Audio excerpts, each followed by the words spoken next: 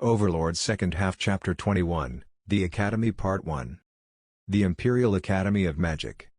As the name implied, it was an institute that specialized in the study of magic. Or so many assume. However, this was certainly not the case.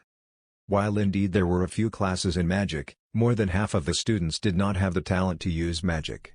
If put into terms of modern society, this would be something between a vocational school and a high school.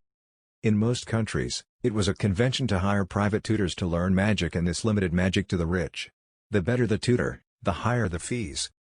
For the commoners who did not have the financial capability for education, they would attend lectures held by specialists and would teach their children. Some refused to even pay a single cent and would not provide any education to their children. In villages, the type and level of education depended on the village itself and was an exception to the rule. These methods had one devastating flaw. The majority of intelligent children would return to the earth before gaining a shred of education. To eliminate this flaw, the emperor of 2 generations ago worked with the legendary magic caster, Fluter Paradigm, to create the empire's largest educational institute, the Imperial Academy of Magic. It was a school where the best could attend for free, and some had their entire student lives paid for. But, this naturally led to the question of why was there the term magic in the name? Why not just the Imperial Academy? Well, roughly 150 years ago, it was the newly appointed head magic caster of the empire, Fluter, who set the first stone of the academy, and also because magic played a large role in human societies of this world. Students here learned a variety of information and could proceed down a variety of paths. Many graduated to the university to further specialize in their studies and be hired, and the most excellent would be sought after by the Imperial Ministry of Magic. Now, many wondered what the benefits would be if a student learning civil engineering, for example, was forced to learn magic. However, as part of a civil engineering project, if a large stone needed to be transported, there would be a large difference between an engineer who had knowledge of a spell to lighten the weight, and an engineer who did not. And it would be of great help if he or she knew how many people were needed to cast the spell for a certain weight of rock. And thus magic was made a necessary part of the curriculum and was implemented as part of the institute's system. And this was why magic was added to the name. Ding dong, rang the bell. The bell was located on the wall behind the lectern, inside a box near the ceiling. And if one paid attention, one would be able to hear the sound of similar bells from outside the classroom. The bell has rung. Any questions? No? Class dismissed. The teacher closed his book as the students all rose to bow to him. As he left, the fact that classes were over slowly sunk into the minds of the students. The sound of chatter and the movement of furniture slowly grew louder and louder. The feelings of freedom from classes as well as excitement for the rest of the day filled the classroom. However, there was a male student who dampened the bright mood of the class. He was quite handsome, but he had a depressing and dark hair about him with a set of leaden eyes attached to his head. Beneath them was a pair of deep dark eye circles, and he seemed to be very ill. His clothes were identical to those of his classmates, except for a single eye patch covering one of his eyes. The boy, for he was 16, although many of his age were already married, lazily glanced around the classroom. The sight that most piqued his interest was the group of 3 standing next to the lectern, looking up at the box. But just what sort of magic would allow this small box to produce sound? Is there a bell located inside as well? We'll easily find the answer if we open it. Stop with your jokes. Look at that symbol over there. The boy's eyes followed the direction of the student's finger. And there, he confirmed the existence of a special symbol etched into the bottom of the box. It was a symbol he was familiar with, and everyone in the school understood what it meant. The symbol was used on items created by the Imperial Ministry of Magic. Basically, it was a new invention created by applying new developments in magic. The reason why this symbol was well known was that being able to work for the Imperial Ministry of Magic was the most admired and envied position of all magic casters in the empire. And similar to how one fawned over a signature given by a professional football player, there was value in this symbol. Well, it's not like there aren't those from the adventurer's path who aim for loftier goals. The boy recalled the female senior he admired. She could be described as a genius and was the person who introduced the boy onto this path. As he floated aloft in his nostalgia, the 3 students continued their conversation. It's a seal, right? I shiver every time I see it. Ah yes. If we randomly touch it we'll get sigils engraved on our skin. There was another reason. And that was the danger posed by this seal. This seal was a warning system meant to ease the apprehension of criminals. This was used within the academy and the ministry for experimentation on newly developed technology. And since they were newly developed, these seals were necessary for theft prevention. And they were not only located on this box. Several items within the academy were engraved with it. All of them had the same effect. If mishandled, a spell would activate, and all beings in the surrounding area would have a sigil engraved painlessly onto their bodies. In the darker parts of society, this was known as the brand of the thief. Any student found with this on their bodies would be expelled from the academy, and depending on the case, they would also be charged with national espionage. And thus, in a certain sense, this box was like a ticking time bomb. If one unknowingly opened it, their life would end. However, there was a rumor amongst the students. If one could dispel the seal, and replicate the inner workings within the short time before the expulsion, they would be immediately hired by the ministry. And to a high position at that. Of course, this was nothing more than a rumor. There was no way a student could surpass those working in the greatest research and development department in the empire. But yet, the rumor remained firmly rooted within the academy. Or rather, we might really hope that it exists. They were students who studied magic. And it was the naive wish of the young to hope that there was no wall too high to climb. That as long as they had more time, they could do anything. And there was also a rumor that the current emperor greatly valued one's own abilities. Anyhow, the emperor. The Blood Emperor. The boy personally had mixed feelings about him. And they were mostly negative. In fact, the reason why the boy was suffering was partially due to the emperor. I can at least complain. But I should go soon. But, she's late. Did something happen? There were few students left in the classroom, and the small group who were standing next to the lectern had disappeared at some point. The boy got out of his chair with an audible groan that did not suit his age. He felt a slight sense of unease as his childhood friend had yet to appear. Although he had thought her to be a mere annoyance when they were younger, now, it was like having a cute younger sister. Should I look for her? The discord in his heart unconsciously leaked out. Since they had little time, looking for her might instead make them late. If possible, he wanted to avoid this. However, he recalled a certain incident that happened a few days ago. That strange uncle was there to help us then. But would they do anything in the academy? He believed it both possible, and impossible at the same time. These two conflicting thoughts jumbled up in his mind, and his unease tilted it towards the more possible side. If he could find her just in time. Sorry. Following a shout, a figure rushed inside. It was a young girl, and seeing her, the boy felt the tenseness in his body slip away. It's not like I waited long for you. The boy then recalled that they were completely alone in the classroom, and began to blush. However, somehow not noticing this, the girl tried to catch her breath. Ha! I was cleaning. Sorry. Are you angry, Jet? No, I'm not angry, the boy, Jet replied. The cleaning in the academy was performed by the students. It consisted of only basic tasks like emptying the wastebasket and sweeping the floor. During long school breaks, professional cleaning would handle everything else. Her turn to clean had simply come around. But, recalling something, Jet felt suspicious. But, Nemel, your turn isn't today, right? Yes. That was what he remembered. And in response, Nemel made a wry smile. Yeah, that's right. Someone was sick and so I swapped with them. Jet nodded in understanding. If there was such a case, it would be normal for him to not be aware of it. And so they'll take my turn in the future. Got it. But that's my day to handle it as well. That's right. Then we can't go back early then. It's already time. Well. It's about time. Shall we go back home? Yes. Seeing the bright smile on Nemel, Jet made a wry smile and left the classroom. They did not carry any bags. Some students did carry their books back to study, but Jet was not one of them. It was certainly not the case that he could recall everything taught in class perfectly. It was simply a matter of finances. The academy used textbooks made of paper, and they were extremely expensive. Jet was born to commoner parents and thus could not afford any of the books. So he borrowed the books while he was in class and did his revision in the library. In fact, about half of Jet's classmates were probably in the library studying right at this very moment. In fact, Jet himself should be there studying as well. There was an entrance exam required to enter the university after graduating from the academy. However, as he had no time, He was unable to. And I have to find a job. As long as one could enter the university, one as poor as himself would be provided with a scholarship.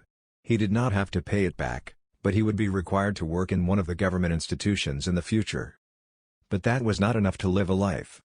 I feel like I understand why Ojisama became an adventurer. As long as one had the ability, they could earn a fortune as an adventurer. It was an attractive profession in his current situation. However, while it had its upsides, there was also an extremely high risk of not being able to return home. Ha! Jet, you look tired. There are huge bags under your eyes. Are you eating properly? Even if it can't be helped, you should not collapse on me, you know? Ah, of course. I don't even have the leeway to collapse now. Yes. He could not even do that. If he collapsed and had to be visited by a priest, he would be unable to do work. I can lend you a bit of money. If it really comes to that, I'll ask. But are you really able to do that? Nemel flashed a bright smile. It's amazing. One-chan was hired as a maid for a great noble. Panis-san, right? Isn't that amazing? Jet raised an honest cry of amazement. In fact, being hired by a great noble would be like working in a large high-class corporation in the modern world. I can eat as many potatoes as I want to. Nemel started to speak in an off-key sing-song voice. It was probably a beautiful melody in her mind. But despite this, Jet made no comment. He had long given up on this. And to be honest, it was not that bad. While wondering if she had somehow brainwashed him, he asked. And which great noble hired her? There were many types of great nobles. There were some with good reputations, and others with bad rumors plaguing them. Just like how there were black and white companies. She. May I ask what you were jumping about so excitedly for? Hearing this clearly fake voice, Jet instantly masked his expression. However, seeing that brief moment, the man smiled. However, this time it was a cold empty one, an obviously mocking one. If he had actually tried to hide it, he would be able to do so perfectly. The arrival of the shitty bastard. Jet took a half step forward, allowing Nemel to hide behind him. And noticing this, the man completely ignored him and greeted Nemel instead. Good afternoon, Nemel-san. Ah, gee, good afternoon. Ha, what's wrong? Hiding like that? Did something happen? He was a handsome man, and one of elegant poise and grace. Seeing him narrow his eyes, it was not only Jet who felt hostility from him, but also Nemel. Or rather, although being near broke, Nemel was still of a noble house and was more sensitive to these situations. Rangobertak Rai Iero Bilbar. This was the man's name, and he was a fellow student taking the magic track. The problem was that he was of a rich noble family. The Imperial Academy awarded scholarships to high-achieving students. And to qualify, one had to pass a difficult entrance examination. On the other hand, students who paid to enter simply took a simpler entry examination. And for that reason, there were more nobles within the academy.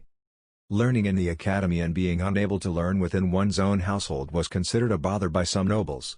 This was as the academy was seen as a propaganda machine.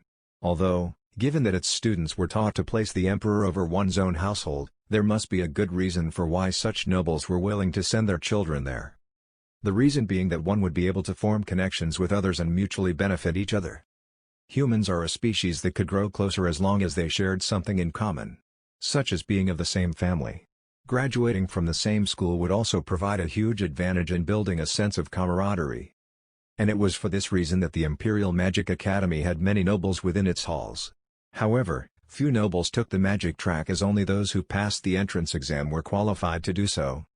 As one's natural talent greatly affected one's capability to perform magic, excluding those of the more clerical variety, few nobles could accomplish this. And thus, for those who were chosen, some expressed a high level of elitism away from public eyes. This man was one of them. Adding the fact that he was born to a powerful family, he was in an extremely enviable position. However, Nemel liking him was another issue.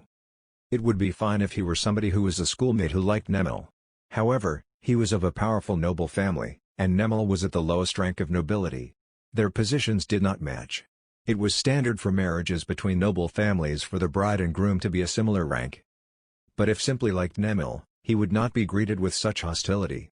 In fact, this was certainly not the case. He simply wanted to get close to her for fun, and also because she was close to Jet. When that was said to his face, even if it was a joke, Jet would never forgive him. In fact, Jet had gathered plenty of information about him, and his opinion had not changed. No, it's nothing.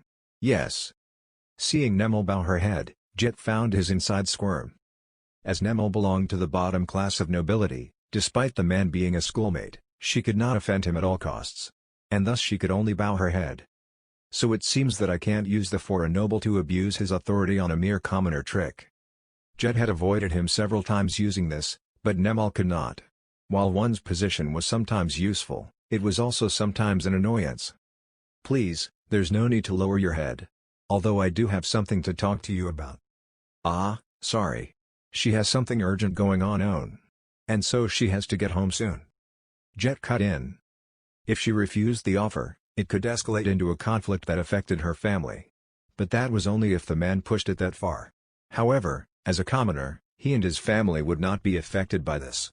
While it might affect his chances of finding work, if he entered the Knights, the nobles would not be able to touch him.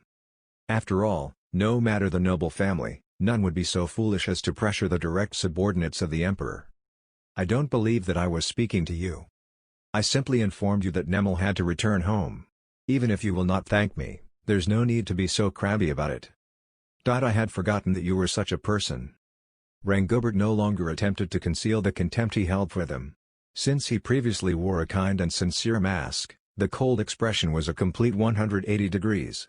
However, Jet stood strong. And you are the type of person who often runs his mouth. Tsk. And so excuse me. I believe we should be on our way? Why, yes. The moment Jet grabbed Nemel's hands and tried to walk past, he saw Rangobert's face flush with victory. Feeling something ominous, he tried to vacate the vicinity, but Rangobert was a step ahead. Wait.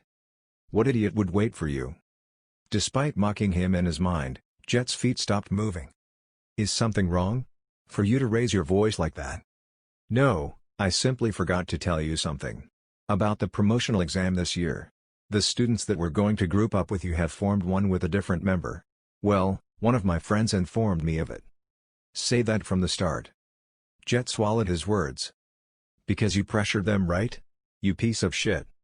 His personality aside, Rangobert's influence and magic ability were far above his peers within the academy. He was fluent in the first tier, it would be a matter of time before he could use the second. He was far above Jet, who had just attained the first tier, and Nemel, who could not use any. And thus he had a great reach in the school and could move anyone like chess pieces to further his goals. Is that so? We were, in fact, planning to form a group with another individual. Is that so? I had no clue. Then it seems my words were for nothing. Jet glared at him, and in response, Rangobert merely smiled. He was clearly flaunting his victory. No matter how much he bluffed with his words, Jet was still trapped.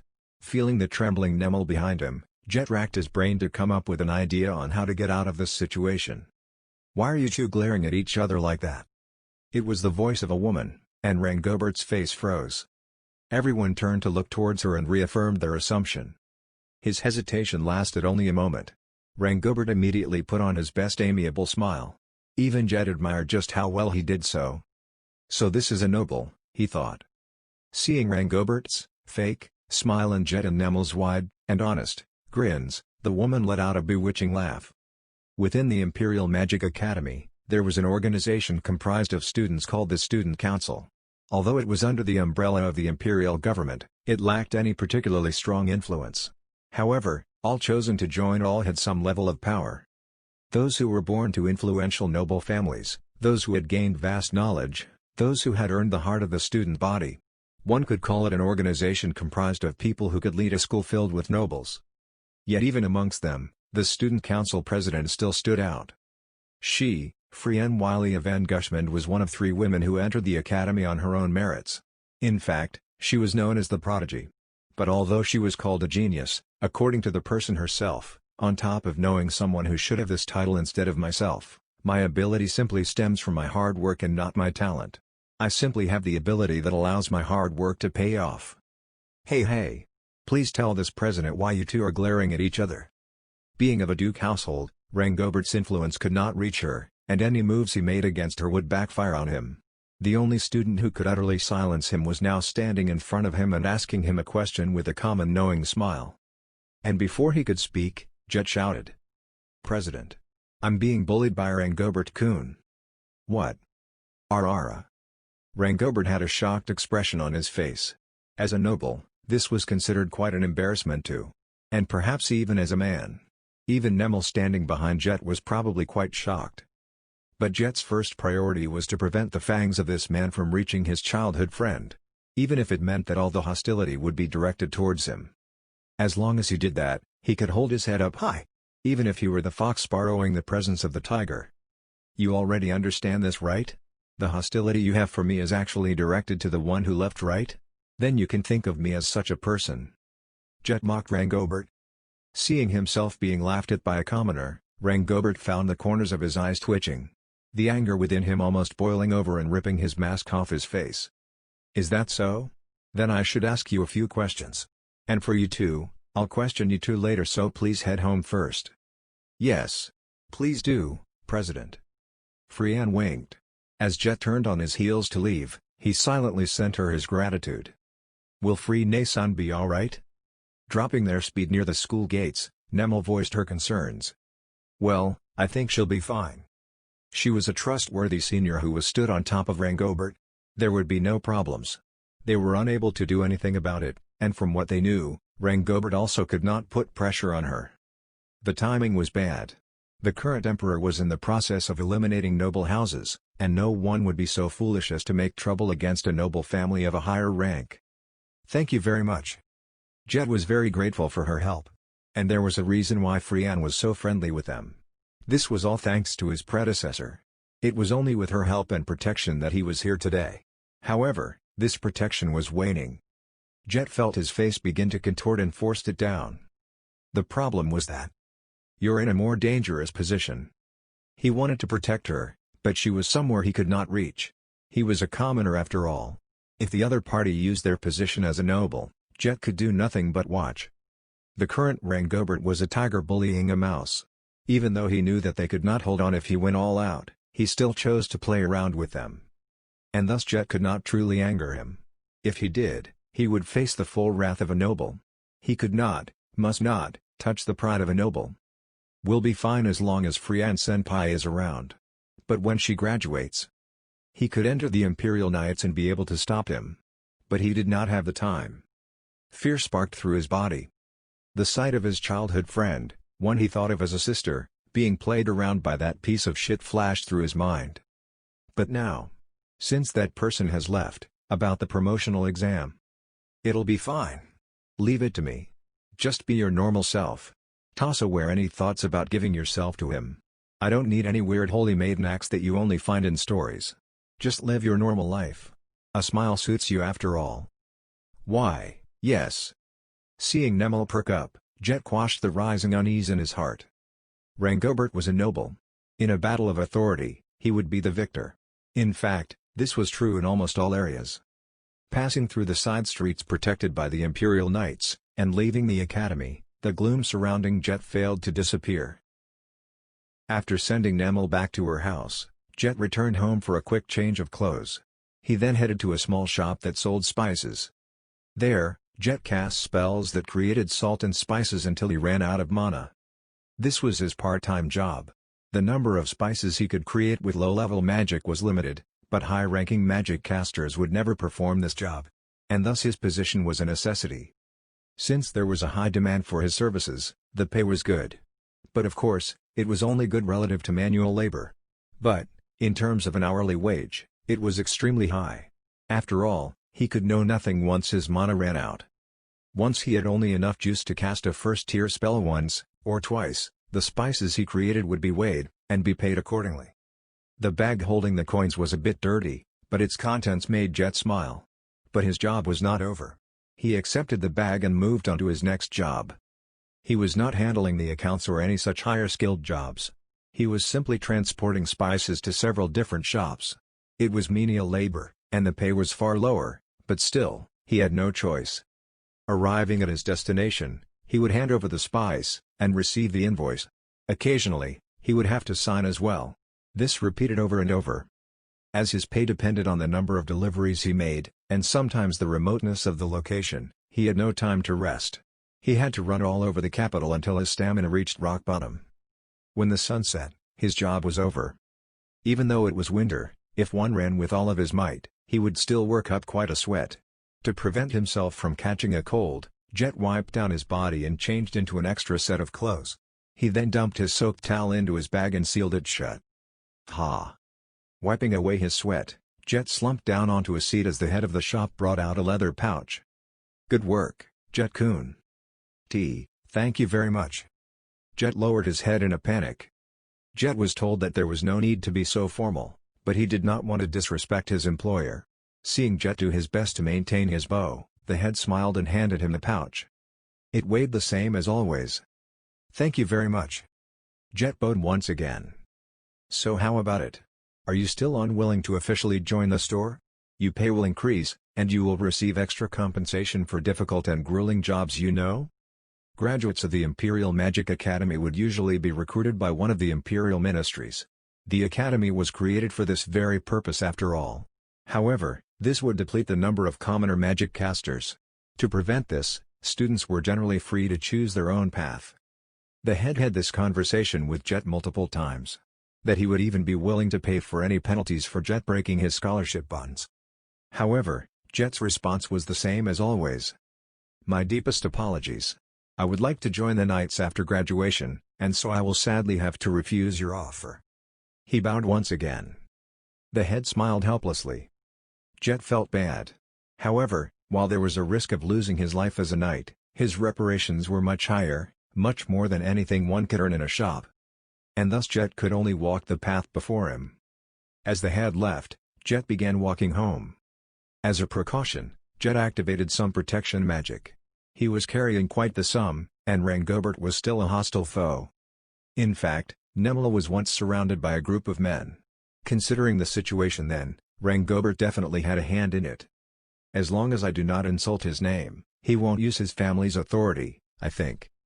Jet did not consider the possibility that he'd reach outside of the academy. The thugs might have been hired hands, or possibly other contacts he had. Jet felt that he was too naive. "I should have been more careful." Although he said this, he too had limits. And if he made a bad decision, he might be trapped as a noble's chess piece. He did not want to be used as a political tool. But, if it really came down to it, he might have to prepare to sell his life away and ask Frianne for help. He plodded down the roads, walking through a bright and bustling street. Despite all the noise, he found his thoughts focusing on one thing. His biggest problem. The promotional exam. What should I do? As the name implied, it was an examination that the academy held once a year. While everyone took a theoretical paper and technical test, the magic stream had a practical examination that required one to be in a group. The group could have a maximum of 8 people, and a minimum of 5. If one failed to assemble the required numbers, it would be counted as a failure. They would be lucky if they were held back a year, the worst ending would be expulsion. This was as one would often be working on projects in a group after graduation. And also because the academy was reluctant to teach dangerous magic spells those who lacked the social skills to make friends. And because of this, the students would hide their true personalities to get along well with others. It was good practice for group dynamics in their future careers. Nemel and I? So I need 3 more. The exam was calibrated for 8 people. It would be difficult to score well with only 5. But, Jet was confident that he would be able to attain a certain level. After all, he was at least able to use first-tier spells. He was learning the ones apart from spice creation after all. I have to do something. Muttering under his breath, he moved through the crowd and into a side road. Making several turns, he arrived at a group of closely clustered houses. One of those was his home. Adjusting the bag containing his clothes on his back, he knocked several times on the door. "Mom, I'm back. It's me." In response to Jet's voice, someone moved behind the door and opened it. Backlit by a magical light source, a thin and frail woman welcomed him. "Welcome back, Jet." "Yup, I'm back. I'm gonna head to bed." "Yes, good work out there." Cough cough. Jet's mother continued to cough as she walked into the house. Looking at her weak, slumping back, Jet felt his heart ache. With each and every cough, a sliver of his mother's remaining vitality slowly slip away. Indeed, She was coughing her life away. Jet fought against the sense of terror welling up from within. The reason why he was saving money was to purchase a magic item that would cure his mother's illness. But there was a high probability that she would die before that happened. Jet's father had died young, forcing Jet and his mom to rely on each other. Death was a normal part of life, but he thought that it was far too early to surrender to death. Sadly, Jet did not know how to cure his mother. According to what he heard from the temple, it would be very expensive to pay for such a spell. The money he earned through his usual work, no matter how much he worked, would not be sufficient. If Jet really wanted to gather that amount, he would need to become an adventurer. Or more likely, a worker. One might believe that by becoming an adventurer, one would be able to receive at least basic healing services for free. But the priests would never do so and would ask for an appropriate price. This was the law set by the temples. The Adventurers Guild supported this stance. This was to prevent artificial price cutting, and many priests doing so died mysterious deaths. In fact, while some adventuring priests found it ridiculous that they could not heal those without money and quit their jobs to become workers, they often died within a few months. However, there were no strict checks for situations where a priest healed the parent of their friend as a show of thanks for letting them stay over. And so if Jet became an adventurer, even just for show, the chance that his comrade can heal his mother for free was high. However, this was impossible for the low-leveled priests who would be willing to partner with Jet. Certainly, if one had cast the divine spell, cure disease, most illnesses could be cured instantly. But there were exceptions to everything. The illness that afflicted his mother was one of the exceptions, requiring the use of higher-tier healing magic. Even from his bedroom, Jet could hear the strained coughs of his mother. Jet took out the leather pouch and peeked at its contents. Although the contents were light, consisting of 2 silver coins worth of copper coins, it was still a considerable amount considering Jet's young age. However, this was still far too little. Should I quit school and become an adventurer? This might be his only option. However, he did not want to do so. The reason why he could enter the academy was because of the kindness of a noble lady at the residence his mother worked at.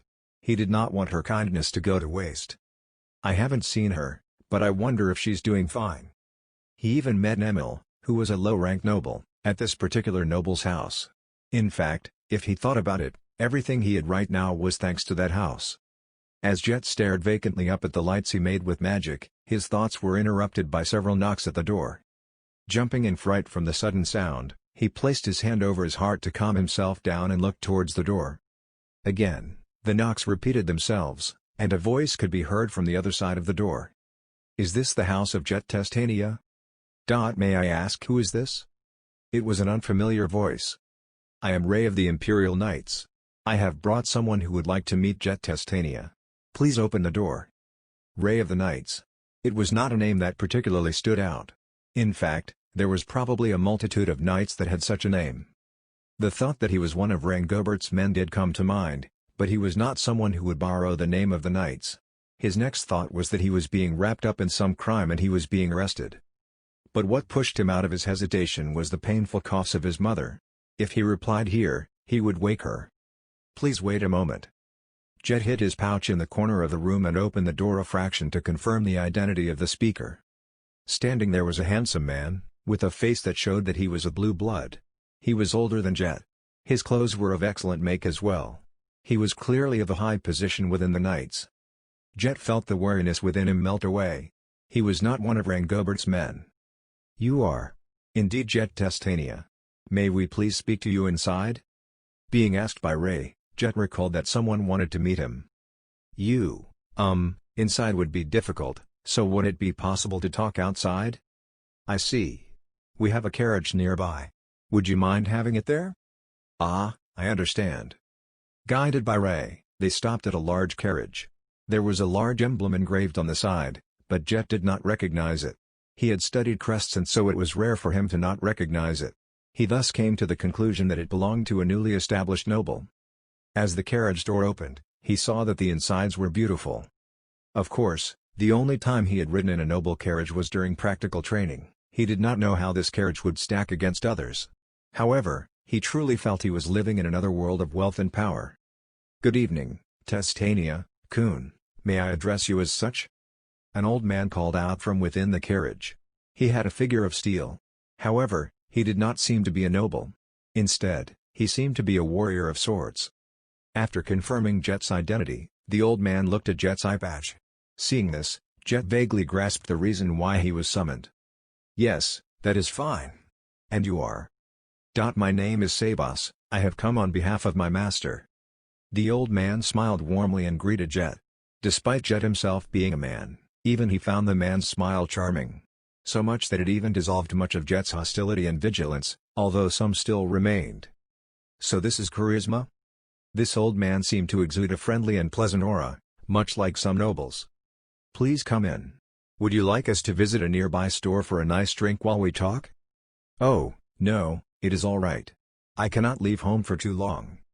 "I understand. Please. Feel free to take a seat." Obeying Sebas' instructions, Jet boarded the carriage with Ray following behind. As soon as Jet took a seat, Sebas began to speak.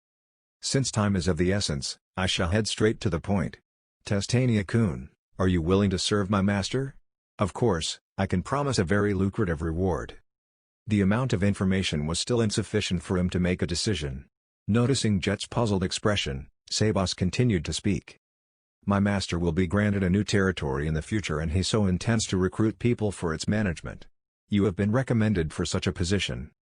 The first question that popped up in Jet's mind was why did Sebas did not provide his master's name? Next, Jet evaluated his own resume. He was only a student of the Magic Academy. And neither did he have the confidence or knowledge necessary to govern a territory. But this was only on the surface. "He probably wants my eye. He'll probably invite me to join him. What should I do now?" Jet thought hard. However, there was something that he needed to ask first. I understand that it is very rude to ask this, but I would appreciate it if you could tell me. What exactly is the expected salary?" In response to the question, the amount presented by Sebas was 3 times the amount he expected. The high price alarmed Jet and he wondered why they would pay him such a substantial amount. Perhaps the territory was located at a very dangerous place. For example, near the Katsa Plains or demi-human villages. Another possibility was that the territory was in a remote area where monsters frequently appeared. The pay was higher than that of the risky occupation of a knight. One could imagine that the working conditions were abysmal. There were always conditions to tempting offers, and there were reasons for this high pay. In lieu of Jet's silence, Sebas judged that the amount of money was insufficient. Sebas raised salary by 4 times. However, this only succeeded in raising Jet's distrust. Oi! Offering such pay to a mere student. What sort of house are you? Or do you think I have that much value? Or perhaps they place extreme importance on being able to use the first tier? Or perhaps a more sinister reason? Normally, he would have heard the name of the noble family multiple times by now. However, the fact that the other party remained silent on this, combined with the high pay, weighed down on Jet's mouth. The conditions seemed to be really bad. It would be better to reject it. The high pay was enticing, and Jet was willing to sell himself to get it. But Jet had reached his conclusion. No matter how he looked at it, this was a bad move. And so he had to be extremely careful in how he refused. If he upset the other party, he might earn their ire. And then, a light bulb lit up in his mind. "My apologies. I am still a student, and I am unable to accept your kind offer." "I see. You have 2 more years, yes? How about pushing ahead your graduation?" "Just how much do they know about me?" A cold sweat trickled down Jet's back. But instead, they don't seem to know much about the academy. Only the top students could skip grades, and Jet was definitely not one of them. Do they not know about me? But Jet's suspicions were removed by Sebas' next words. "I shall inform my master. Not only can you skip grades, but I promise you that you can graduate with the highest awards from the academy." This meant that his master had amazing authority. But Jet assumed that it was all talk. The Imperial Magic Academy was an educational institution directly under the Crown's administration. Therefore, it would be difficult to leave the institution even if one had extensive connections. If done poorly, one may even earn the Emperor's ire. Jet believed it unlikely that there was any noble that would dare to anger the Blood Emperor for the sake of a mere commoner. Of course, it would be another story if the other party was the Emperor. And of course, this was impossible. If it were the Emperor, there would be no need to do this. He would need but a word to order him. They simply don't understand how the world works, Jet thought. "I am sorry. I would like to graduate based on my own efforts and so I have to refuse." There were no changes in the butler's expression, but for some reason, Ray, who was sitting next to them, had a look of shock plastered on his face. This refusal was clearly not expected. "Is that so? Then. You are ready to graduate, I assume. Will you be able to graduate next year? If that is the case, please allow me to speak to you then." "Ah, I see. That may be slightly difficult." "Why is that?" "Actually," Jet regretted speaking, this story was quite the embarrassment for him after all. He was drawn in by the butler's kind air and spoke too much. He talked about his current situation, and how if he messed up, he might not even be promoted to the next year. However, looking back on it, it was not entirely bad for him.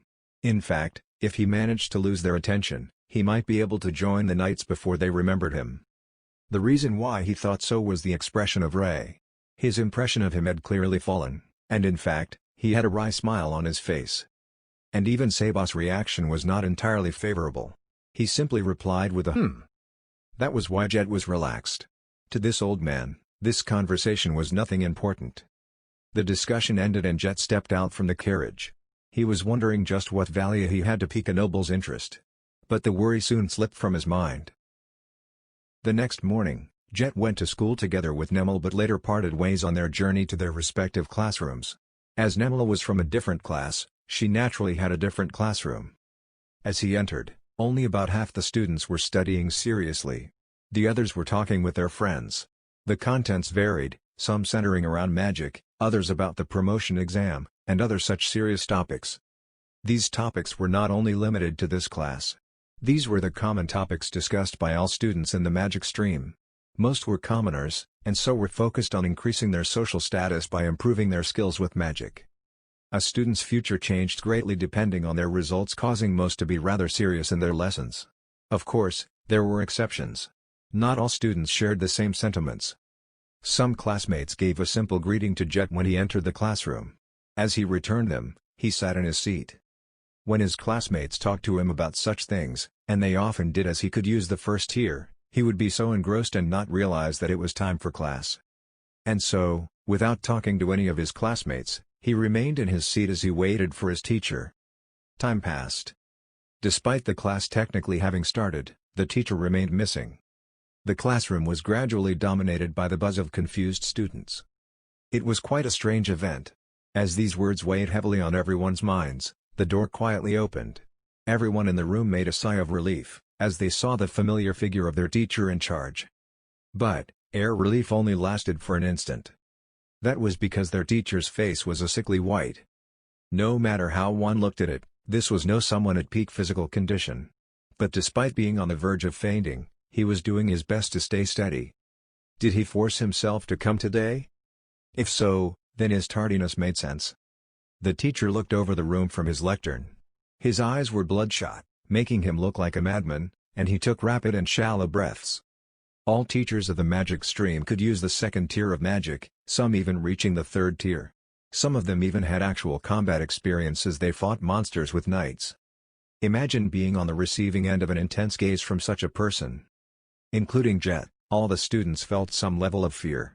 What on earth is going on here? As Jet's mind filled with questions, his teacher began to speak in a strained voice. Listen, everyone. We have a new student, and I hope that everyone can get along together. Both his teacher's words and his breathing were erratic. Sweat was dripping down his forehead and his face was pale. All of the students felt anxious. While they wondered what had happened to him, this desire was mostly born out of fear rather than curiosity. Listen closely. Let us all learn together with this new student. We can learn with this student. Let's do it. Absolutely do not be rude. At the last moment, a stern warning was issued by the teacher. He then quickly opened the door, bowed towards the person outside, and invited him in. Who is entering? In a situation where anxiety and expectation mixed together, the moment the students realized the person's true identity, time stopped. Impossible. Everyone had this thought in unison. Well, any other thoughts were impossible to arrive at. The individual wrote his name on the board. The written words were a name that everyone knew.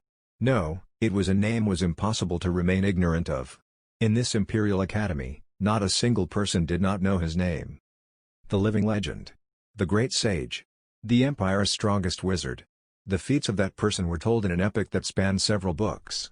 A great wizard that was rivaled by none. As the individual turned towards the students, his voice was soft, yet everyone heard it clearly.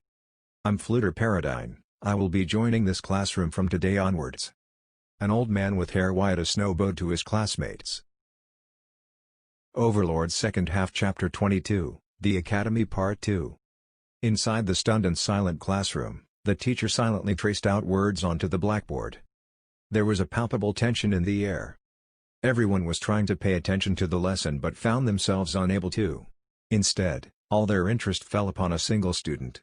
No one directly looked towards him, but all of their sharply honed focus was stabbing deep into him. He was a man that the students could not accept as a new schoolmate. For he was an older man. Fluter Paradine. A legendary figure, the strongest wizard of the Empire who lived for a period of more than 200 years. There was no one in this school that did not know of his many feats. His was a name that appeared many times within the history books, and if one had read through books about the history of magic, his name was always on the first page. Such books were first-week reading material, and everyone in this class naturally went through them. Anyone standing close to such a figure would naturally feel nervous. And as such this is evidently the case. After finishing his sentence with a flourish, the teacher turned to look straight at Fluter. "Are there any problems, Paradine-sama?" "There seems to be none. Thank you. Now, moving on." He bobbed his head, although the rest of his body followed it into a 90-degree bow, and continued his explanation of the text. This teacher would normally have someone read out the text, but today, he did not. In fact, he did not throw out any questions at his students. He explained it himself, and read the text by himself. And the contents of his speech did not deviate from the text. In a certain sense, this was a single-player game played by the teacher. Excluding Jet, everyone was grateful for this. They feared the consequences of failing to answer a question in front of Fluter. It was entirely possible that they would be expelled from the academy. Even if it was not to that extent, if such an esteemed figure raised a single eyebrow, they would have to take responsibility somehow. The students feared that if the problem they caused could be solved by their expulsion, then the teachers would choose that option. Jet wiped away the sweat forming on his brow. Even this simple act took a huge toll on his mind. If he glanced to his sides, several of his fellow students were on the verge of fainting. Someone might collapse. As he was thinking this, the teacher had just finished writing on the blackboard and was in the midst of turning around. And as such, this is evidently the case. "Are there any problems, Paradine-sama?" There seems to be none. Your explanation follows the textbooks to a T. However, if I am being strict, there are some unnecessary portions in the transformation equation, and so if you plan to use spells of the 4th tier or higher, you should use a different formula. My apologies. Please forgive my ignorance. The teacher, now pale-faced and trembling, bowed several times. It was quite a pitiful scene. He was not a bad teacher. In fact, he was extremely familiar with the content and his explanations were easy to understand. The 4th tier was an impossible realm for the average magic caster. It would be ridiculous to teach a class in preparation for it. Pitying him was rude. However, the students could not help but do so. However, it seemed that Fluter felt the same, and thus put out his hand and spoke. "There is no need to apologize. I am a student here. In fact, you should not be constantly asking for my opinion. Yes. Treat me as if I were but a mere student. There's no way we can." Although Jet only spoke those words in his mind, he was certain that every student agreed with him. Heck, even the teacher would. Could one make the Empire's legendary magician read the textbook? Could one make the esteemed researcher who peered into the abyss of magic answer simple questions? Could one scold him when he did not pay attention in class? And as a fellow student, could one invite him to their house? Could one ask him if yesterday's homework was difficult? Could one ask him if he thought he did well on a test? Impossible. Jet, the teacher, and the other students believed this. They would refuse to even try. In fact, with him here, some students wanted to hide in the corner, and anyone would agree. This was impossible. The only ones who could do this were people who were either completely ignorant, or mad. And in this fashion, the class continued. And when the bell finally rang, the teacher was on the verge of collapse, his legs collapsing under his weight. His face was drenched in sweat, and plastered on was a grateful smile, as if he had found salvation. And, just barely noticeably, his mouth moved. "It's over." Jet was not a mind or a lip reader. It was simply that all three teachers that took them today had all said the same thing. And this concludes the lesson. Thank you for listening. The teacher gave a bow. Of course, this was not directed at Jet and the other students, but towards the legendary wizard, Fluter. During break time, one's friends from other classes would often enter the classroom to meet up. However, not a single person passed through those doors. And it was not just this period. This began ever since Fluter had become their classmate. In fact, there was barely any noise around. It was as if the classroom was being shielded by an iron board several meters thick. Even the surrounding classrooms were dead silent. Of course, there were other people present. There were several people quietly walking down the corridors, and there were small sounds when students entered or left the other classrooms. However, everyone remained as quiet as possible, as if they feared something. Normally lunchtime would be the most lively and boisterous time of the day. However, all aspects of it were gone. Even if the students wanted to head to the canteen, they did not have the courage to do so. And so, they sat there quietly, patiently, waiting for the situation to change.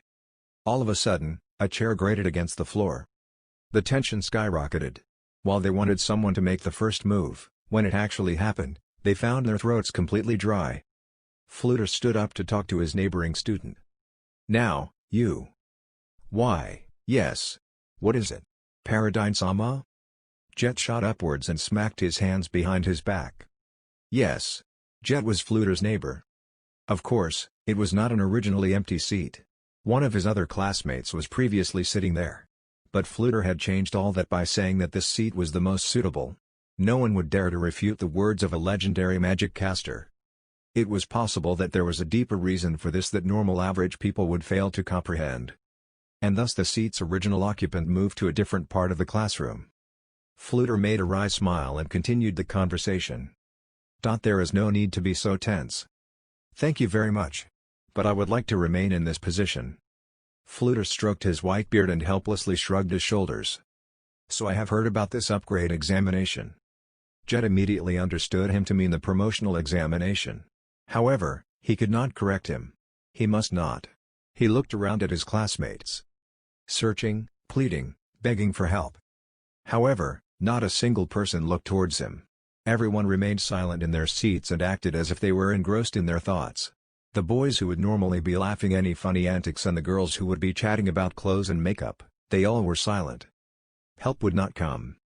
Everyone should be able to hear him clearly, but not a single person said anything. Their heads were in their hands like they were children who were praying for the natural disaster to go away. Jet had to face this alone. He steeled himself. Firstly, he had to correct Fluter's mistake. It would be smarter to avoid the issue entirely. Jet naturally knew the optimal solution. However, if he let this issue remain uncorrected when Fluter learned the truth, his anger would be directed towards him. And so he had to press forward. Jet shivered. He did not know what fate would befall him. "Why, yes. I know of it. The promotional examination will be held in a few days." I see. The promotional exam. And I have heard that one must group up with several other students to participate. Are you currently in a group? "Why, yes. There is one other member." "Sorry," Jet silently apologized to the person he just dragged in.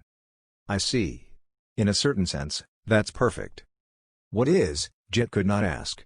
And just as he braced himself for Fluter's next words, there was a knock at the door. No one ever knocked on the door, even during lessons. However, strangely, everyone understood why one would. It was a show of respect for the great man in the room. The door opened. Standing on the other side was a single woman, bowing.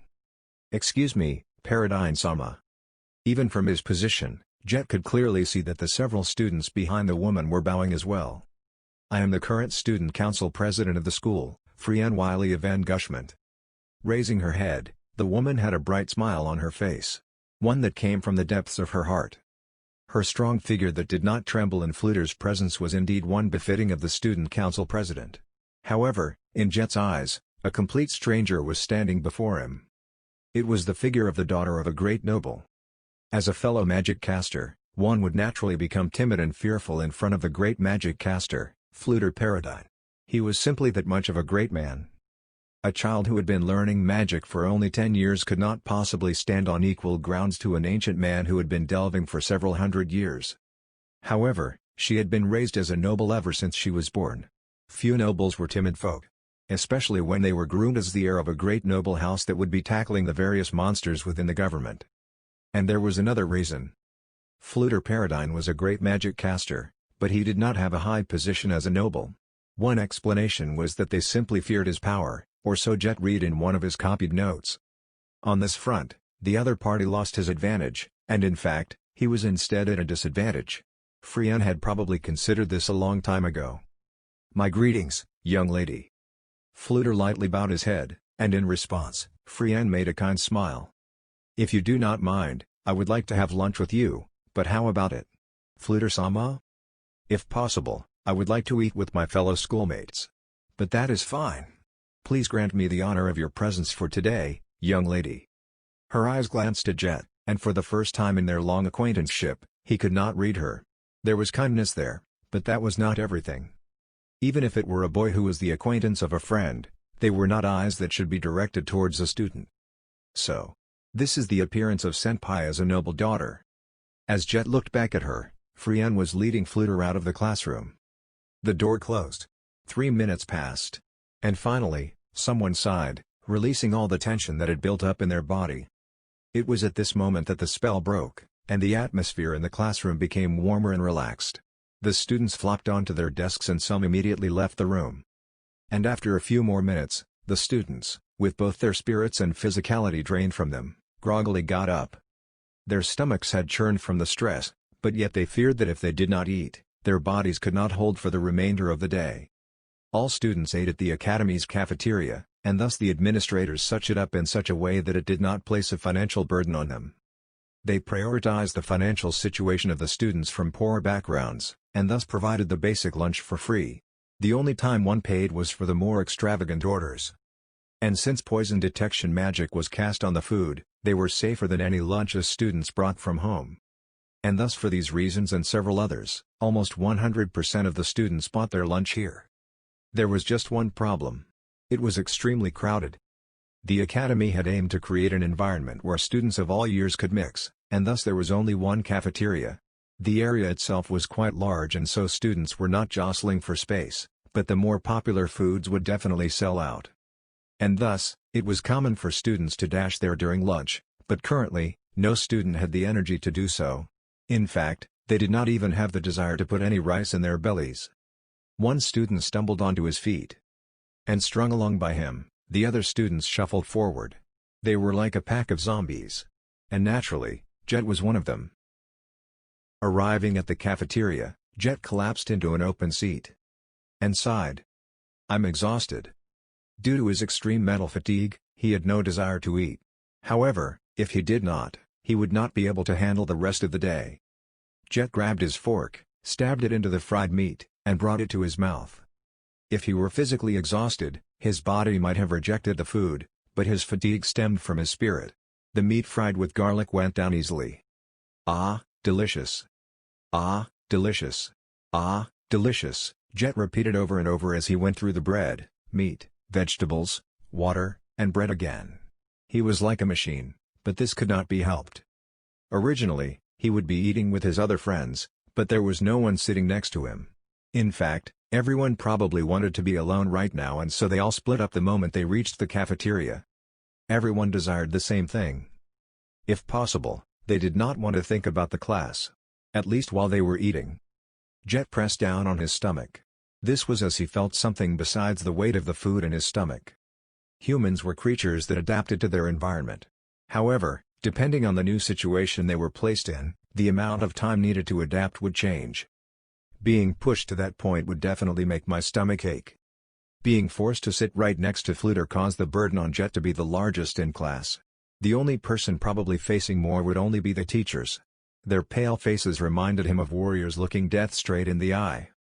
Sighing helplessly, Jet prayed that he could at least be granted some small peace during this break. However, his prayers fell on deaf ears. His quiet alone time was interrupted by the clattering of a tray on the side opposite his. The female student holding it smiled mischievously.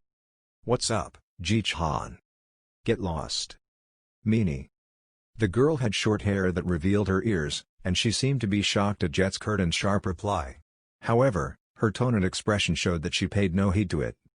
In fact, if she truly were shocked, even if she were tired, she would not reply in that angry manner. Jet made his displeasure audible with a sigh and looked at her with narrow eyes. "What do you need, Dima-iya? I'm tired, and can't play with you right now." Foo. The girl, Dima-iya, smirked and sat down in her chair, smugly adjusting his glasses. However, it was impossible for a childlike girl like herself to seem intelligent and wise. And thus she only looked like she was playing an adult. "Oh, you're tired, foo. What's so funny?" Although he asked, Jet had a vague idea about what she was smiling about. Dima-iya planned to work in foreign affairs in the future and thus made it a habit to collect information. She would then analyze it, and draw conclusions from it. She believed that this skill would be useful for her in the future. And thus she had a surprising amount of information about the happenings within the academy. Working as an information dealer within the academy was a part of her training. In fact, Jet had requested information from her several times, and he had paid her back with other pieces of information. And thus he had formed quite the give-and-take working relationship with her. "I got my hands on a juicy piece of info. I came to confirm it." "Ah, I can guess what it is, but try me. What is it?" Rumor has it that Fluter Paradine has enrolled in the school. "It's true." "I see. The strongest magic caster of the Empire, a student. Hilarious." Dima-iya's face remained expressionless. "And so Jet. Why did such a person enter the school?" "Why would I know?" Jet spat out. It was a question that he himself wanted to be answered. "Have you heard anything about it?" Seeing her closed eyes, Jet was surprised. Whenever she did this, it meant that she was weighing the quality of the information she was provided against the value of the information she was giving out. Basically, she had the info. "According to the rumors, he's here to headhunt someone." At those words, the tension drained from Jet's body. Dima-iya could indeed gather information, but it was not certain that her information was reliable. Sometimes, it was no better than gossip. Whenever she herself described it, she would simply call it a diamond in the rough. But yes, no way at all. Or rather, that's a complete lie, right? We're all students here. And even the teachers won't be a problem, and he can simply raise a finger and they'll come running. Or rather, there's no way that there's someone that deserves his personal attention in this entire academy. What is it, Jet? Did you think of someone? Yeah. One person. Dima-iya realized who he was referring to, and snapped her fingers in realization. "I see. That senpai?" Yeah, if it's that person, it would not be strange for him to come. But she's not here now. She became an adventurer, right? The smartest genius this academy has ever seen. The one who everyone believed was on the verge of the third tier before she left? Yeah. Even now, her name still echoed through the halls of the academy. The current top 3 in the school had no choice but to admit that they were yet to reach her level. The third tier. Impossible. Well, not that I'm saying that it's a lie. It's just that I can't imagine that someone the same age as me could reach that level. Well, the Oji-sama is truly a genius after all. What was that just now? Jet got a bit too excited about the admiration and respect directed towards her. But Dima-iya was uninterested and moved the conversation forward. And without realizing her change of mood, Jet shook his head and continued speaking. Yes. Well, by the time I noticed it, she was already in a different world. I don't really understand what you mean. But anyway, I can't become adventurer. I don't have the courage. Adventurers. They were people who fought monsters and were the defenders of humankind. Some of them sought endless riches and others who simply needed the money, but the common point between all of them was that they were prepared to fight against powerful monsters. Of course, some of them took up less dangerous jobs, but they were the exceptions. And as Jet considered if he could become one, he had to shake his head. It was impossible. Certainly, it had its plus points. However, whenever he thought about the fact that he would have to risk his life, he would turn tail on the idea. He did not have the courage. However, the girl before him refuted it. That's not true. You're brave, Jet. I'm just acting. No, not at all. Hearing Dima-iya's whispers, Jet frowned. He wondered if something was wrong, or that she had stumbled into a thought. A strange silence fell, but they also realized that this was not only between them. The entire cafeteria was silent. If they looked around, they would notice that all of the students were focused on a certain location. A strange silence. Adding on the uncomfortable tension in his body, this was an entirely new sensation to Jet. Wow, he's really here. Those words from the girl before him confirmed Jet's guess. He turned around to look. There were 3 people present, bathing in everyone's gazes. One was Fluter, one was Freyan, and the last was the principal. The principal was an old man like Fluter, with silver hair. And as many magic casters admired Fluter, they styled their beard like his. The principal was not an exception. However, what differed was not the length, but the fact that the principal had combed and arranged it neatly under his chin. Jet recalled that some older gentlemen were proud of their beard. The big 3. Ah, indeed. Jet instinctively agreed with Dimaia's words. After all, there were no better words to describe the 3 of them. They were the greatest magic caster in the country, the representative of the students, and the representative of the teachers. They were collecting their food and talking, and then began to walk off. And Ua? Ua? Jet and Dimaia cried out in unison. However, their voices were extremely soft. It was not even loud enough for them to be overheard from the next table. Or rather, it was precisely that volume because the 3 figures sat down right next to their table. Jet contemplated whether he should leave or not. Fortunately, he had already finished eating. It would not be unusual for him to leave his seat. Arriving at the same conclusion, Dimaia guessed Jet's next move but pleaded with him to stay using her eyes. Sorry. But I don't want my stomach to hurt any further. He did feel guilty about abandoning her, but when he returned to class, the same hell would be waiting for him. He wanted her to grant him at least this. And in response, Dimaia pouted like a child. Anyone who saw her would instinctively want to protect her, but it did not work on Jet. He knew that she was completely aware of how her expressions affected others through their long relationship. However, would it be rude for me to stand up just as they were sitting down? He might have been worrying too much about it. However, overthinking was never a problem. So just when was it best to leave his seat? In contrast to him, Dimaia saw her chance. The speed she was using to eat went up several notches. And seeing this, Jet felt a revelation come upon him. Wasn't the best time for him to leave when she had finished her meal? Deciding upon this course of action, Jet had no choice but to listen to the conversation of the other party. By sheer coincidence, they were discussing the promotional examination. But if it's Paradigm-sama, I do not mind just passing you? Fluter replied with a wry smile. Please refrain from doing so. I have registered in the academy as a student. And I believe that it would cause problems for me to receive special treatment. If it is Paradigm-sama, many teams would love to invite you. Probably. But his next words of "if that is what Master desires" melted away into the wind, unable to reach the ears of anyone. Fluter out on a kind smile and turned to Freyan. I do not desire that, Oju-san. I do not wish them to admit me just because I am Fluter Paradigm. However, at this time, barely any groups are lacking members. And that is why I am a bit troubled. Fluter's brows furrowed. Jet noticed a shine in the eyes of the girl before him and glared at her. Your speed is falling. Stop thinking about such ridiculous things and hurry up and eat. Or, should I leave before her? As expected, it would be best to ask His Highness to edit the rule that enrolling halfway through the school year is not permitted. Not necessarily, Principal. I have heard that the reason that such a rule was not created was in consideration of the students who skip grades and the ones who have shown excellent results. I do not wish for trouble to be created solely for my sake. I see. Anyway, we should ask many students. Being asked by Paradigm-sama.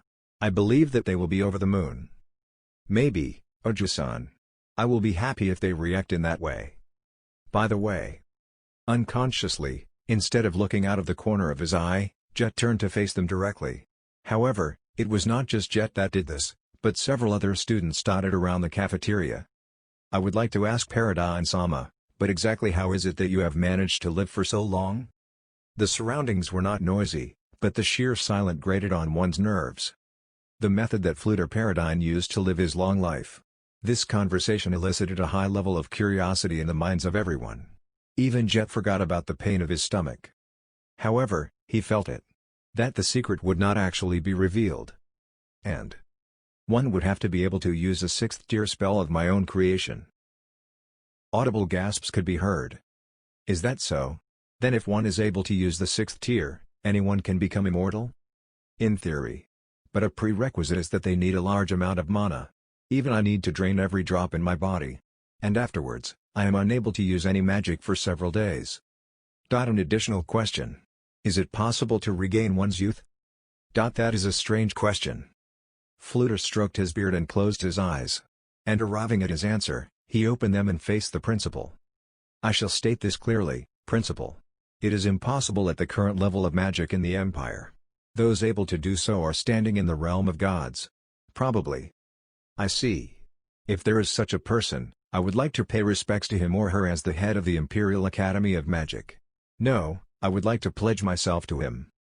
Immediately after, Jet noticed that Freyan's knuckles turned white from her tightly clenched fists. Did something happen? Jet could not see any change in her expression or bearing.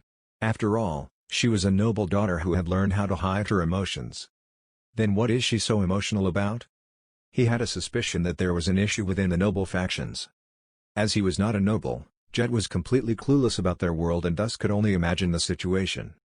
Indeed, Principal. I feel the same.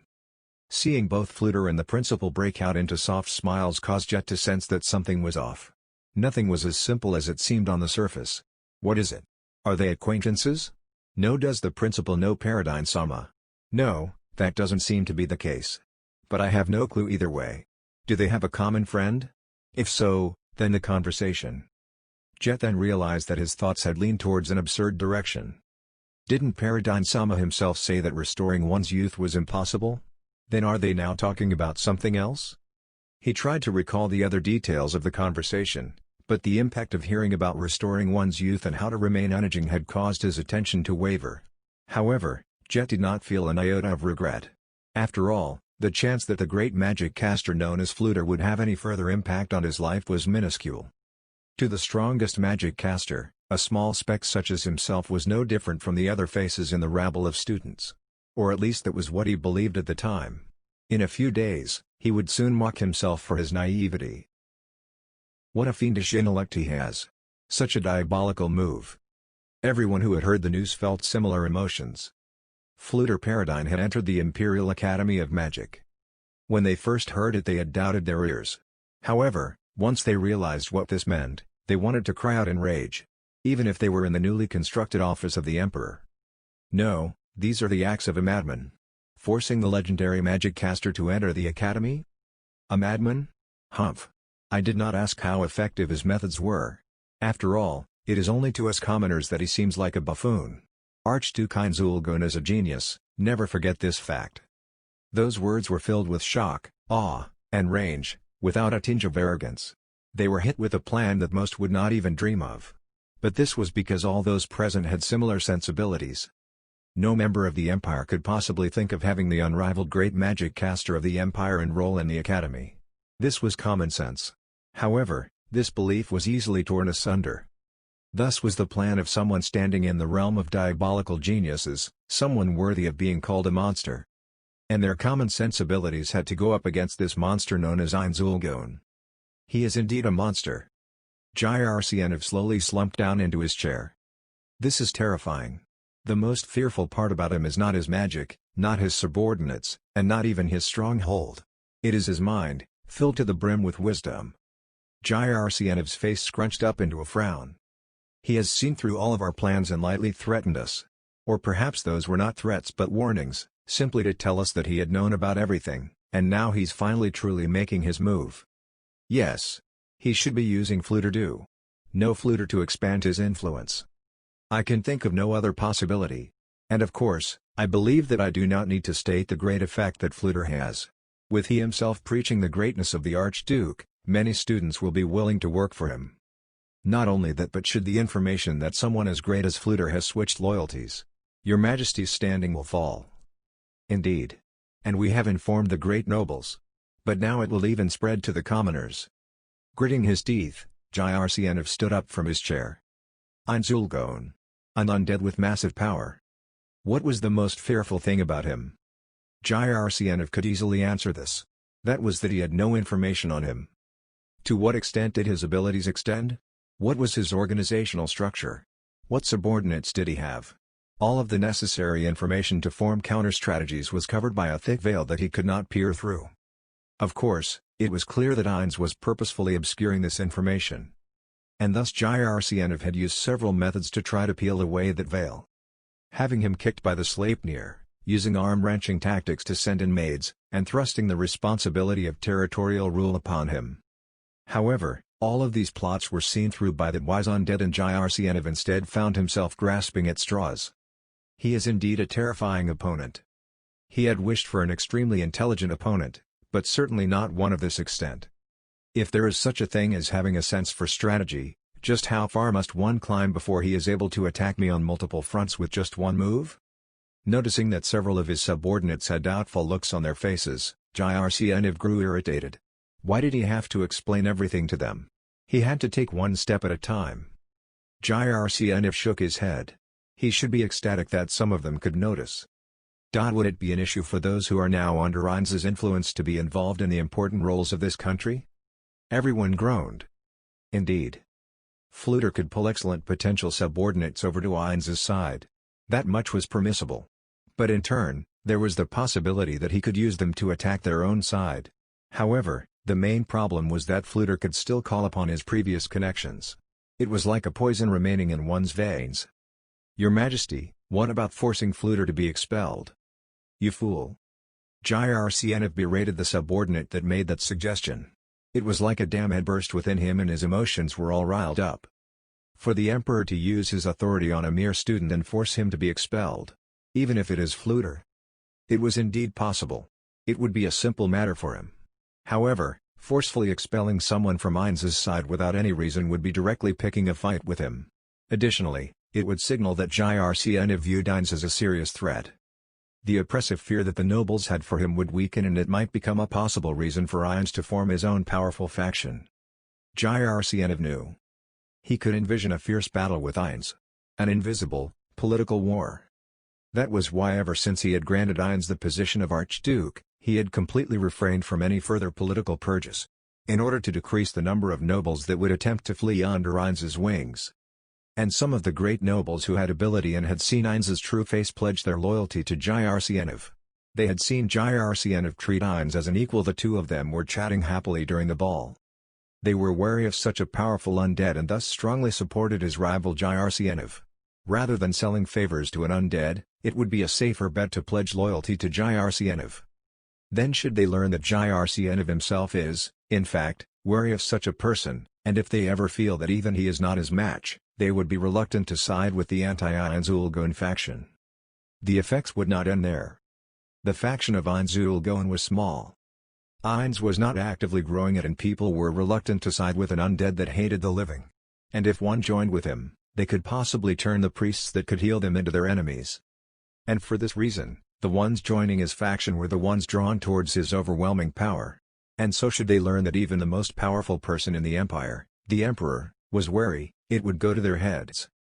Basically doing so would result in the weakening of Jircnov's faction and the strengthening of Ainz's, as the current Jircnov could not direct resist Ainz. This would bring about a tragic effect on Jircnov. It would leave blemishes on the Blood Emperor who had spilt the blood of countless nobles. Jircnov released the fury that had arisen in his heart with an angry roar. And this is precisely why Ainz is terrifying. If Fluter had joined as a teacher, it would be possible to chase him away. We could say that his education is improper and that he was developing the incorrect methods inside the students' minds. The nobles with children in the academy will understand this. However, for a mere student, would the emperor himself move? Even if the one in question is Fluter. For what reason can we even expel him? He is unsuitable? Idiots, it will not work. Everyone will think that I am scared of Ainz. And so he chose to send Fluter in as a student. Jircnov's face scrunched up into an ugly grimace. And to attack precisely during this period. It seems that bastard has seen through our plans. Ainz-Ulgoen.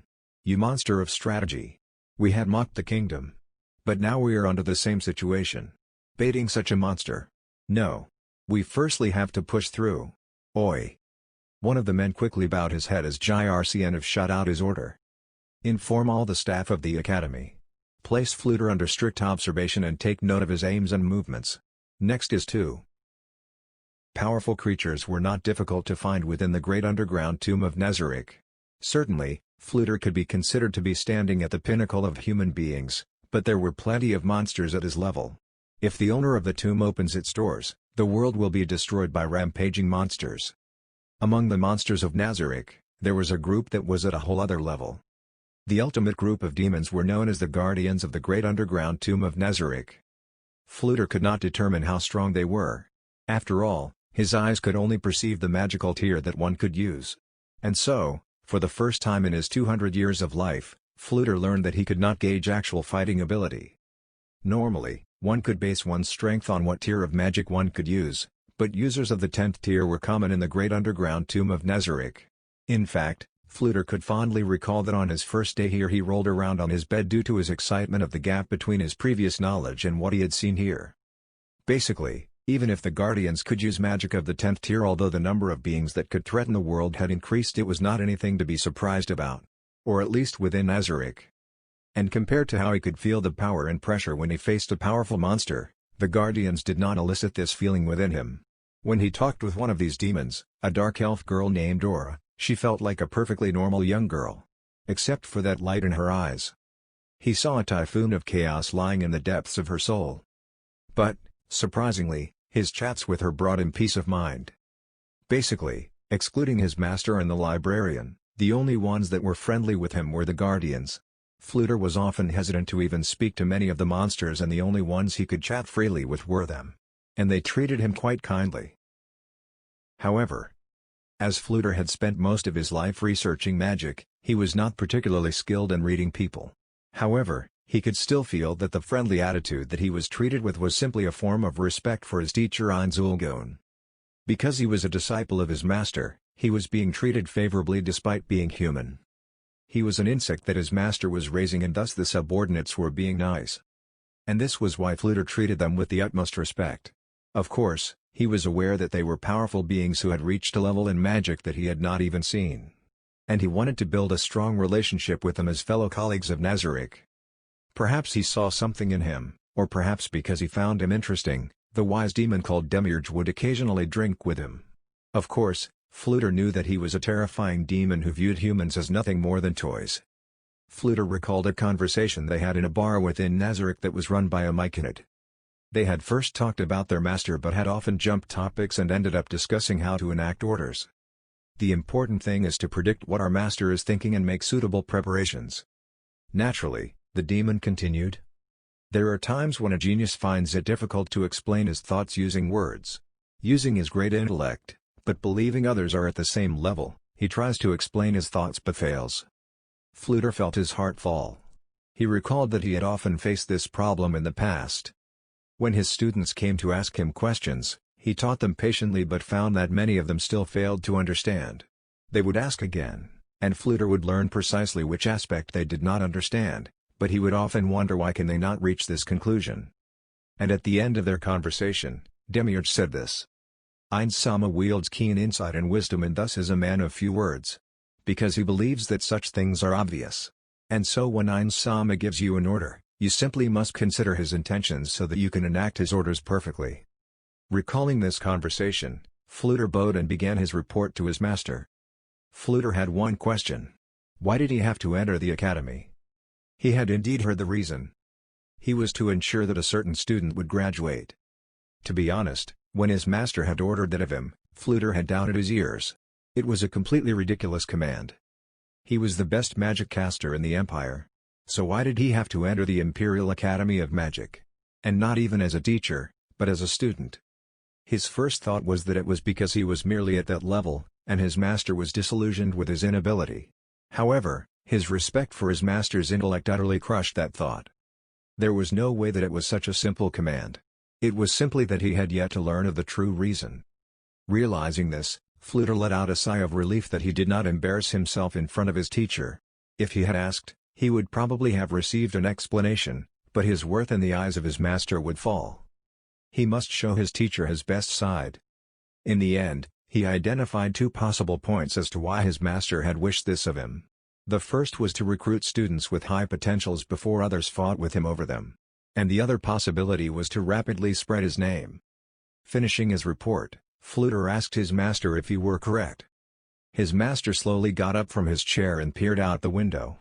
He stood there in silence, before solemnly speaking. As expected of my disciple, Fluter. To understand my thoughts. Yes. Thank you very much. Satisfied with his achievement, Fluter lowered his head. It was possible for another goal to simultaneously exist, but asking would reveal how superficial his thought process was. He needed to do more research. However, just 2 more. Yes. With how they are acting around me, it will take some time before they are willing to ask. I see. Got it. Just continue to follow my commands. Understood. I shall prepare the list of people who have spoken to me. After all, they do have confidence in themselves. Please do. Fluter left the room. At that moment, he thought that he heard a small sigh, but it was probably a figure of his imagination. But it was not. It came from the room's master, Ines. Just 2 more. My time has finally come. Overlord second half Chapter 23, The Academy Part 3. Several days had passed since the legendary magic caster had joined their class. Even for such an outrageous event like this, the passage of time did its work and allowed them to settle into their new rhythm. The fact that Fluter was the most powerful magic caster in the land seeped into even the smallest conversation, and he had displayed his overwhelming prowess during practicals. However, because of his status, he did not act like a tyrant like most students would do in his position. He seemed to be a difficult person to handle, but he was a very wise and solemn person. And so the current situation was caused by the students eventually learning not to fear him. However, the number of casual conversations had still remained low, and the atmosphere had only warmed up within this specific class, and the other classes still remained extremely tense in front of Fluter. The cafeteria still was stone-cold silent. And even his classmates were still unwilling to speak to him in a friendly manner. After all, they had only known Fluter as a figure in their textbooks, statues and paintings. During breaks, few students would walk in front of this class, and they would instead avoid it by taking a longer route. And the worries of the teaching staff did not lessen at all. And for the ones teaching Fluter, it only increased. However, there was one big change. That was. A knock came from the door, and a student entered. Everyone's eyes moved to stare at him. Here's another one, they thought. That student glanced around the silent classroom and then proceeded directly for his target. Which was, of course, Fluter. A pleasure to meet you, Fluter-sama. My name is Hidaklen Nishtialev. He then bowed. It was a graceful one that only nobles could pull off and commoners could only fail to imitate. And what do you need from me? Yes. I would like to request to join Fluter-sama's team. This was it. These 2 days, eminent students, those that could cast spells, would come and try to promote themselves to Fluter. Or more precisely, they wanted to be accepted to join Fluter's team. In fact, the current one had quite the magical ability, and Jet, despite not knowing his face, had heard of his name. And he was currently doing his best to entreat Fluter to allow him to join his team. Jet honestly admired him. Everyone who had asked to join Fluter was of high noble standing and had excellent grades. And these students, along with the ones who dared to ask the legendary magic caster for assistance, were famous throughout the academy. And Jet felt that the commonality shared by all of them was not their excellence. It was their ambition. Or maybe their greed. Basically, they were not satisfied with their current position and had the strong desire to climb upwards. Despite being born as nobles and uncovering amazing magical talent, they still strived to improve themselves. If Jet were not to admire this, then what would he admire? He certainly was fine with his current position, and he did not wish to climb by sacrificing someone else. He was not so narrow-minded as to not feel a sense of respect for those who were able to do something he could not. After some time, the pitch ended, and Fluter made his decision. I understand your position. However, what happened next had been repeated multiple times before. I understand your position. However, I do not intend to let you join your team. You are an excellent student, and allowing you to become a member would lead to the loss of a potential leader of the Empire. In this exam, people such as you should be taking the lead. Gather your companions and lead them onwards. Do not hide underneath my shadow. I wish for normal students. Not ones that will try to lead, but the ones that will be led. I am interested to see how I shall command them. And lastly, I will remember your name. Hida Klent Nishtialef. Thank you very much, Fluter-sama. Everything he said was as if it were from a script. The student would then give a deep bow and leave the classroom. And so, why me? Jet thought to himself. In the midst of their conversation, he had noticed that Fluter's gaze had flickered over to himself. Although I can guess. He simply could not understand it. It seems that I'll have to ask Senpai for her cooperation. No, not cooperation, but a deal will need to be made. But now is not the time to be thinking about that. Jet stood up from his seat, left the quiet classroom, and stepped into the hallway. He had a promise with Nemel to keep. The two of them would normally leave their classrooms early when they were meeting each other. However, Jet was late. After all, he was not so socially inept as to brazenly leave the classroom during such a delicate situation. And this was one of the problems with having such an esteemed guest present. One had to pay attention to every small little detail. While silently complaining, he saw his destination, and a sense of hostility filled his mind. Nemla was indeed there. The problem was the man pushing her back into the wall. The students walking by pretended that they did not exist, being proof that the man was the son of a great noble. Nemla was frantically looking around for help, and her eyes landed on Jet. Her entire face lit up. And seeing this sudden change, the man smiled and turned to look at Jet. May I ask? What are you doing? Nothing much, I simply wanted to talk to her. And is it necessary to have a conversation in such a manner? I have things I wish to discuss in private. Nemel dashed over to Jet. Her fearful figure brought back memories of their younger days, causing Jet to become even more inflamed. He would not lose in a battle of fists. However, he would then be expelled, and he would be powerless to help Nemel. Rangobert might not be able to use the full extent of his family's authority, but even a small portion would be a monumental challenge for lower-class nobles. They would not be able to handle him. And he could not punch him in front of this many people. Now. Rangobert brushed aside a stray lock of his hair and began to stroll towards Jet. Stopping just a hair's breadth before the two, he was glared at by Jet. I didn't plan on doing anything. I simply had business with your class. Jet knew what he meant. Rangobert probably wished to join Fluter's team. But at that moment, Jet's eyes flashed with inspiration. He might be jumping from the frying pan into the fire. However, there was a high probability that everything might turn around. He could protect Nemel for now. However, he had no idea how to protect her in the future. The main problem would be when the student council president Freean graduates. Seeing Rangobert disappear off into the distance, Jet steeled himself. Hey, Nemel. What is it, Jet? But before that, thanks for saving me. It's fine. Sorry for being late. If only I came earlier. No. But I feel like we are coming closer and closer to the end. What does that mean? Jet felt his stomach churn. Hey. This might be the wrong choice. But will you believe in me? I don't really get it, but I believe in you, Jet. Those eyes filled with a childish hope were staring right back at Jet. Then. Sorry about this, but come with me. When they returned to the classroom, they could hear Fluter going through his scripted rejection. Jet opened the door without hesitation, knowing that he would be interrupting Fluter. Several reproachful gazes fell on him, the strongest of which came from Rangobert. His gaze was filled with clear and scornful hostility. Standing next to him, Nemel was rooted to the spot, frozen by their reception. Taking a deep breath, Jet closed his eyes and spoke. Fluter-sama. What is it? Would you like to form a team with me? The classroom grew noisy. Jet knew that they were mocking him, and even some of his closer classmates were doing so. He knew that this was crazy. Objectively, he would agree. To the great magic caster, Fluter Paradine, who could use the legendary 6th tier of magic, a student who could use the 1st tier was nothing special. Know your place. Those were the words encapsulated in those gazes. We have very few people, myself and another. And so, if Fluter-sama joins, we still need to search for 2 more students. Nemel was a stone statue. And in the corner of his eye, Jet could see Rangobert laughing at them. This was to be expected, he was too unfit for someone as grand as Fluter. This was a gamble. If they were rejected, as commoners who came out of the woodwork, they would lose their face, and Rangobert would come at them with full force. Additionally, They would face the ire of the nobles and many would make fun of them. The smarter thing to do would have been to ask Fluter discreetly. It would have been fine to ask another time. However, this moment was perfect. As an attack.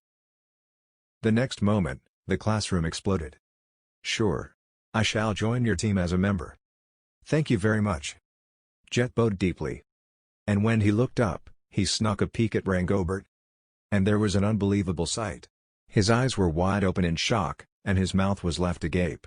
It was too foolish a look for a pure-blooded noble to have, but Jet could not bring himself to make a fool of him. Because it truly was a ridiculous situation. Anyway, Nemil is safe now. If Rangobert acted against Fluter's new teammate, Nemil, or Jet, it would be taken as an act against Fluter. There was no way that any student who had entered the academy would dare to do so. Even for great nobles, this did not change. Admittedly, as a commoner, Jet was not too clear about noble society and so this was not a certainty. However, this was still the safer option. He was the fox that was borrowing the strength of the tiger. Others might think this to be an unscrupulous move, but was it truly? The alternative was to expose his childhood friend to danger due to his powerlessness.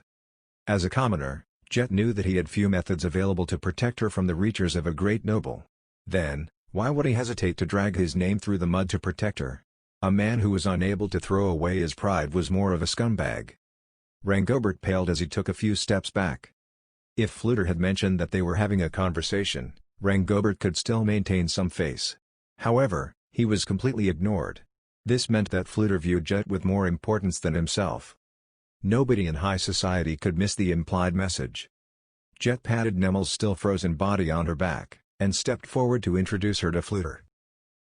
Jet was well aware of the importance of information. Information had monetary value.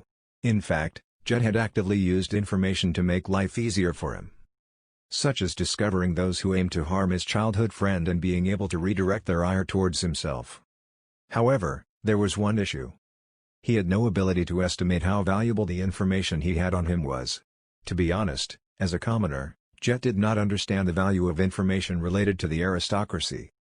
If Jet had friends amongst the nobles, he could listen to how the rumors had been shaped and estimate a rough guess. However, as he was currently the center of attention, the few aristocratic friends he had were all keeping a distance. There was also the problem with choosing the buyer. That was why he set his sights on one particular girl. Frienne Wiley van Gushman. She was the student council president of the academy and the daughter of a great noble family, the Gushmans. She likely had the information that Jet wanted. But, it was unlikely that she would share it with Jet. The only reason why Frienne was close to Jet was because her rival, in magic, had asked her to. "Even a little bit is fine, but please keep an eye on him," she said. And thanks to that sentence, a commoner without any money or connections could protect himself and his childhood friend. However, that was only limited to his life in the academy. It would certainly not extend to anything relating to noble society. Once school ended, Jet entered the student council room. Fortunately, she was the only one there. Frienne gave her usual friendly and welcoming smile. Jet gulped. Frienne was kind. However, it was the kindness expected of the student council president, and as someone whose friend, rival, had asked to look after him.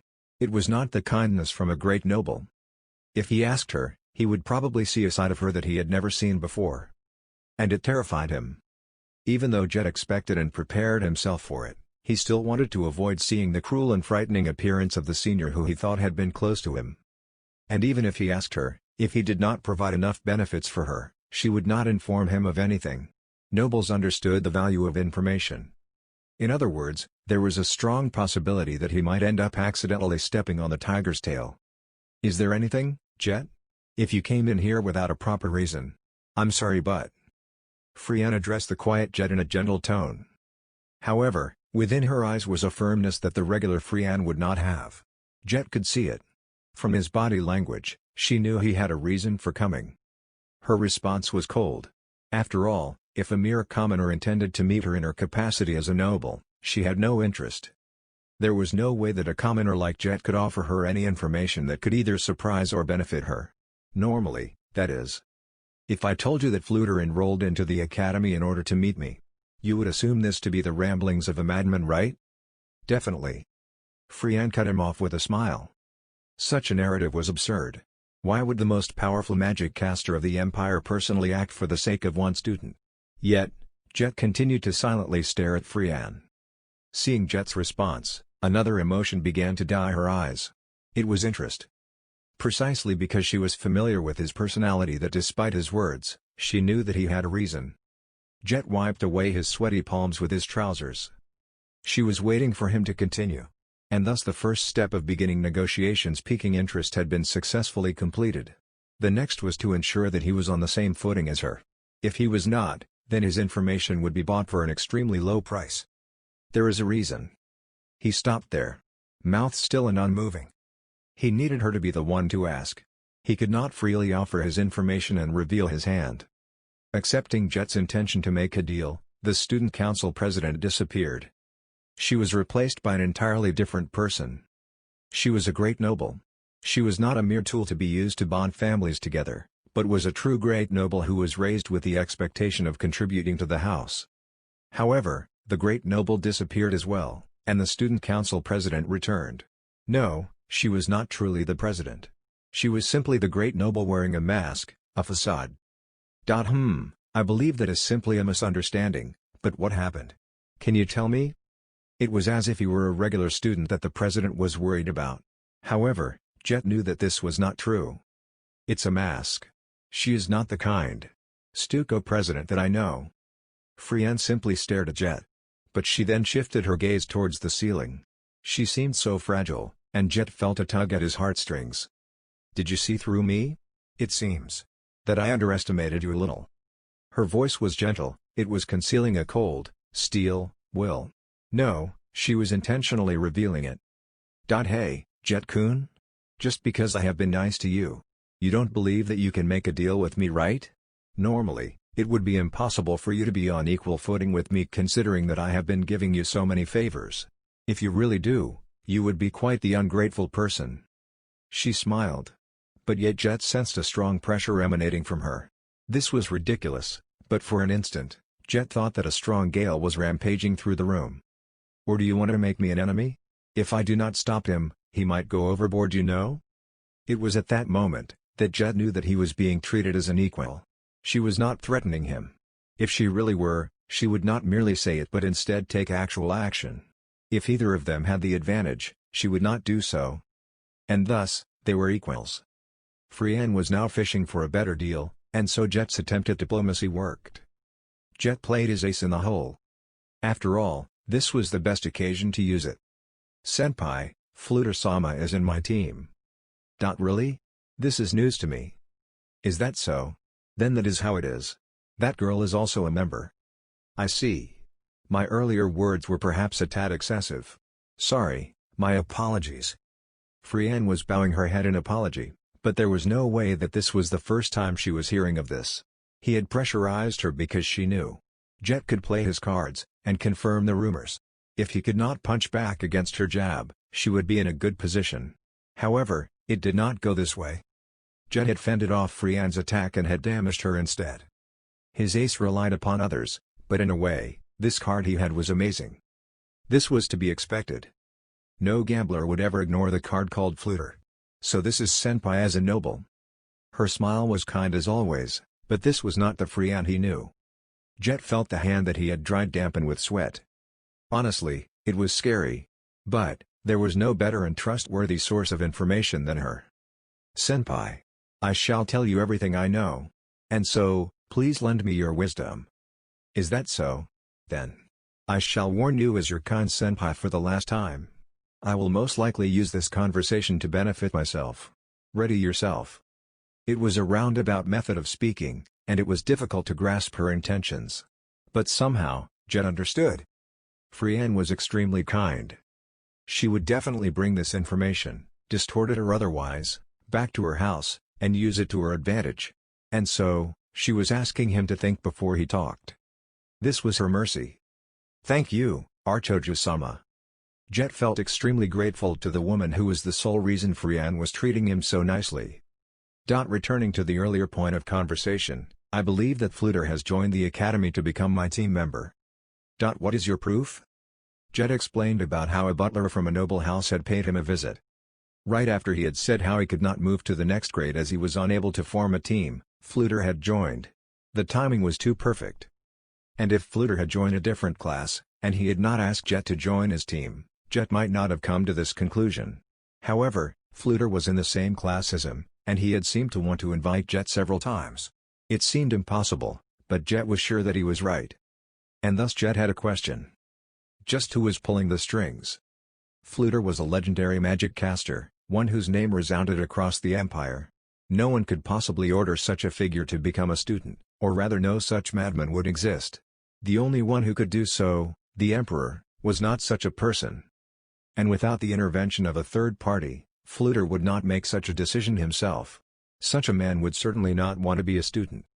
There was only one possibility. Fluter was being made to do this by someone.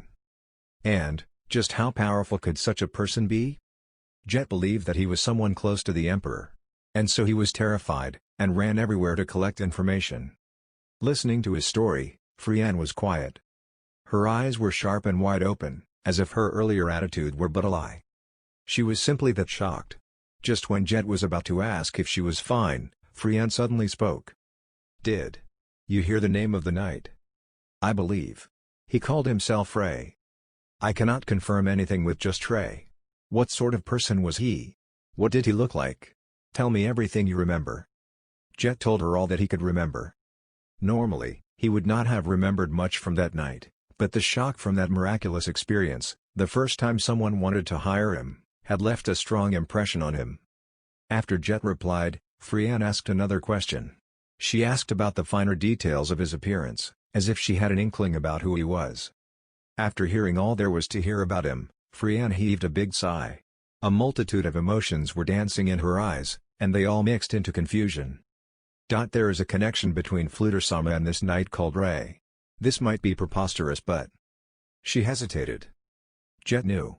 All nobles were experts in hiding their true feelings underneath a smile. Even if Frianne was not of a high noble class, all nobles were expected to learn the skill. But now, Frianne was clearly shaken. Of course, it was entirely possible that this was a ruse. But Jet felt that this was sincere, raw emotion. The Archduke, Einzulgon. Have you heard of this name? Jet thumbed through his memory, trying to recall the name. One of the classes in the academy was to learn about the names of famous nobles. However, he did not recall this name in the textbook. However, he had heard of this name somewhere. Especially about how he was not a Margrave, but a new position had been created for him. Jet finally recalled where he had heard the name. Ah, the new noble. Right? Yes. He had heard that the Empire had welcomed a new noble family. Just that? Have you not seen him before? He was in the parade, standing next to the Emperor. Did you not see him? I had heard that there was a parade in celebration of the Empire's victory, but I did not see it. Jet was busy working, and thus had no time to go see the parade. From the rumors, he wore some amazingly extravagant clothes. Then, what have you heard about the Archduke? Mostly about how he is a magic caster and how he was granted a new noble rank. Got it. So you don't know much about him. Then firstly, the general of the 8th Army is Ray. General Ray? I had thought that the general of the 8th Army was General Gregan though? That was 2 years ago. General Gregan commands the 6th Army. Am I wrong? I have no clue. As a commoner, Jet knew little about the generals of the Empire. Of course, there were those who wished to join the Imperial Army, and some who wished to climb further, but Jet wished to stay safe in the lower ranks. So some thought him to not know about the world, but he did not care. And so he could only nod along with Frianne's information. And so there is a relationship between the Archduke, General Ray, and Fluter-sama? Yes. This touches on some dangerous information about noble society, but do you still want to hear it? I don't. Jet was screaming in his heart. If for some reason, Jet was caught, if he was discovered to be privy about certain things, he would be in greater danger. As a commoner, it would be very suspicious for him to know about the hidden secrets of nobles. However, since he was the one asking, he could not stop here and run away. He had to steel himself and proceed. Jet shook his head. I have heard that General Ray approached the Archduke on his own volition. And Fluter-sama pledged himself to the Archduke due to his overwhelming magical power. Understanding her words, a cold shiver ran down Jet's back. The Emperor used his tool, the imperial army, to display his absolute power. And a general, one who led the army, had joined forces with someone other than the emperor. And that person was someone who had made the strongest magic caster in the history of the empire submit to him. Noble society was complicated and filled with ghosts and monsters. But as a commoner, Jet had no inkling about the factional disputes within. But he did understand at least this. If things went badly, the emperor's absolute authority would be taking a hit. That means huge internal battles could occur in the future. A sense of unease filled Jet's chest. He was a commoner, and was not used to hiding his emotions. And so just by looking at him, Frienne understood his inner turmoil. But she simply asked him another question. What value do you have? Why does such a transcendent being place you in his eyes? A transcendent being, that was Archduke Heinz Ulgon. Just what sort of person was he? Well, as a powerful magic caster that could make that great magic caster bow to him, he was a terrifying existence. Jet shivered at the high chance that such a being was paying attention to him. And then he stumbled upon the only reason. He pointed to his eye patch. Or rather, what was hidden underneath that eye patch. There is only one reason. This eye. What do you mean? Is there something special about it? This eye has a special ability. It can see through illusions. A special ability? Jet nodded. No matter the illusion, this eye could see through it. That was the ability it had. Apart from this eye, there was no possible reason why a magic-casting noble would want him. No, he was still sure that this was not enough to send the great magic caster into the academy as a student. There might be another reason. And whilst he was dealing with this question, another one popped up. Just how did he get that information? Few people knew about his eye, and for most people, he had explained that his eye was weak. Despite all of this, just how did the Archduke know? No, as a magic caster better than Fluter-sama, he probably found out with an amazing spell or something? The other was that he got the information from the only other person who knew the noble lady who his mother had worked for, but that was impossible.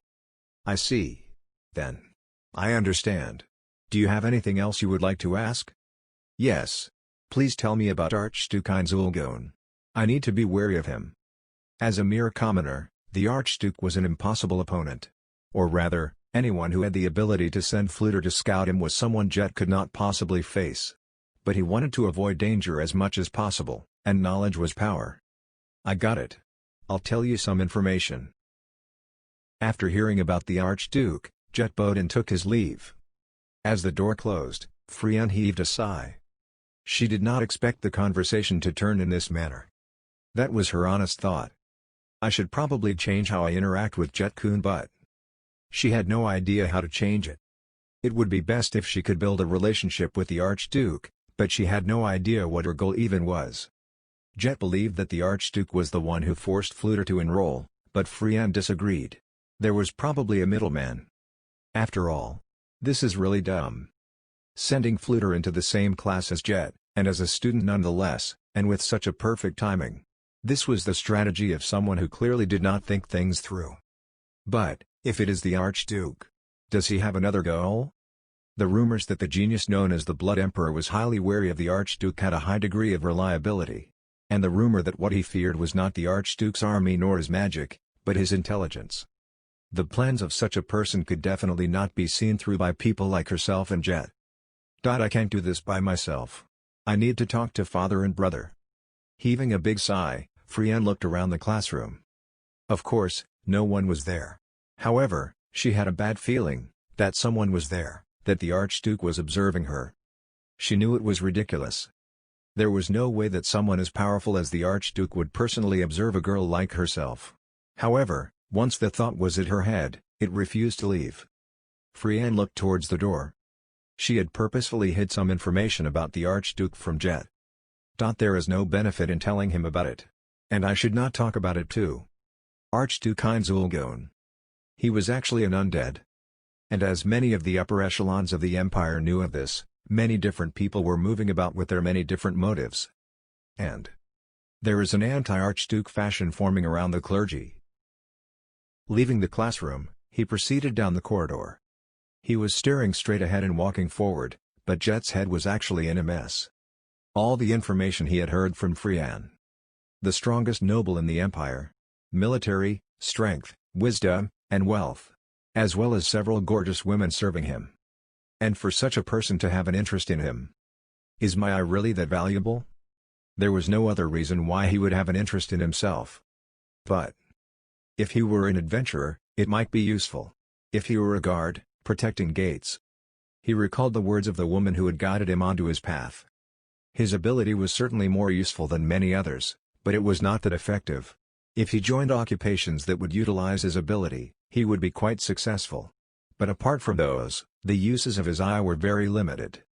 In fact, there were many items and spells that could be used to see through illusions. His ability was not particularly rare. He was not worth an upfront investment, or so he had thought. At best it was worth a slightly higher wage. That was why he could not understand this. Offering a mere student such a high wage was not a reason to lower the initial investment. What if the ability to see through illusions is but a small part of my eye's ability? It might be hiding its true ability. Frian had mentioned this several times before, and Jet cycled between considering the possibility and rejecting it. It was something that some bard would sing about in a roadside tavern.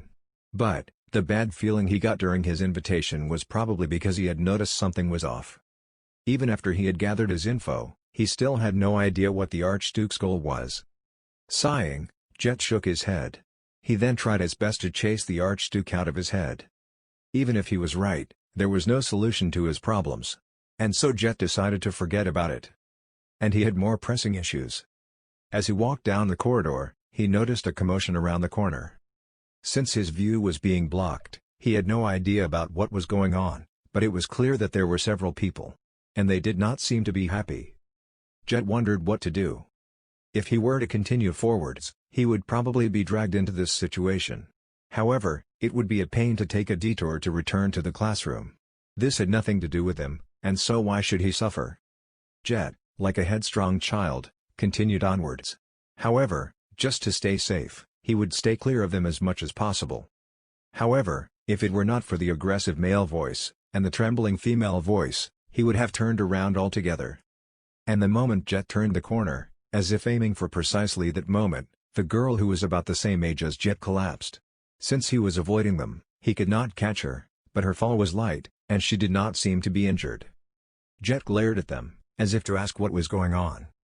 Standing before him were 4 boys, all of whom seemed to be older than Jet, as well as the fallen girl. Jet recognized none of them. The boys also sent sharp glares at Jet, but they were merely telling him to get lost since he had no qualms with them. Looking towards the girl, sitting up from the ground, Jet met her blue eyes. They were filled with fear. That was the first thing Jet noticed. She was pretty, but as she was cowering, his first impression of her was that she was a quiet girl. Her tearing eyes only served to strengthen this. Rather than a noble, she seemed to be a commoner. In contrast, the boys all seemed to be nobles. What is it, you? Hurry up and get lost. The boy who seemed to be the leader gestured Jet to leave. But instead Jet, in a deep voice, asked him a question. What are you guys doing? The boys recognized the tone in his voice and responded with mocking smiles. It was a common expression that a certain group of nobles made when looking at commoners.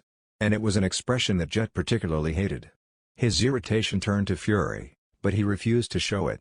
He suppressed it as much as he could. Although, his acting skills should be easily seen through by nobles like them. This has nothing to do with you, right? Am I wrong? Jet could only nod in his heart. It's just as you say. He had no relation to any party. There was not even the slightest need for him to jump into this headache-inducing situation.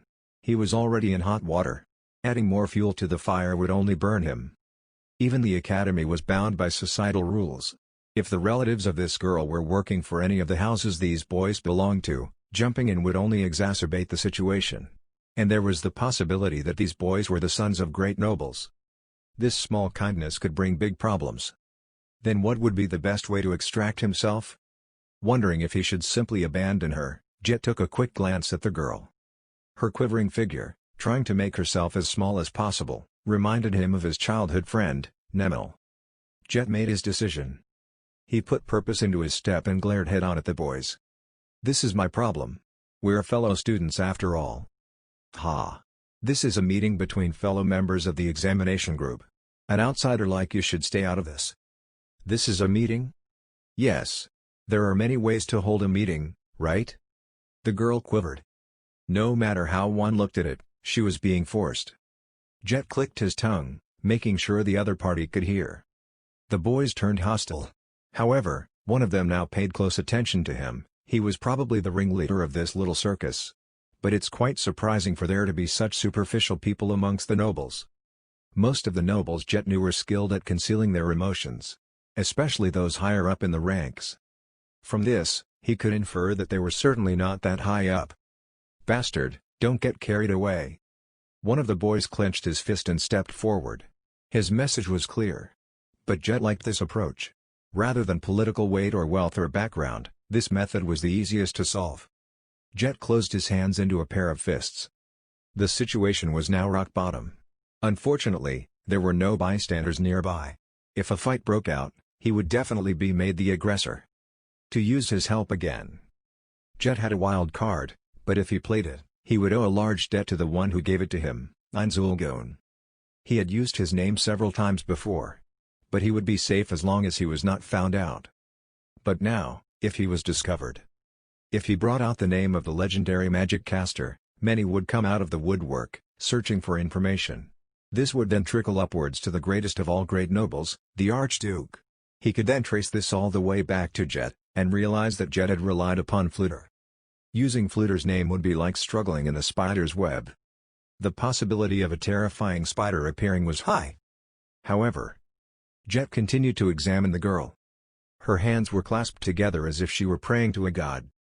Jet steeled himself, readying himself to at least get the first punch in. If he managed to do so, his card would be much more effective. Hey, wait a moment. Despite this explosive situation, the leader of the group fell silent. Following his lead, the three who were marching menacingly towards Jet, simply stopped. "Honesty." "Why, yes." The girl responded. "Could you please tell him yourself? That this is a talk between ourselves, and that outsiders are not necessary." "NN?" Jet's face fell, and the boys smiled in victory.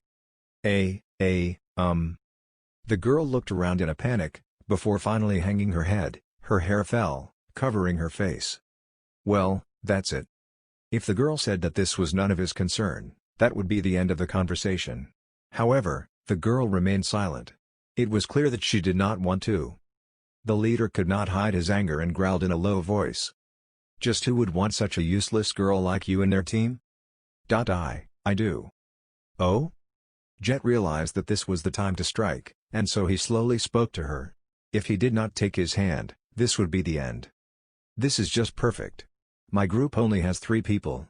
I would be happy if you could join." The girl's head shot upwards in shock. Her deep blue eyes were wide open, and Jet could see his own face reflected within them. But they were soon drowned in an ocean of black. But I'm not really." "Oi." Ignoring the enraged boy, Jet spoke to her again. "We only have 3 people. If we cannot get any more, that will be it. Just by joining, you'll be a great help." He then stretched a hand out to her. "Don't keep sitting there. Stand up. You. And such a useless girl. Hey, shut up for a bit. I'm talking to her. You are not useless. Now." Although she was hesitant, the girl grabbed his hand. Her hand was thin. Unlike the fine and smooth hands of a noble, hers was the rough hands of a commoner. Gripping her hand tightly, Jet pulled her up. "And so, do you have anything you need with my teammate?" As Jet glared at the boy, one of them clicked his tongue in annoyance. "You better not regret bringing along such a useless one." "I won't." Jet spat out his thoughts, took the girl's hand, and walked away. Thank you so much." After getting quite the distance away from the boys, the girl spoke to Jet. She was hesitant in her words, but her voice was certainly not quiet. However, she was quick, and her lack of intonation made her difficult to understand. "No, well, as I said earlier, we don't have enough members and you'll be a great help. But we need one more, so rather than helping you, this might be making things worse."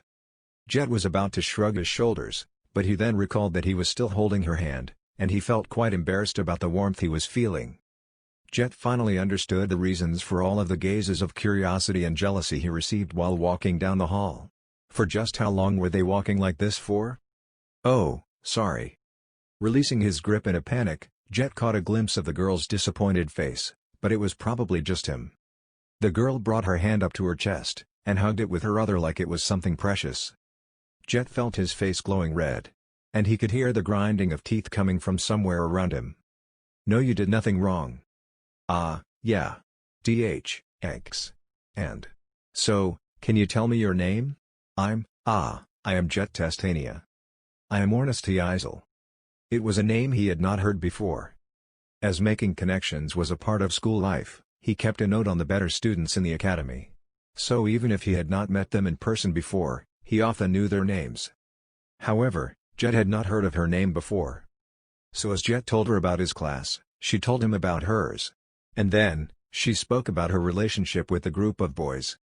She spoke extremely fast but in summary. They were classmates, and they allowed the friendless her to join their group. And how they constantly troubled her with their demands. That was her story. As various parts were dark and depressing, Jet did not pry further, but a flame of anger burned bright in his heart. At the same time, he decided that he needed to form a complete team as fast as possible. If there were insufficient members, they would be split up, and Ornesty would be in a more dangerous situation than either Jet or Nemil.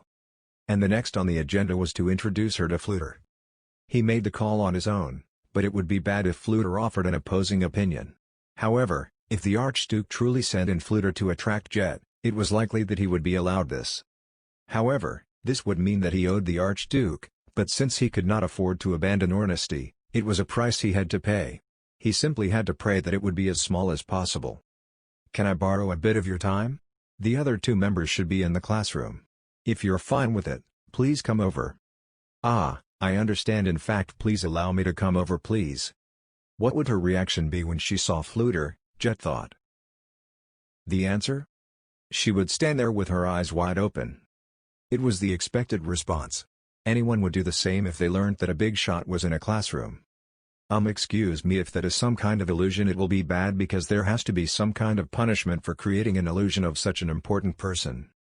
With a speed that was twice as fast as compared to when she was walking to the classroom, a torrent of words burst out of Ornesty's mouth. Jet wondered if she had heard the rumors floating about the cafeteria, but it was honestly not strange if someone did not know. Especially someone like her who did not interact with many people. Nope. That's the real deal.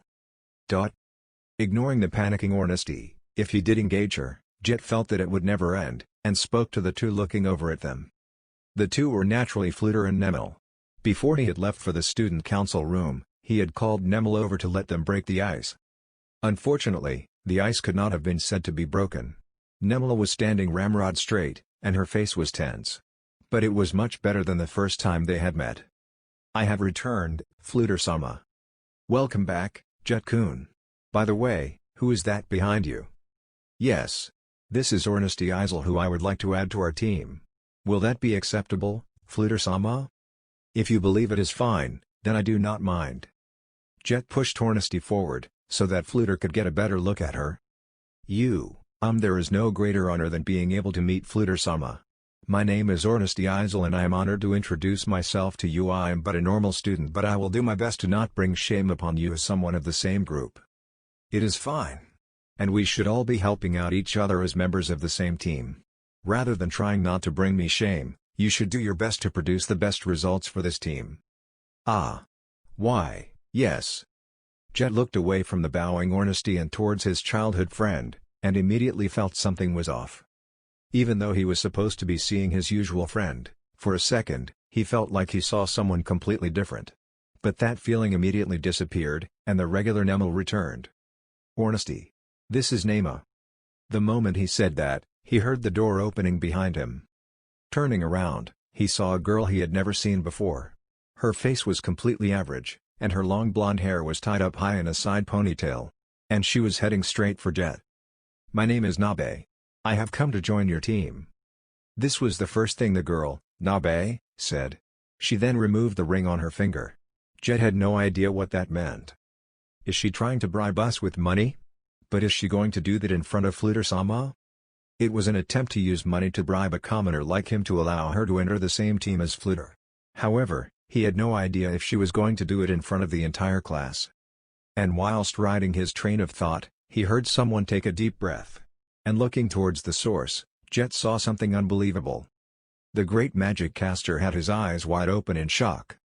"I hope that no one will disagree?" The girl was speaking as if it were a done deal. Taking into consideration Fluter-sama's reaction, this is probably someone related to the Archduke. If so, well, unfortunately, our positions might be filled, so this will be difficult. Hearing Jet's response, Nabe spun around to face Jet. Her black eyes, which were rare around these parts, held deep confusion. "Fluter-sama, what should we do? Isn't this a bit difficult?" No. Isn't it fine? I don't mind having her join. If Fluter-sama says so, then I agree with her joining the team. What do you two think?" As if they were twins, Nemel and Ornesty nodded their heads in unison. Jet heaved a sigh of relief that things were proceeding as he had hoped. The reason why he refused and then asked Fluter for his opinion, was to return the favor. Basically he had used his favor to let Ornesty join. Now Nabe had joined thanks to Fluter. Why do I have to think about these small details? I would rather let everything go with the flow. A tempting idea flashed through his head. There was no way that a mere student could face a super great noble, and so this was most likely a meaningless resistance. However, since his opponent's goals were unknown, it would be best to stay out of the way as much as possible. Despite it being meaningless, Jet pushed himself to continue to work hard. "Then shall the four of you introduce yourselves to each other?" At that, Fluter walked towards a corner of the classroom, and took out a board from his robes and started to write on it. Jet took a quick glance at him, but soon refocused his attention on creating the questions he wanted to ask Nabe. The board he took out was nothing but a prop. It was nothing more than an act to convince people that he was using a magic item. The reason he took some distance was because he had received a message. Of course, the sender was his master. Normally he would immediately reply, but he could not do so in front of the others. While his master's voice would only reverberate in his head, he would have to audibly speak to reply. He had wished that there was a spell that would allow them to communicate silently, but Fluter had no idea if such a spell existed. Suppressing his desire to lower his head, Fluter contracted eyes. "Master." "Yes, Fluter. I have dispatched April, so there are 4 people in the group, right?" "No, there are 5 people now." "Eh? Eh?" For a moment, Fluter felt as if the permeating silence had frozen space itself. Something like that should not have been possible. He could not fully deny the idea. Although they were communicating through message, if it were his amazingly powerful teacher, it might be possible. Rather, he could not even fathom the extent of his teacher's power. For him, anything might be possible. Wait. You have enough people? Why, yes. It is thanks to Master. After Nabe arrived. If I was informed just a bit earlier, I could have made a much better act, or so Fluter complained silently, but there was no way he would tell this to his master. If there was some reason for having to rush Nabe over, then he would be thought a fool if he just blindly spouted his words. Alternatively, she might be his observer. These are the thoughts of my genius master. There has to be a reason of sorts. Not 4 people? Why, yes. Fortunately, 1 person has just joined. Is that so? That's great. I was worried about you. Thank you for your concern. But I believe I will be able to handle the situation. I am extremely grateful for your willingness to lend us Nabe-sama. Why, yes. Why, you're welcome. It was a very strange scene. His master was calm, cool and collected, and was someone that could see through everything. He wielded great magic power, and feared nothing. But, his master was off-balanced, to the point that even he could hear it in his voice. What's going on? What happened? The only thing he could think of was that something unexpected had happened. However, a situation that could worry such a great man like his master was certainly not simple. Then, what just happened? Fluter racked his brains for the answer. Several ideas came to mind, but he immediately rejected them. Because none of these would cause Archduke Heinzul go into panic. Fluter returned to basics. And then he felt a ray of light shine down from the dark clouds above. What if? What if he was surprised at the fact that there were not 4 members? Basically there was something off about the 5th person. It was unclear if that was truly the case, but that was the only thing he could think of. Fluter took a quick glance and met eyes with the girl that Jet had brought, Ornesty. It seemed that she was only taking a cursory glance at him. Normally, Fluter would end it there. It was natural for anyone to be curious about the famous magic caster. However, considering his master's reaction, it was clear that she was looking at him for another reason. As expected of my teacher, Fluter admired him from the bottom from his heart. His master had probably noticed that there was something suspicious about the fifth person, even when he was so far away. If she did not pay attention to him, he might have been fooled. And after he had ended one of the messages with his master, he did hear a rush of footsteps from outside his door. These incidents might be related. There was only one problem. So just what is she? But since she is someone who can cause master to become panicked, this is probably impossible. But is she someone from the theocracy? It will be dangerous if she can collect information using charm magic. I shall avoid her as much as possible and observe her. Is this why he sent Arbel-sama? Was he surprised at how she got the first move? If so, then she is as smart as master. I shall need to bury my pride and ask master. No, I'll try Demiurge first. The garden was shrouded in silence, and unpopulated. At certain times, the magical fountain would light up with a dazzling display of water spray. But as it was not that time, it remained silent. Ha, Rangobert sighed. His current situation was precarious. Moreover, wherever he went, he was mocked and ridiculed. Rangobert was expelled from his team, despite being the leader. The reason was straightforward. His teammates knew he had been messing with Jet before. That was why they feared that Rangobert would bring about Fluter's anger and that they themselves would be caught up in it. Their response was to cut all ties with him and kick him out from the team. He was unhappy. Their decision irritated him. However, this was to be expected for nobles. Rangobert was the third son of a concubine. The eldest son had no magical ability, but was still very talented and so was designated to inherit the house. It was impossible for the inheritance of the house to come to Rangobert. He could use the authority of the house because his other brothers could not use magic, and so he was expected to make up for that deficiency. If he was judged to be unable to assist his house in the aspect of magic, he would lose all his privileges. Of course, that was very unlikely. Fortunately, Rangobert had magical talent. And quite a great one at that. He would easily be able to find work. However, if he were put in opposition against Fluter, there was no way that would happen. There were many nobles in the school. This meant that news of Rangobert's situation had spread among the nobles and further. No, it would be great if at worst, he was unable to find a job. If he had caused trouble for the house, there was the possibility that he could be killed. No one could deny that this was his future. If the rumor spreads further, more people will shun me. All my connections will be severed, and it would be difficult to get someone to help me. It was difficult to recruit new members for the promotion test. If he failed, he would not be able to maintain even his current position. He was cornered in all directions, and had no means of breaking through. He was about to sigh again, but it then overlapped with another sigh. Rangobert moved his gaze and saw a young man. His features were mediocre at best and there were no signs to indicate that he had the blood of nobility. In addition, Rangobert had memorized the list of students who were from aristocratic households comparable to his own. The young man was not one of them. Judging that the person was a commoner, he felt unpleasant being so close. But he then laughed. A commoner student in the current hymn. Which side was in a better position? Hello. The young man spoke. I looked up to them. Those who extended a helping hand to those in need. That was why. My timing was bad. So I was unable to form a team. If I force myself upon them even though they have the numbers, I will look really bad. Was it a good or bad thing to have kept it a secret from her? He had no idea what he was saying. And the man was certainly not saying these things just to tell Rangobert. He was probably speaking to himself. It was nothing more than ideal thoughts.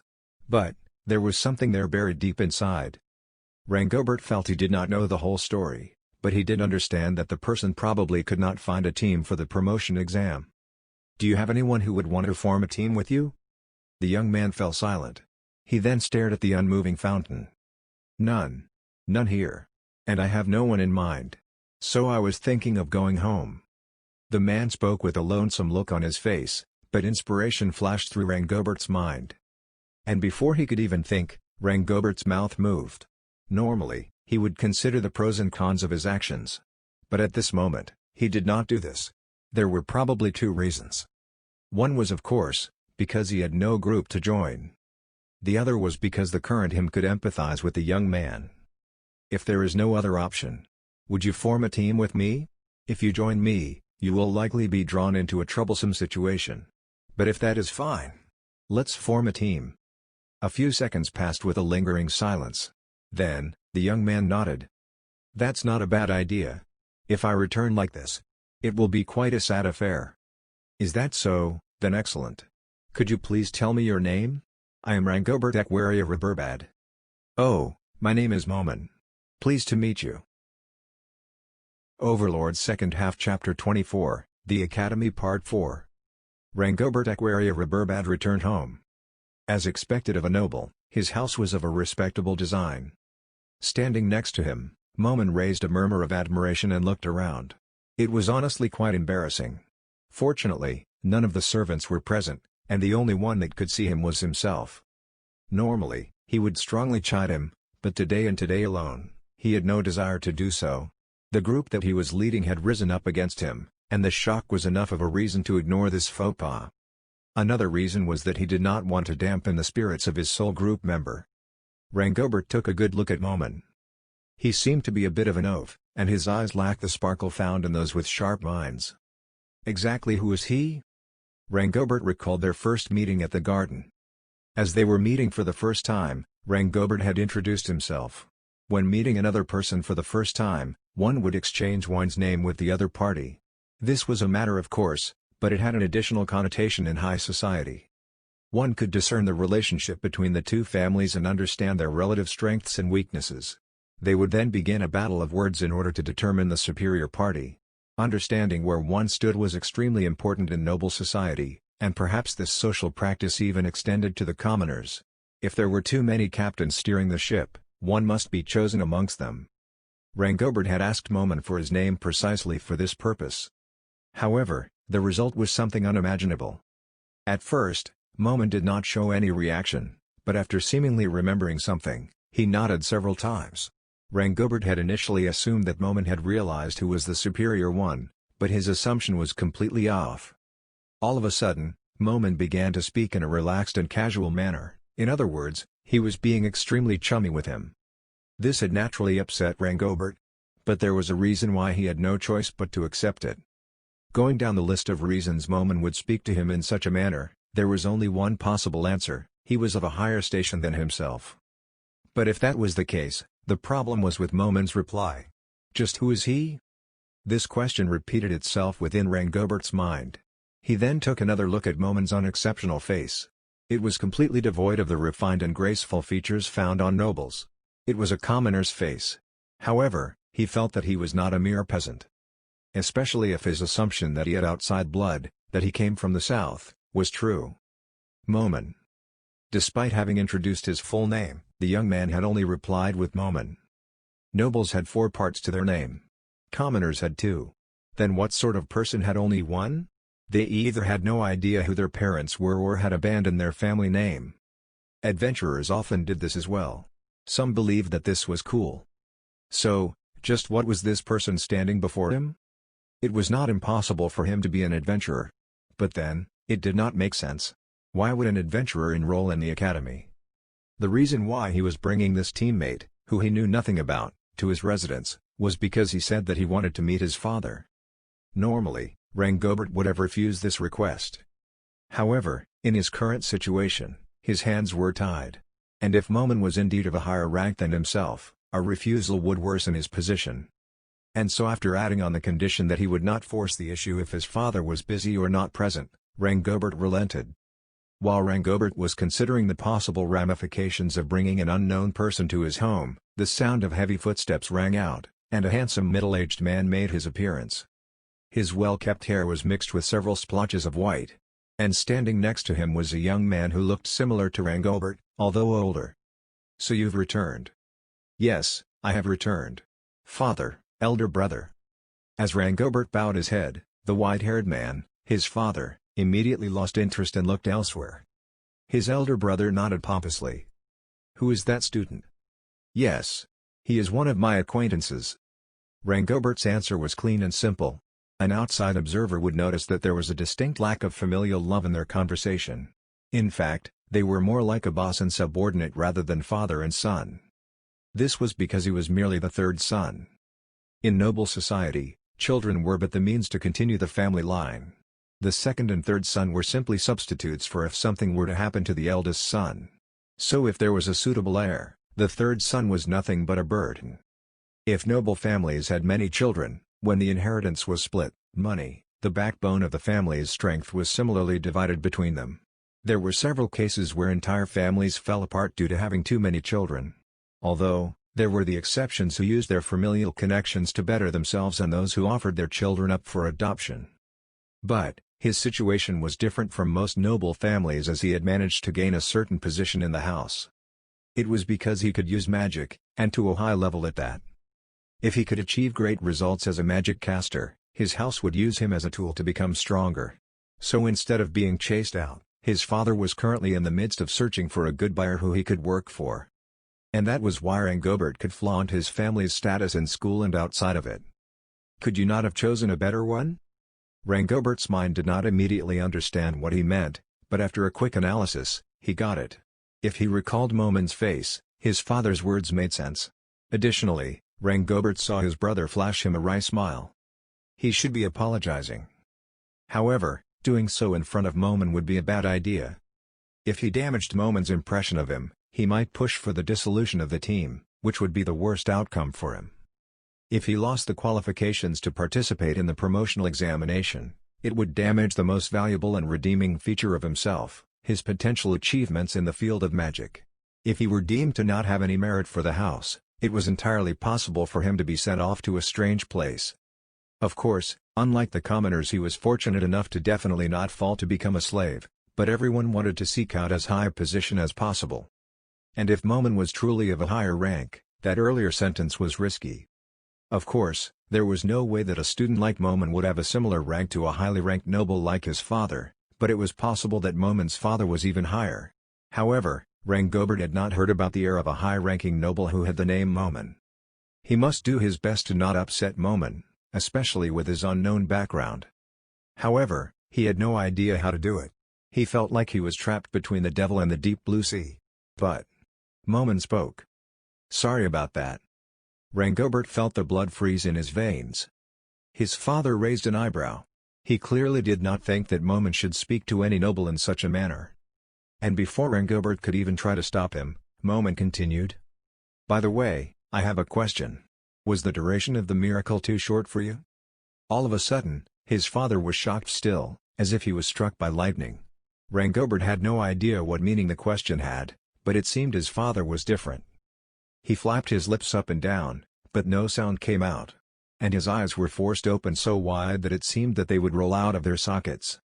It was an expression on his father that Rangobert had never seen before in his entire life.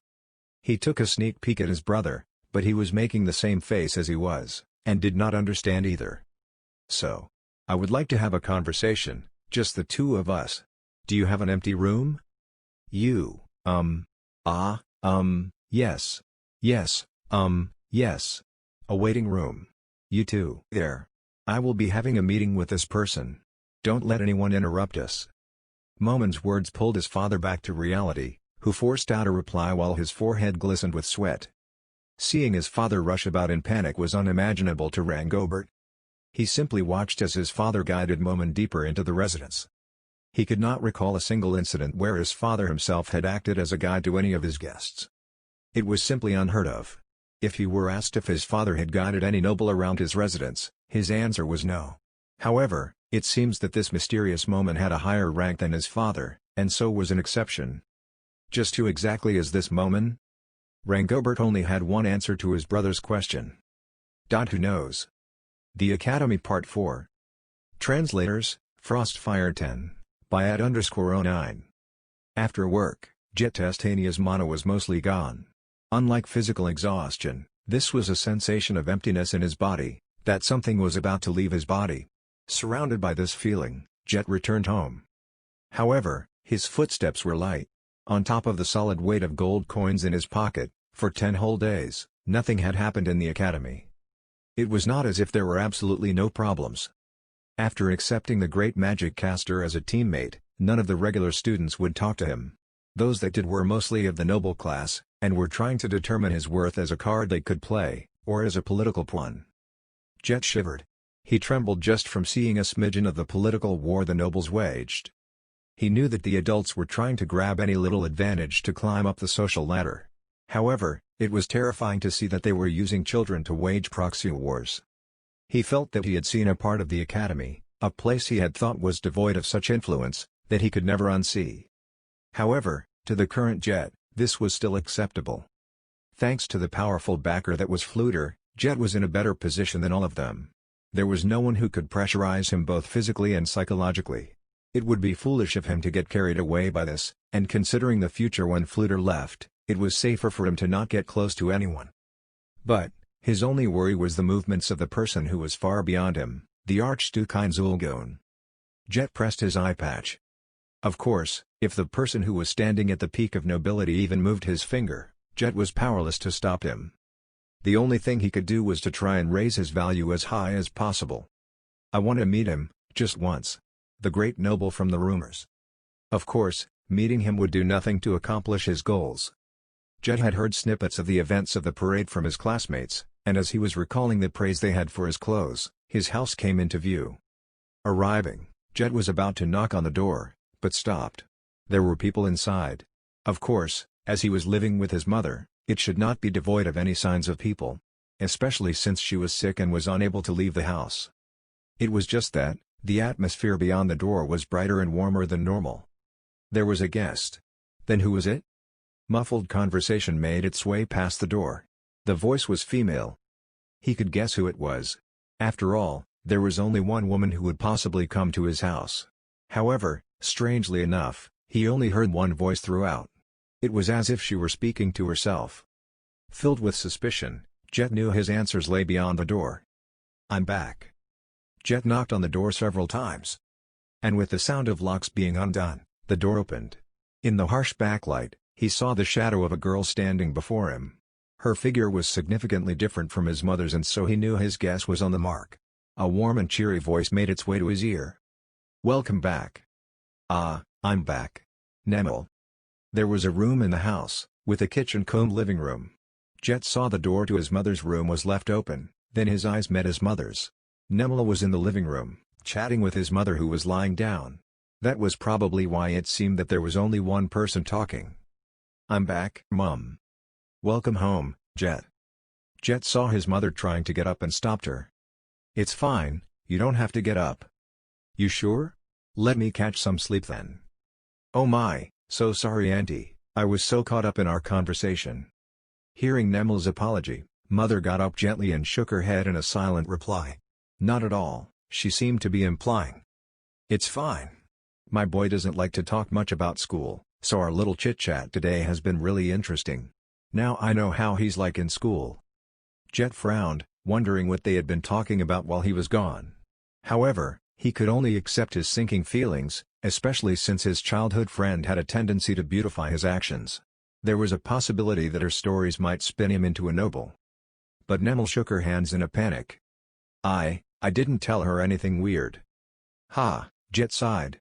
He could not do anything about what she said. She had been like this ever since they were young. As Jet settled down onto a chair, Nemel brought him the stew dish that she had left in the kitchen. "Jet, are you eating?" "Ah, eh? You brought something?" "It's a sizzling potato stew. Auntie had some earlier. This is your portion. It's been a while, so should I warm it up first?" "Oh. That sounds great. Can I have some?" "Sure, I'll warm it up now." A bowl of stew was placed in front of Jet. Then Nemel cast a spell, causing the stew to warm up, and emit a mouth-watering fragrance. It was a 0th tier spell, also known as lifestyle magic. It was a spell to warm up one bowl or plate of food. It used the same quantity of mana as a 1st tier, so it was rarely used.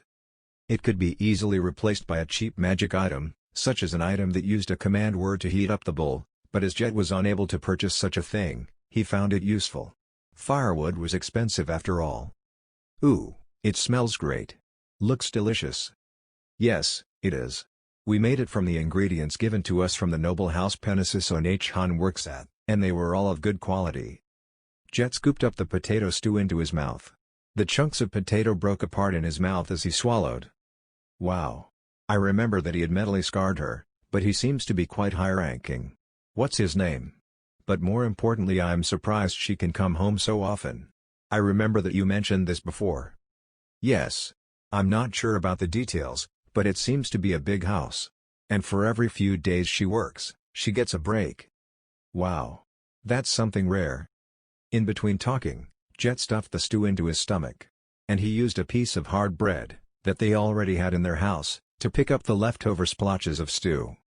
It did not take long for the bowl to empty. Ah, it was good. Thank you. It's getting late, so I'll send you home. Thanks. Because this was a conversation they had often, Nemel did not refuse. If one split the safety of the capital into 4 levels, Jet lived in the 3rd section. They were rarely attacked when they walked around, but the night patrol was superficial at best, and so it was not completely safe. He could not let a girl go alone, especially at this time of night. Of course, as Nemel could use magic, she was not weak. It was a type of weapon after all. Just casting a spell was enough to kill a man. However, even if one had the skills necessary to use such spells, being able to cast them in the heat of the moment was another matter entirely. That's what the promotional exam is for. Leaving his mother to lock the door, Jet and Nemel walked into the dark Imperial capital. After reaching halfway, and entering a safe area, Jet asked, "So what happened?" Nemel seemed to be normal, but growing up with her had made Jet more sensitive to her emotions. He could clearly see that she was hesitant about something. Especially when she came to Jet's house, which was in an unsafe area. Nemel was always like this. Why, yes. I received an invitation to a ball. An invitation? Nemel was a noble. It was not strange for her to have received an invitation to a ball. He knew that she had attended several parties hosted by nobles of a similar rank as her family. There was nothing strange about receiving an invitation. But as if she could read Jet's mind, Nemel continued. The host is from a really high noble rank. Is he of the same faction, or is your father's boss, or have a similar type of relationship? Nemel shook her head, and Jet understood. Who sent the invitation? The Reberbad house. It seemed that his worries about it being the Goon house was all for naught. Heaving a sigh of relief, Jet's mind began to think of countermeasures. Thinking of the Reberbad house, there was only one possible planner of this. But why would that house invite Nemel? There was one answer. It was because she was in the same team as Fluter. Did they want to use Nemel as a means to make a connection after they knew about what that guy was doing? He could not tell her to refuse. Such childish thinking would not pass in high society. In that world, relationships between families were much more important compared to that of the commoners. More likely than not, the fate of Nemel's family would take a turn for the worst if she refused. You're going right? Yes, came her soft reply. It will be rude to refuse. And father is all gung-ho about it. Any father would be overjoyed to learn that his daughter had received an invitation to a ball. And no matter what decision Nemel had reached, she wanted to hear Jet's opinion. She was scared. There was probably no special reason. She was scared because she had received an invitation from someone that was so much more powerful than her. I see, I got it. And without any further conversation, he sent Nemel home. On his way back, Jet worked his mind into a frenzy. There was no way that Nemel would face any danger at the ball. In fact, it would be the opposite. As she was a guest, it was likely that she would be treated well. Jet did not need to do anything. But his worry for her refused to disappear. And the reason Nemel was invited was partially attributed to him. The only possibility was that this was related to Fluter. Then it was his job to understand the other party's aims. But what could a mere commoner like himself do? Thinking about the people who could help him, the name of the student council president, Frienne Wiley Van Gushmond, floated to mind, but he did not want to ask this of her. It would not be good to ask her for any more favors.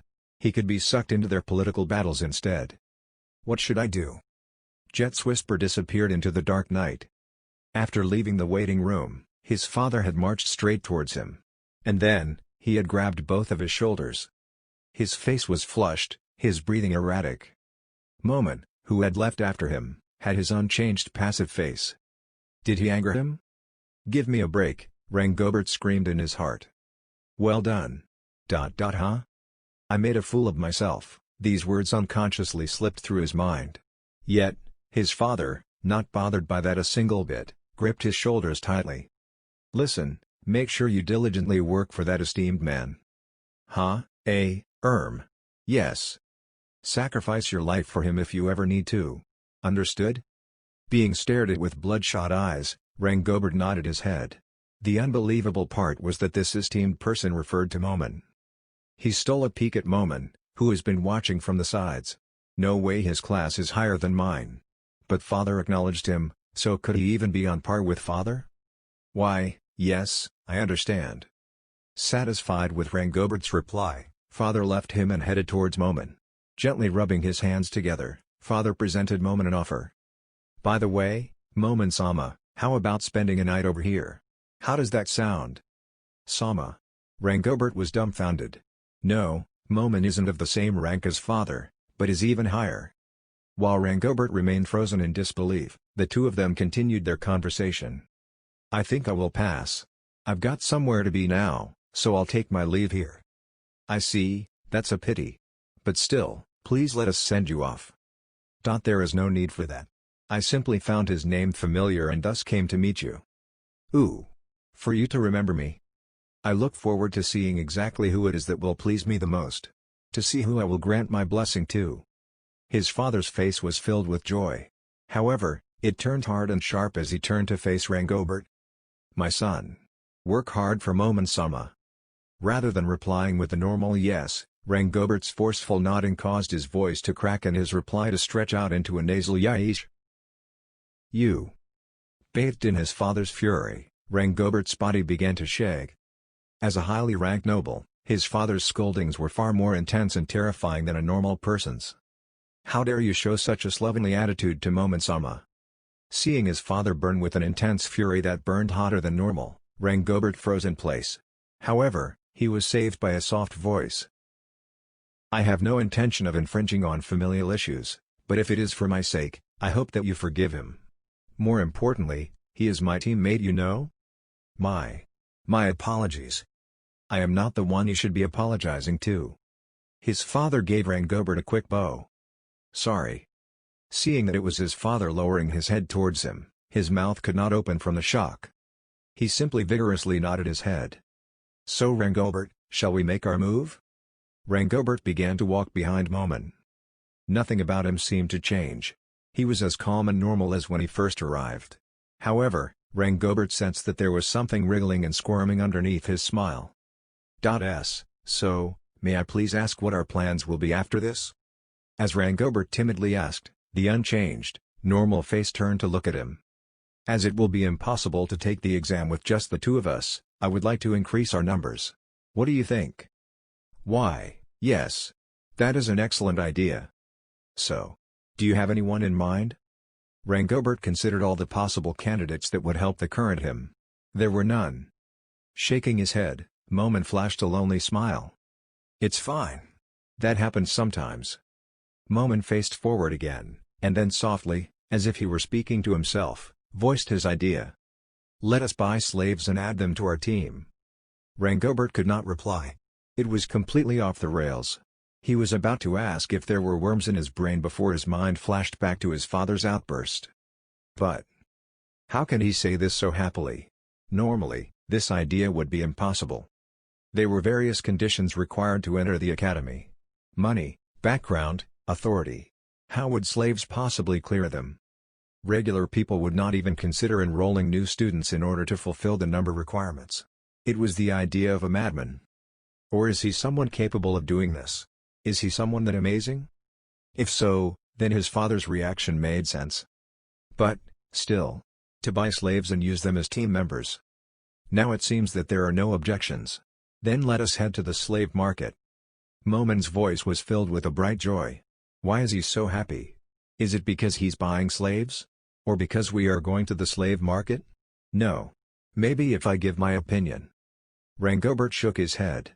He had already accepted the idea, and so the thought of changing it was impossible. No, it was no longer a thought, but a mere wishful daydream. While having the sinking feeling that he was being dragged into something far beyond himself, he tried to keep pace and stay behind Momin.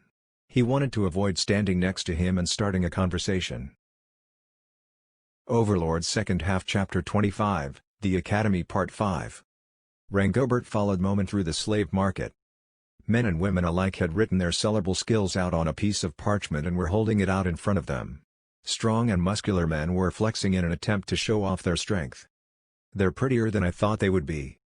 Momen was mumbling under his breath, but Rangobert managed to catch it.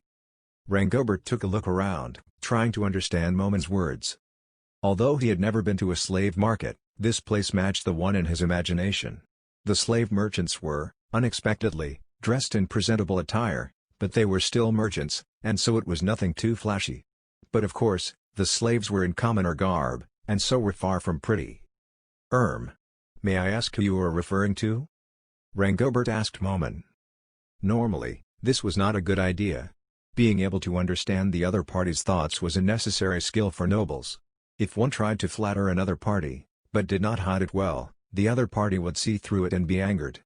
And so, directly asking for a noble's opinion was rarely a good thing. Of course, this was only if flattery was being used. If not, then this step was unnecessary. Basically, Rangobert wanted to flatter Momen, but found himself unable to do so. Since he feared the consequences of angering such a person, there was no way that he could act as his equal. "No, I was just thinking the slaves here look quite nice." "Really? I believe that they look quite normal though. It is the usual commoner garb, of course, there does not seem to be any dirt at all." "Ah, well that's true. I had thought that they would be wearing some half-torn straw robe, soiled in excretion." Rangobert tried his best to contain his emotions. Momen's guess was simply ridiculous, almost mad. What sort of world would have people willing to pay for such filthy goods? Take ingredients for example.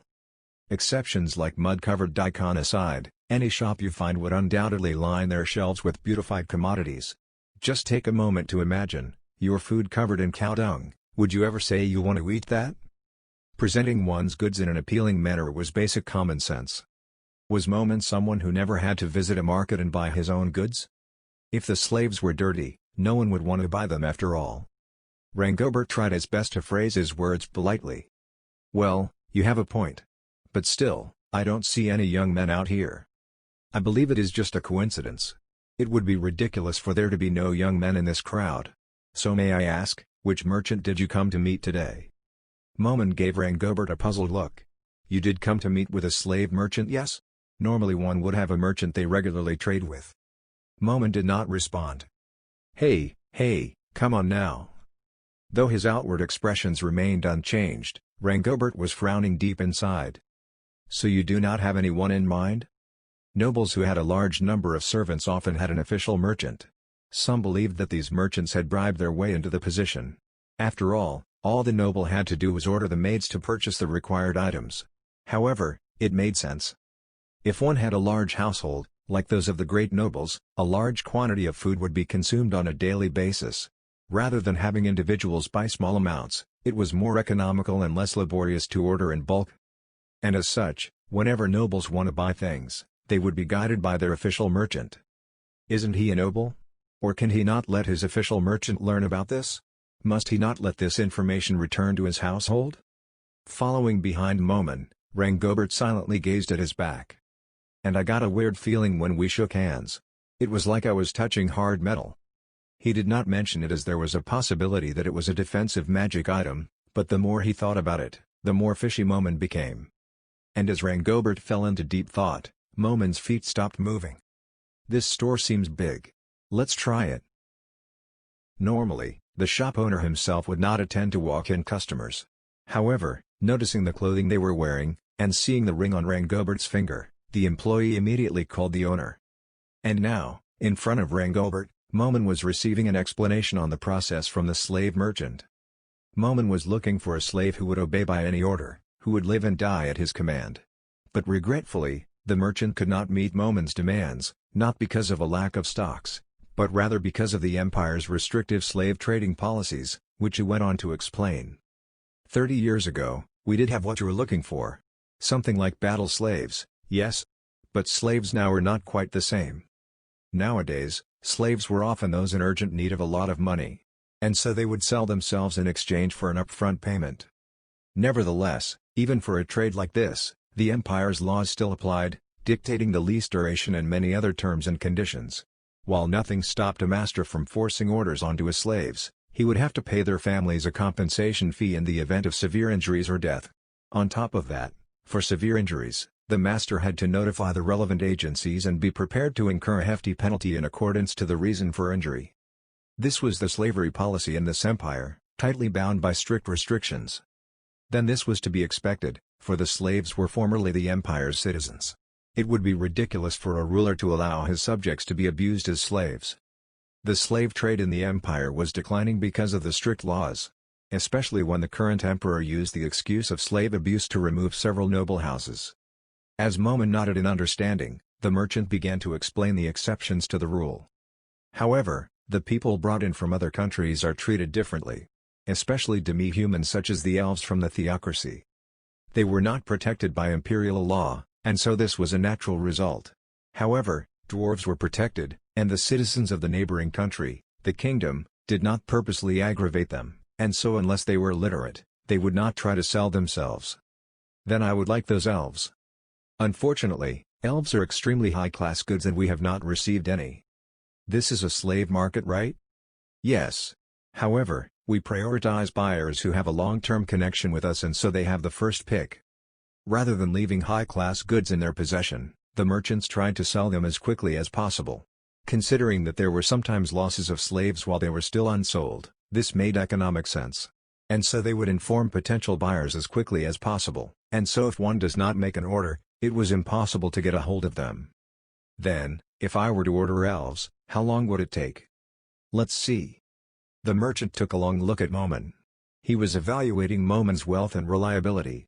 And looking back at Rangobert, and peering at his family crest imprinted on his ring, the merchant smiled. A month. That's too long. My apologies. The merchant seemed troubled, but not truly so.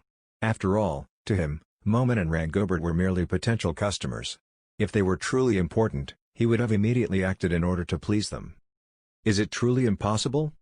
The merchant began to ponder. It will be difficult. When do you need them? Tomorrow. It will be impossible.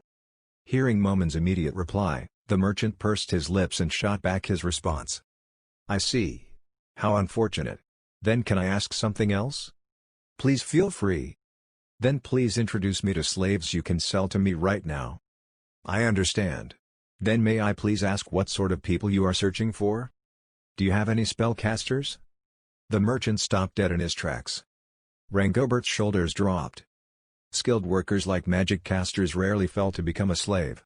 After all, they had many alternative methods to selling themselves. Well, we could be talking about a different kind of slave here. Momen's clueless words gave away his ignorance. Of course, with Rangobert present, the merchant would not sell them inferior slaves, though the chances of them being offered high-quality ones were also looking slim. Perhaps they should check out another shop. While Rangobert was in the midst of contemplation, Momen turned to speak to him. So what? Shall we try somewhere else? Too bad if we end up getting someone weird anyway. But just as Rangobert was about to respond, the merchant interjected. I do not believe that you will find any magic casters willing to sell themselves. They have other methods of earning money after all. Especially when the Ministry of Magic has imposed a maximum wage on contract work. I see. Momen gave a light-hearted reply. This embarrassing display of ignorance caused Rangobert to be unable to grasp his identity. What Momen did was almost a taboo in noble society. To those prideful nobles, admitting their ignorance was never an option. But, he was not sure Momen was a commoner. The circumstantial evidence pointed away from that conclusion. Who is he? Is this that I know nothing thing? It's said that such people are extremely intelligent. Well, father would be angry the moment I didn't do any investigations into his background. Anyway, shall we take a look at these? The merchant brought out several sheets of parchment. Rangobert, can you take a look? Of course. Rangobert went up to Momen's side to read the documents. On them were written the slaves' details, their age, height, and available skills. However, there was no way they could determine if someone was suitable just from what was written here. It was analogous to buying a horse based on the shine of its coat, only to learn that it was unrideable. If you can tell me what sort of skills you need in your obedient slaves, I can make better recommendations though. Ah yes. I intend to have them enroll in the academy, and so I need people who can meet the requirements. It will also be bad if they are too old, right Rangobert? I suppose so. There is no explicit restriction to enrollment, but having someone too old would be. I see. Them being too old would not be suitable. The merchant's eyes were wide open in shock. I'm sorry to say this, but it will be impossible to find slaves capable of enrolling in the academy. I can do something about things like the entrance exam. Just give me humans who are young enough to be students. The merchant's eyes grew wider. How? Is such a thing possible? Ah, no. Please excuse my behavior. You now have no idea what Momen is, right? Did Momen reveal his ignorance on purpose? Or was it just an act? Rangobert took a side glance at Momen. Although he was facing the parchment, he was clearly not paying it any attention. He was thinking about something else. He was probably evaluating the merchant's reaction. So it was likely that Momen's words were carefully planned.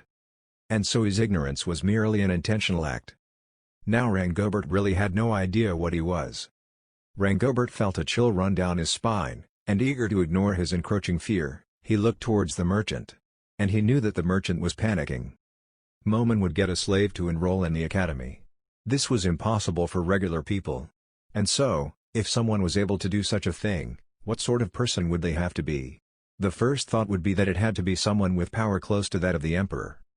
And so, Momen's ignorance took on another meaning. It was not because he was a fool, but because he was such a revered entity, he did not know what was considered general knowledge. And because he had the power to do anything, he did not know what was impossible or not. When the current emperor took the throne, most of his blood relatives were killed. But what if they lived? It was a mad thought. However, this idea would make a lot of things seem logical. It was why his father was so respectful to him. It was why this Momen had absolute faith in his ability. But wouldn't this be taken as an act of hostility against Emperor Elnix? The idea flashed through his mind, but he shook his head and ignored it. There was no way that he could determine the answer with his inexperience. Although it is the Magic Academy, it will be fine if they are unable to use magic. Well, in a way, it will be fine as long as they are young. Right? No, unfortunately that is not true. For the promotional examination, they have to be able to fight. Fight. Yes. Although it is called the promotional examination, it is actually a military exercise. Momen's eyes had widened in surprise, so Rangobert provided a short explanation of the promotional examination. If the magic casters raised in the academy had left for other countries or became adventurers, it would be a large loss for the Empire. The Empire wanted them to join the Knights or at least the Ministry of Magic. Especially the Knights. And so, the students would undergo a promotional examination where they would work together with the Knights to hunt down a monster. There, they would gain working experience, be evaluated by the Knights, and any students they could not ever let go of were identified. And so those who could not form teams would receive low evaluations. To the army, the value of those who were unable to perform well in a group was low. And because of this aspect, when there were magic casters present, the monsters selected to be hunted were strong. So it was fine to use slaves as a means to protect oneself. Of course, the knights in front would act as their shields, but it was not a certainty that they would protect the students. In fact, while it was extremely rare, there have been casualties resulting from the promotional examination. And some of them were magic casters. I see. Then I can ask this of you? We need 3 people. I understand. I shall try to find those who suit your needs. But may I please know what your budget is? A leather bag was placed on the table. The sound of coins clattering against each other rang out within the room, and the bag slumped onto the table, unable to hold its own weight. The merchant tried to suppress his shock, but Rangobert easily saw through him. A merchant who did such a thing in front of his or her customers was a failure. However, Rangobert could empathize with him. The merchant reached out and loosened the mouth of the pouch. It was filled to the brim with gold coins. If all of the coins inside the bag were all gold, it would be a ridiculous amount of money. Great nobles might own this much money, but that was only in the case of the head. A student in the academy would not own such an amount. Then was the man standing in front of him the head of a great noble household? Just as Rangobert was thinking this. May I please check these coins? Of course. Taking several coins into his hand, the merchant nodded. Understood. I shall return to you the remaining amount. And regarding their gender, do you have a preference? Normally, men were more expensive than women. However, if they had good looks, or were young, this price would be reversed. In fact, female slaves were surprisingly easy to come across. Even if a young woman had good looks, she could not be forced into performing sexual services. However, if it was consensual, it was fine. After all, there were certainly women who aimed to become the wives of men who were rich enough to buy slaves. Of course, this desperation was only found in a small number of women. And a larger proportion of such women were not human. Female elf slaves were expensive, and so only those rich enough, like adventurers or great nobles, could get their hands on them. Of course, this was only because they were not protected by imperial law. And Momin had an immediate reply.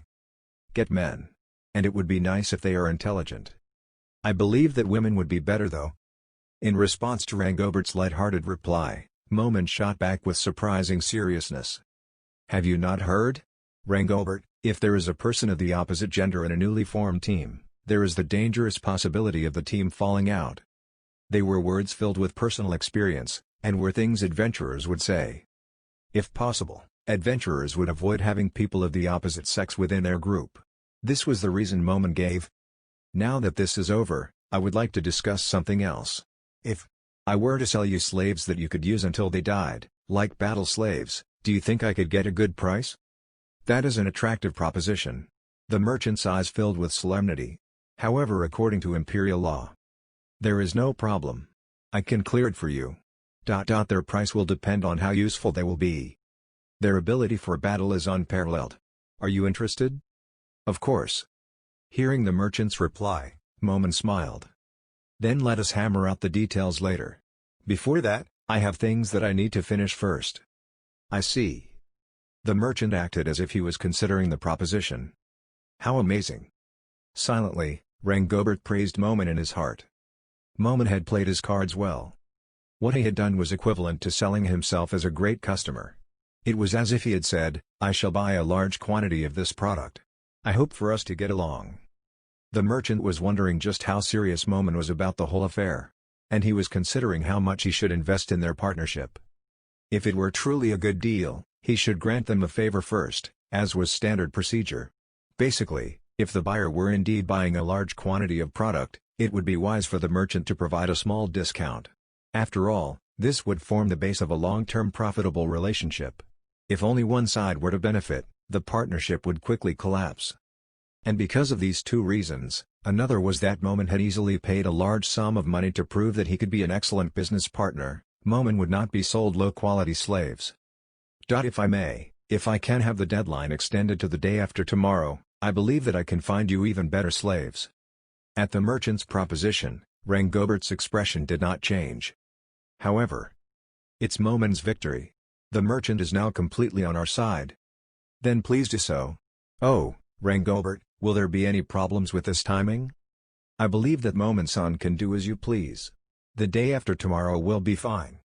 Momin nodded at the merchant, and Rangobert wiped away the sweat forming on his brow. Maybe, all of this, was planned for the moment they stepped in. No, that had to be the case. And if so? Rangobert's evaluation of Momin instantly shot upwards. The Academy Part 5. Translators, Frostfire 10, by @_09. Jet was sitting down in the corner of the academy. Despite ripping his hair off thinking about the problem since the morning, he had not a single solution. In the end, he had to get an invite and go to the party himself. However, as a mere commoner, this was an impossible task. Getting an invitation to the ball of a great noble was not an issue of money. One needed connections and authority, one needed to prove that he had sufficient ability as a noble. There were several children of nobles in the academy, so if he asked around, and did not care about the methods, he might be able to get one, but there was a problem. His debt would come due. Borrowing and owing favors had strong binding powers. Especially in noble society where this was an extremely important rule. In noble society, not returning favors would mean that one was the lowest of the low. And nobles naturally expected commoners to obey this. Repaying the favor sometimes brought joy, and sometimes tragedy, and sometimes, tears of gratitude. There were stories about how a villager had lent a noble some shoddy rain gear, and when his village was about to die of starvation, the noble had brought them enough food to tide through. And so Jet had to be cautious. Firstly, He had to determine who he would owe a favor to. The first person that came to mind was Archduke Heinz Ulgon. For him, getting an invitation to the ball of a great noble would be as easy as breathing. However, Jet had his reasons for hesitating. To put it simply, he was constantly owing more and more favors to this noble. He had sent in Fluter to get Jet to owe him, and probably to gain some form of benefit, but Jet was able to say that it was not a large favor. Because Jet did not ask him to do it. It was the logic of, even if you did nothing, I would be able to handle it. While this might upset him, Jet had heard that this was a useful excuse to use against nobles in class. Large favors would only exist when they were asked for. If the other party did not ask for it, then its effect would be small. Another way to think about it would be to say that the favor was forced onto them. However, if Jet asked for the invitation, he clearly owed the Archduke a favor. And since his goals remained unknown, it was not a wise move to owe anything more. Then he had to ask another noble. It was not a bad idea. But going about and owing favors to several parties was dangerous. A and B. What if the two nobles he owed favors to were in conflict? Whose side should he take? Either way, he would be seen as a traitor by the other side. Then, the hatred bred would be even more intense than if he had not asked for the favor. That was why people stuck to their sides. By drawing clear boundaries between factions, made accountability easier. The skill to maneuver freely around the strange rules in this society was what defined a noble. Jet scratched his head in annoyance and frustration. A commoner like him could not so easily find the best solution to this. Then, he overheard the conversation between students sitting nearby. "Have I told you about my trip to the Colosseum with my family?" "Oh, that sounds amazing.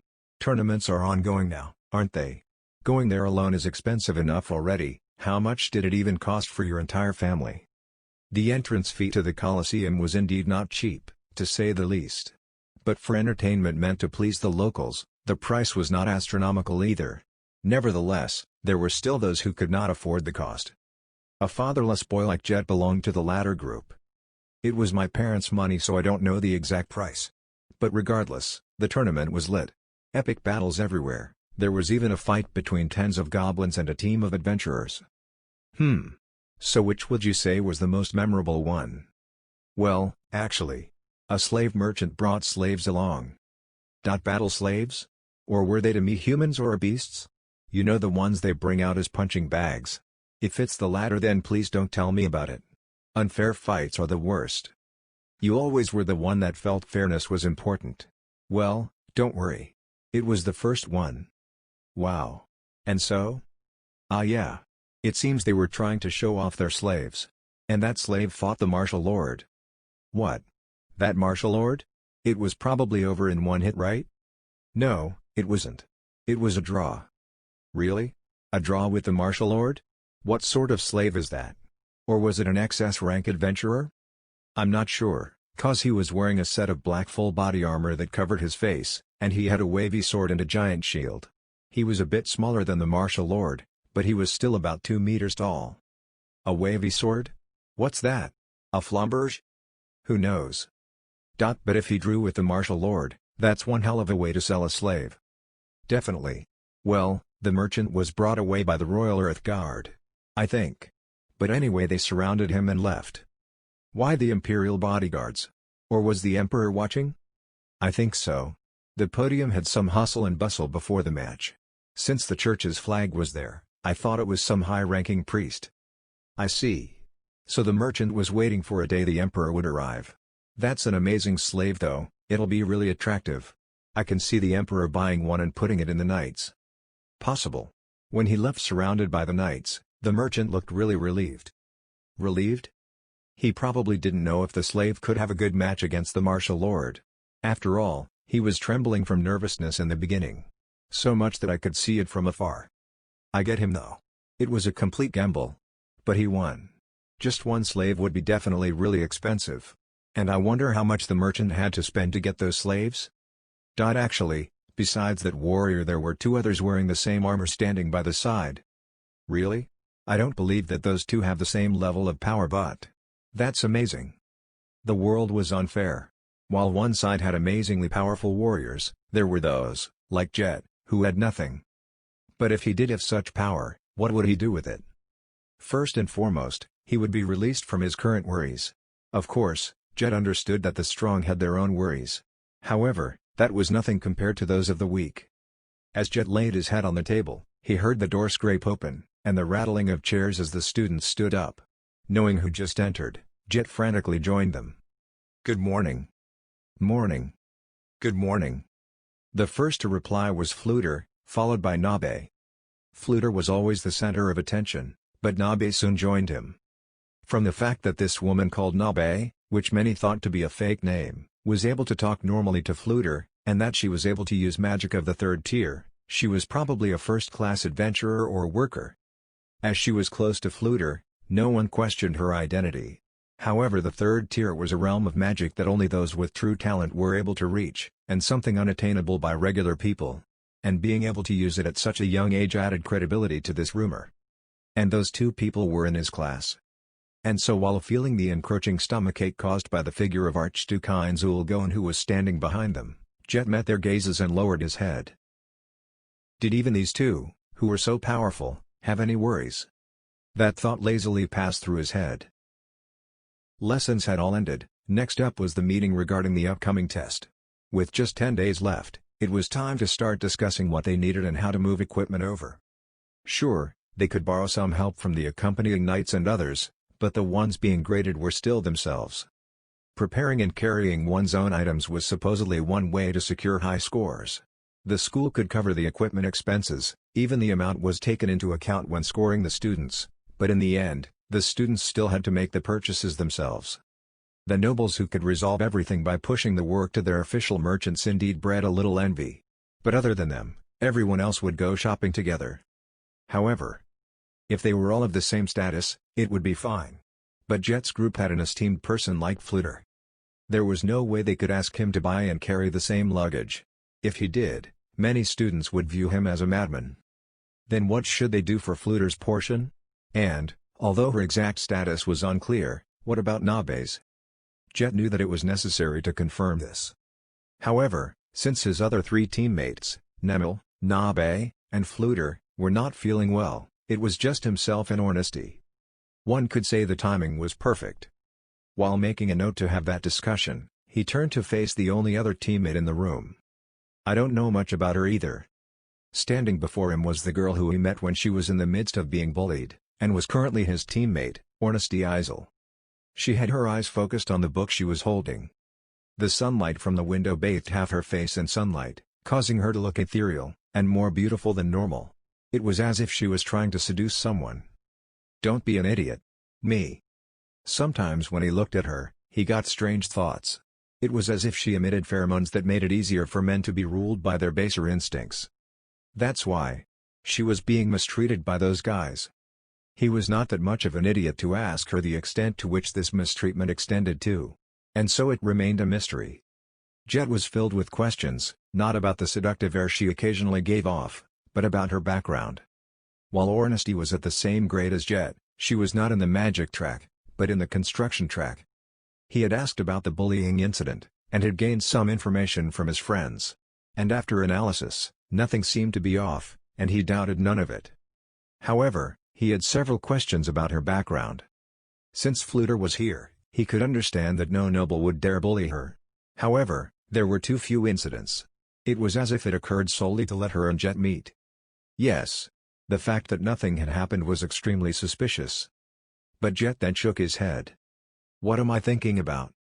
He was being too harsh on the victim. The fact that he was trying to tie her up in some noble scheme made him laugh at himself. This is all the Archduke's fault. While he blamed every single bad thing that happened to him on the Archduke, half of it was indeed the Archduke's fault. Jet sighed. This is the 6th time.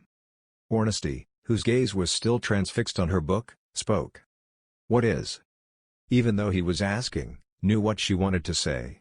However, he was asking her for her to read in between the lines and not push the conversation forward. Unfortunately, Ornesty did not pick up on it. The number of times you sighed. I see. Jet half-heartedly replied. While he hoped for the conversation to end here, he took a peek at her, and she was not returning to her book. What happened? It seemed that he had to say it. He had no idea how to solve this problem. And Ornesty was a commoner. Even if he told her, she would not be able to help him at all. Feeling that Jet was about to refuse her probing, she spoke first. "Because we're friends." Those words troubled him. If he remained silent, it would be as if he did not trust her. While he was hesitant, he decided to tell Ornesty everything. Ornesty, who had been listening quietly, tilted her head slightly. "Jet-san. Are you a noble?" "No, that's why I'm troubled." "Why does Jet-san have to protect this friend of yours?" "Eh?" Her tone was the same, her expression was the same, but something still felt off. "And aren't nobles who are chosen by higher-ranking ones said to be extremely lucky? Is Jet-san trying to close the door to a bright future for your friend?" "Maybe." Jet was thinking of the same thing, that maybe he was in the way of Nemel's happiness. But a few seconds was all it took for Jet to wake himself up. "That's not what she wants." "Maybe that's just your selfish assumption?" Her tone was a bit heavier this time. She sounded sharp and prickly, and he could not believe that she was the bullied girl from his memories. Was this what they called female intuition? "I saw her. So I can say this with confidence. She does not want this. And so before she gets rushed away by the current, I need to grab her hand." "Does Jet-san like her? Then I can understand your reasoning." "Do you?" Jet was wondering why she was getting so emotional about this, but seeing the seriousness in Ornesty's eyes, Jet answered seriously. "I don't know, maybe? It's like I'm a brother worried about his sister. Because I've been with her so long, it might be a familial love." "Maybe it's a love between a man and a woman?" Hearing these words that he purposely tried to avoid, Jet put on a wry smile. It was just as she said. He did not feel that he could sufficiently express how he felt for Nemel. "You're an idiot." Ornesty closed her eyes, and once again he saw the bullied girl that he knew. "Maybe. I can help you. One of my friends works for a great noble, and if I ask, maybe something can be done." "Going that far?" "It's fine. I need to return the favor for letting me join this team. I've been thinking about this for a long time. I need to return this favor." Seeing Jet leave, and confirming that no one was around, Ornesty's expression crumbled. Such stupid childish dreams. It's like he's a fucking virgin. She had returned to her normal self, and she deeply growled. To her who was swimming in muddy water, Jet's attitude was nothing more than a target for scorn. It was like he had the mental age of a preschooler. Then why did she promise that she could secure an initiation? "If there was a guy like that for me, then I wouldn't be like this."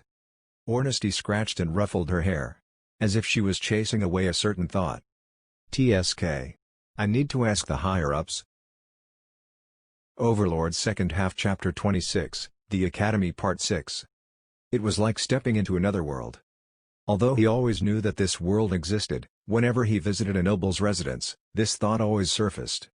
He could see the bedazzling entrance to that world, the gate to the Reburbad estate, even from a distance. Underneath the bright spotlight of existence, he could see the smiles of dressed-up noble ladies and the fervent discussions of well-built men. Even from where he stood, he could clearly see it in his head. He knew that even these people, the residents of this glorious world too, had worries and troubles. Such as when the noble household his mother worked for was destroyed and taken away. However, compared to him who had to work himself to the bone, the black flame of jealousy flickered in his heart. One's birth decided one's path in life. If one's luck was good, they would live a fortunate life. If they were unlucky, then their life would be filled with travesties. Those that were born to rich houses, they would receive various forms of support. And for those born in poor families like Jet, let's forget about it. Jet forced a lid down on his emotions. Being fortunate and unfortunate did not require someone to compare to. It depended on how he viewed his situation. If he felt that he was unfortunate, his heart would twist and warp accordingly. If he believed that he was unfortunate, he would simply do the bare minimum to not sink and drown. He closed his eyes for a few seconds. And he opened them. The same gorgeous world appeared before him, but the dark emotions from earlier were suppressed. And with this new perspective, he made an audible gulp. He was about to enter a completely different world. He was extremely nervous. Well, any commoner would be. He was about to do something he had never experienced before, and the pressure was monumental. However, the girl standing next to him seemed to be fine. Just who was this girl? Who was Ornesty Isel? He was extremely grateful that she got him an invitation to this ball, but he was still wondering how she got a hold of it. She had said that I know someone who works for a great noble, and so if I ask, I think I can do something. But there was no way it was that simple. There was no way a commoner could have such a useful connection. It was said that there were 5 degrees of separation from anyone to the emperor. But in reality, that was impossible. Because living in a different world meant that there were some barriers that were impossible to cross. Speaking of which, I know next to nothing about this girl. Another question stuck its head out again. His heart was filled with suspicion. Was it possible that Ornstedy's backer was Archduke Heinz-Ulgon?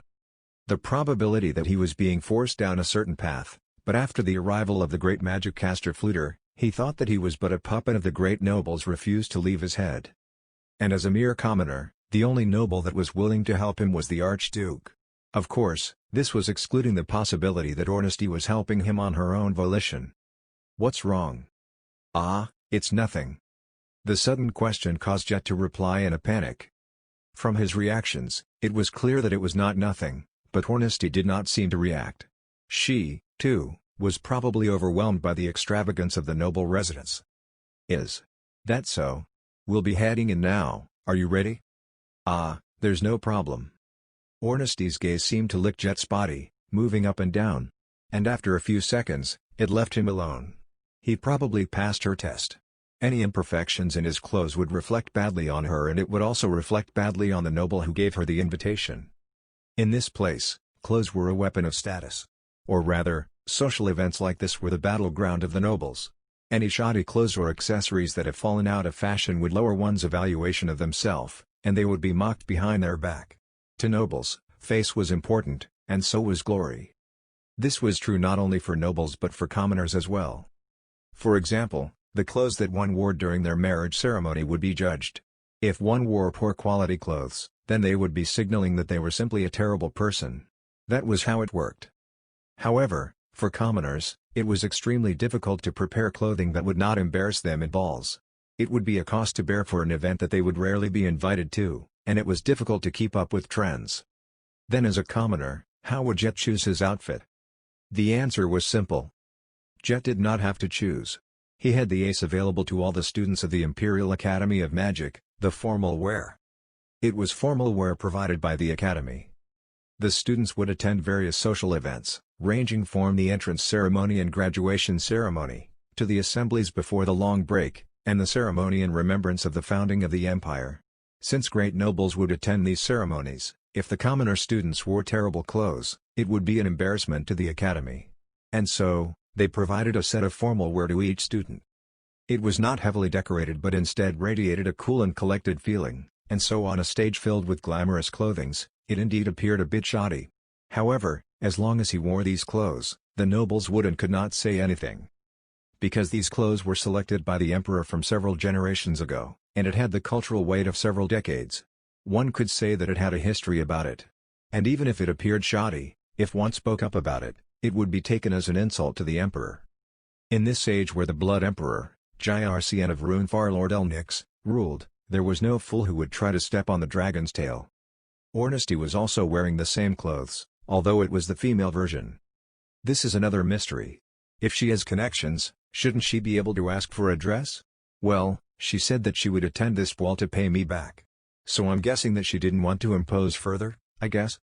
Then let's go. But should you not remove it? Ah. This eh? I wonder what I should do. Jet touched the eye patch covering his eye. If he went inside with this on, he would truly stand out. For a few seconds, he hesitated, and then made his decision to remove it.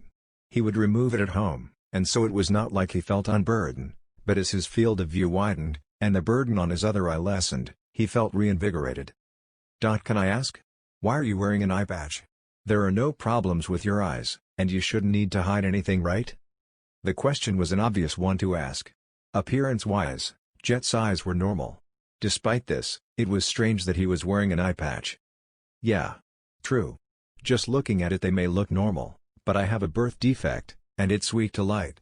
And so during the day I cover it. Otherwise it exhausts me, and I may even lose my sight if I expose it too much. He responded with his usual lie. It did not feel good to lie to his teammate. And to someone who worked so hard to get him an invitation. But I was told to hide this eye after all. Ever since his benefactor had said this, very few people knew about his eye. Even his friends did not know. Jet took a quick glance at Ornesty. She did not appear to have anything layered over her figure. This meant that she was not using illusions, and this was her actual face, and she was as young as she seemed. Yes. Jet's eye had the ability to see through illusions. Although it could only see through it, and could not break the illusion. He was only able to see through them. While one would think that this would not affect his daily life, there was one reason why he wore his eye patch, but it was an important reason. And so he rarely removed it. Is that so? Sorry about the weird question. No, I don't mind it. I get the question often. And, I'm relieved that nothing changed. Ornesty seemed confused, wondering what he meant, but Jet simply flashed a wry smile. Either sensing that it was a joke, or that he was not going to answer, Ornesty simply replied with "Is that so?" and began walking away. Jet walked up to follow her. In front was the main gate, and standing next to it were armed guards, mercenaries hired by the nobles. There was also a butler. Seeing the two approach, the guards viewed them with suspicion. Most of the attendees arrived by carriage. No one walked here. However, their doubts melted away when they saw their formal wear. They knew that one of the sons of this house was in the academy. And so his friends, those who were not of high enough status to ride carriages, had arrived. Welcome. When they arrived at the gate, the butler lowered his head. My apologies, but may I please see the invitation? From a small bag, Ornesty took out a single slip of parchment. After receiving the invitation, the butler first checked the seal stamped in the wax, and after breaking the seal, he read the invitation. And then, he bowed deeply. I have indeed confirmed the invitation. Welcome. The ball is at a different annex, and so may I please have someone guide you? Ah, it's fine, we can manage on our own. It is over there, correct? Taking a quick look in the direction she was pointing, the butler smiled. Indeed. That is the annex. If you hand your invitation over to the person at the entrance, someone will guide you inside. I understand, thank you very much. Taking back the invitation, Ornesty gave a quick curtsy, prompting Jet to follow suit. The portcullis had been opened, and the two slipped past to enter the residence. Leaving the road, they followed the paved road. Phew. As they headed over to the annex, Jet sighed. Since this residence was within the capital, their destination was not that far. If he was slightly louder, the butler would have been able to hear him. Despite this, he sighed as a sign of relief that he had cleared the first hurdle. Do you mind if we separate once we reach the ball? Her voice was more restrained than normal. It was a bit difficult to listen to, and he unconsciously flinched. Why? Well, I don't want to be glared at. Sorry. Ah. This was natural. The number of great nobles could be counted on one's fingers, and this residence belonged to one of them. If he caused a commotion, it would be bad. Jet could empathize with her. This was their opponent's home ground. A whole other world. It would be foolish to start a fight here. Even now, the worlds that the nobles lived in, was different from that of the commoners. And if it were in the past, where the gap between them was wider, a noble could easily have a commoner killed for any random reason. Although now, if a noble executed a commoner with no good reason, the Blood Emperor would think oh, just perfect and then dispose of their family, and so the nobles would not do anything foolish. However, this also meant that if there was a reason, nobles could execute commoners.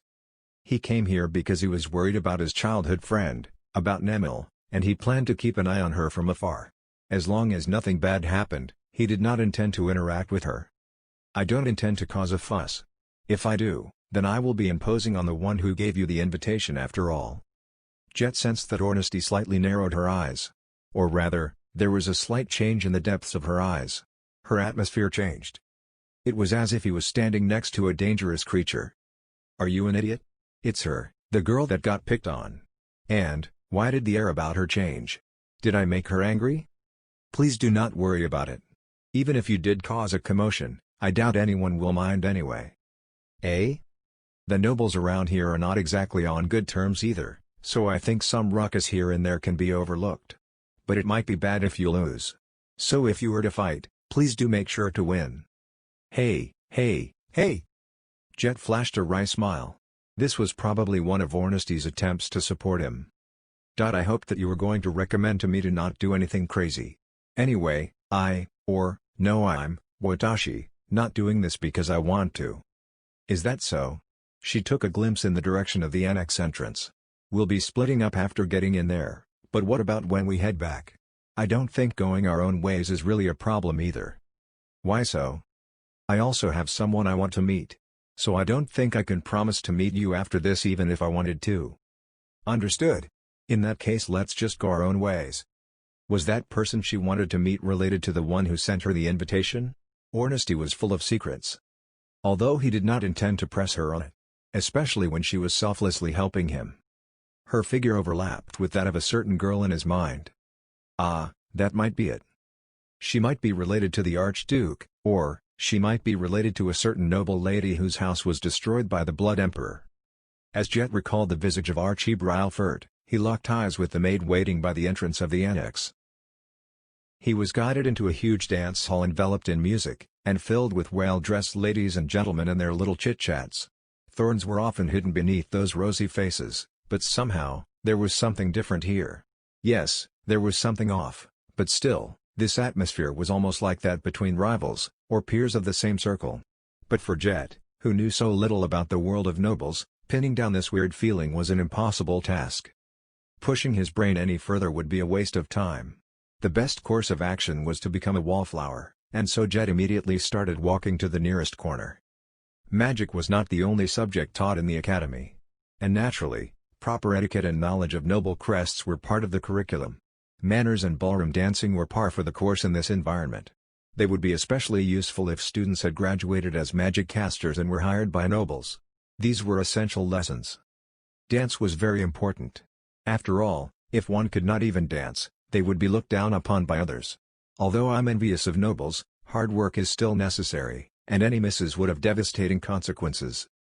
While lazily thinking about the differences between commoners and nobles, Jet had moved over to the least conspicuous wall he could find. As an effect, some nobles had paid attention to him, but immediately lost interest as they returned to their conversations. Leaning back onto the wall, Jet heaved a sigh of relief. Now, he simply had to find his target. He looked around the dance hall. Although it was filled with exquisite clothing, he saw no heads or tails of the Academy's formal wear. Although because everything else was so glamorous it should stick out like a sore. Hey! Jet, you received an invitation too? He did not notice anyone get close to him until she spoke up. He almost felt his heart leap out from his throat from the shock, and hearing this familiar yet panicked voice, Jet turned to look. And his jaw dropped. He saw a priceless jewel. He saw a beauty that could only be called a flower carved out of a gem. Wearing a dress that the other noble ladies would put far beneath them, although they preferred more extravagant and flamboyant ones, was Nemil. She was beautiful. Her face was covered in a thin layer of makeup, and she was emanating a sweet smell of perfume. Jet instantly felt his face burn red. If it were the usual Nemil, he would not be this shocked. However, standing before him was not his childhood friend, but a beautiful woman he had never met before. Certainly, Nemil did not have the graceful beauty of the nobles. However, even without makeup, she did not look bad. So it was obvious that if she dressed up, she would be gorgeous. Although it was a foolish thought. It was because it was him, and because it was her, that he had this thought. But objectively speaking, contrary to Jet, she too was a noble, although an extremely low-ranking one. She would have at least the minimum level of clothing to attend this ball. Although a small part of his head that remained rational was wondering if Nemil's house was rich enough to prepare for her clothes of this level. He searched for a topic to talk about. Normally, words would effortlessly flow from his mouth, but he was at a loss for words. It was the shock. So Jet desperately grabbed onto any loose idea. That dress, where'd you get it? One-chan prepared it for me. Although it was borrowed and so I have to return it. Am I pretty? You look really pretty. The words unconsciously left his mouth. Hey. Her instinct as a childhood friend was working, and she probably knew that this was not him being courteous or lying. Nemil smiled in embarrassment. Oi. Calm down me. The moment she smiled, Jet felt his heart start to beat faster, and he yelled at it to calm down. Nemil was simply happy because the clothes she came in were praised. Yes, that was it. That's not true. To the voice in his heart, Jet shook his head. Before that, he had things he had to do. Firstly, he had to calm down. He took several deep breaths. And then he saw a man he never wanted to meet but always happened to run into. He saw Ngobert Ekwaria Reberbad. Of course he'd be here. This is a ball hosted by his house. As if they were acquaintances, Rangobert was, with a slight nervousness in his voice, was talking to the man beside him. But the moment Jet saw the man standing there, he felt his heart leap into his throat. What is that? There was a monster, a hideous monster. A monster that resented all life, a monster that would bring death to all.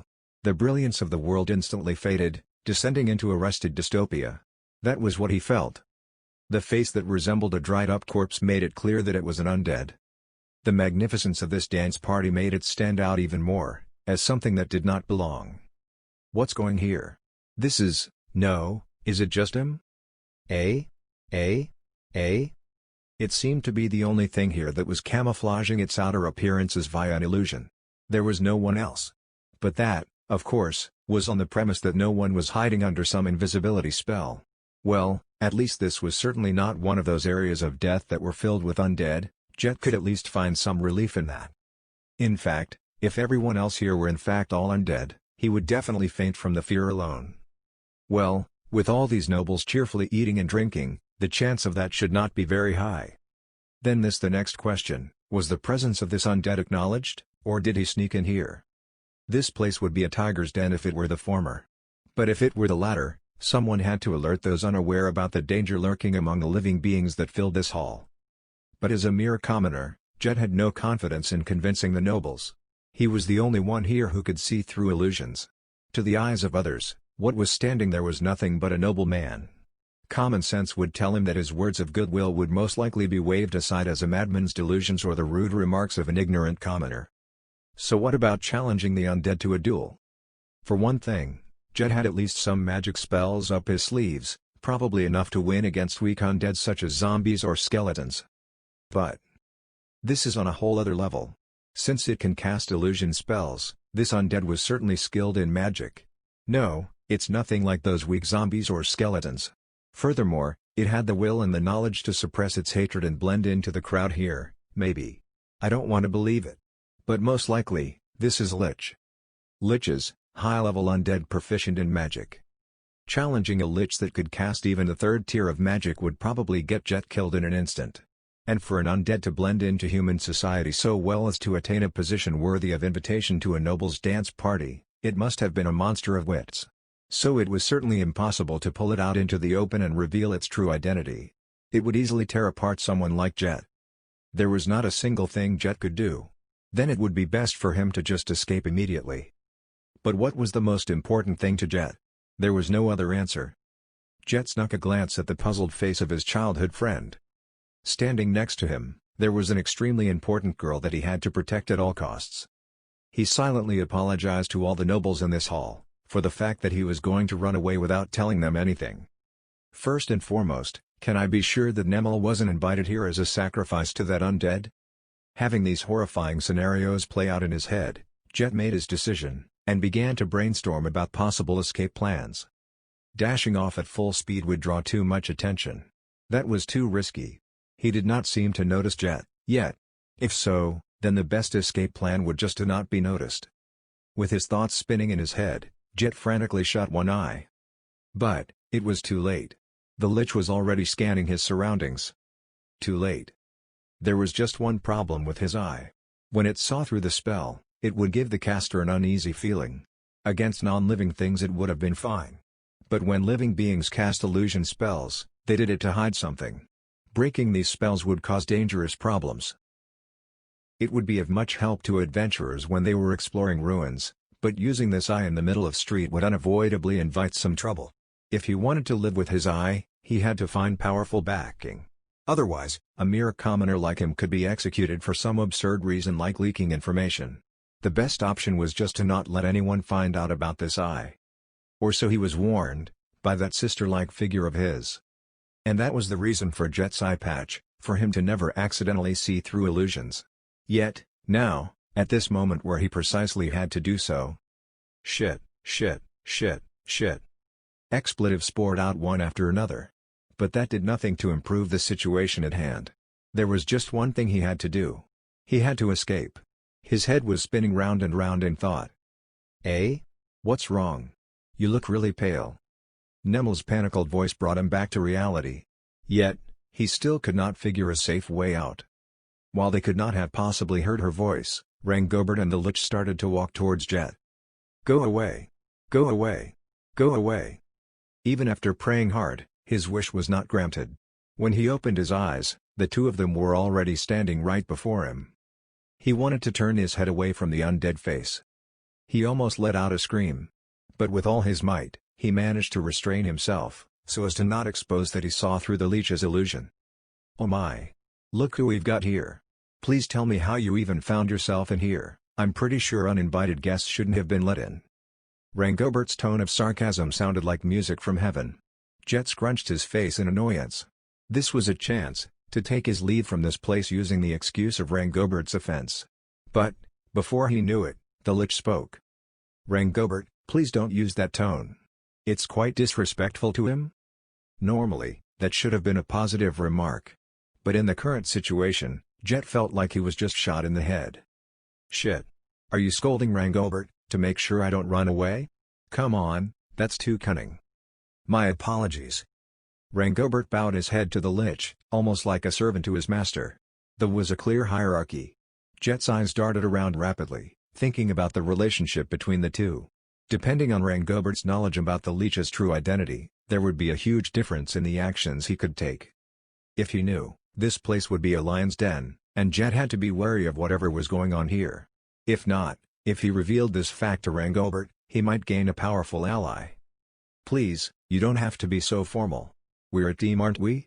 Anyway, could you introduce the two of them to me? Well, at least I recognize this uniform. Wait, no, I know this girl. Nemel-san, am I right?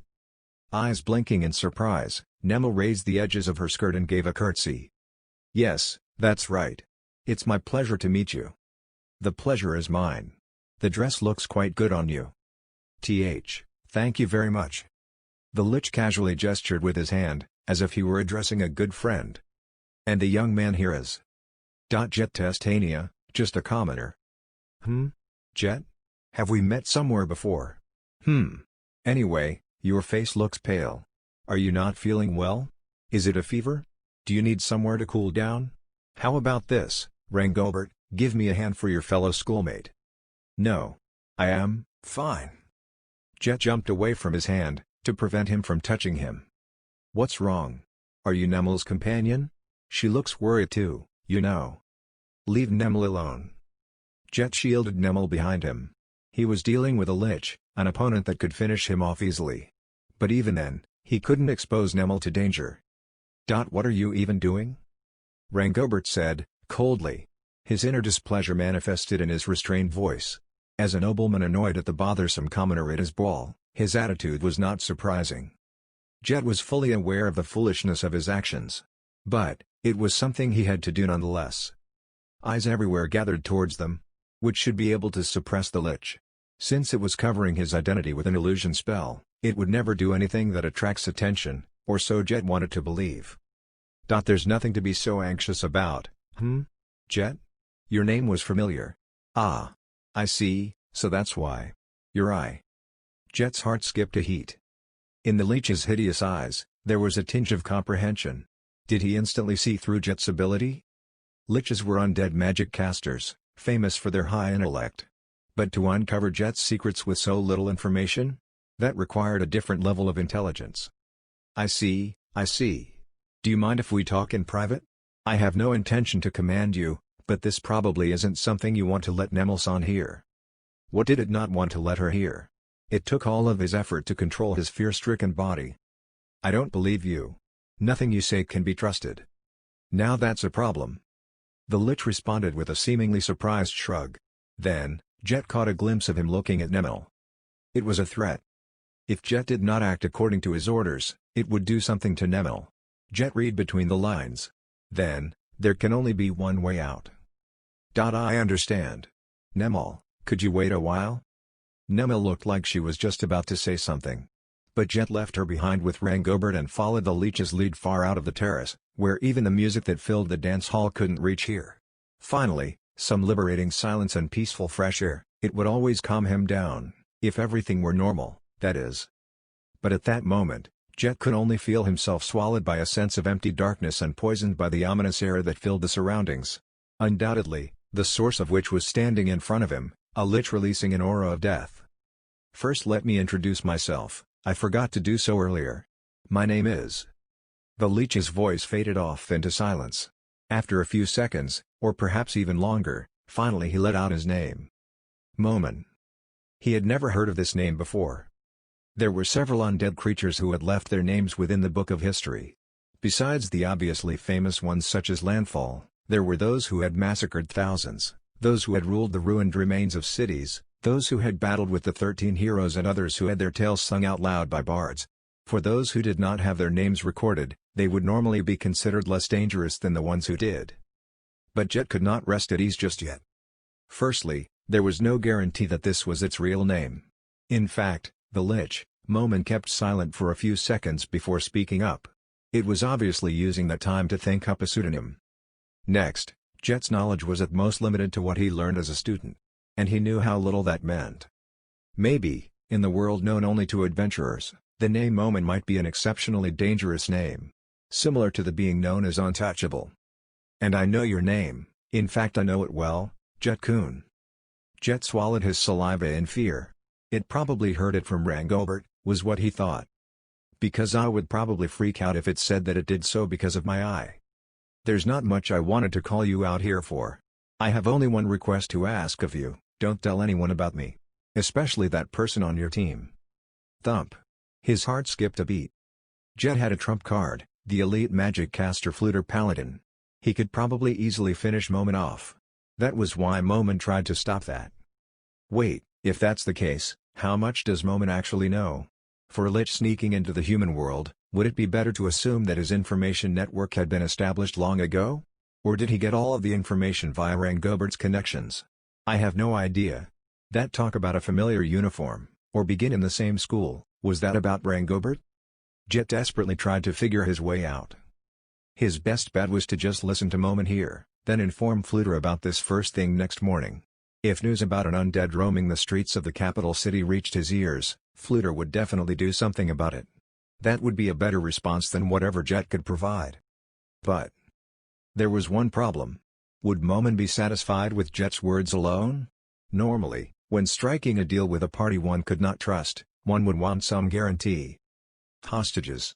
Just as how I was brought here. Bastard. His experience so far had taught him well about Nemel's value as a hostage. There was no way that he could believe that all of this was meaningless. He had made a mistake from the very beginning. He had no choice but to nod. Jet had only one answer. However, he could not accept it. He understood that he had lost, but the fact that he was always losing was frustrating. Jet was about to ask with a brash and rebellious, "What if I say no? This place is quiet, and there's a cool breeze. The ballroom is a bit stifling, and so I came over here for a change of pace, and I think that I should leave the door open, but then the noise would spread over to this place and it would lose its tranquility. What do you think?" Momen's words caused sweat to bead on Jet's forehead. Yes, this place was quiet. There was no one else present, and so stating such obvious facts meant that depending on Jet's response, he might be forcefully silenced. How could he have forgotten?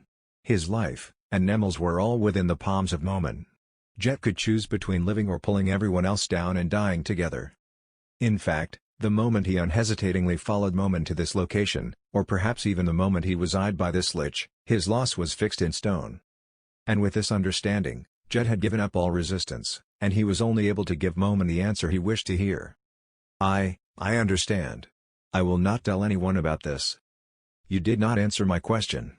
"Well, that's fine. As expected of Jet-kun. Can I call you Jet-kun?" "Oh, of course. Please do."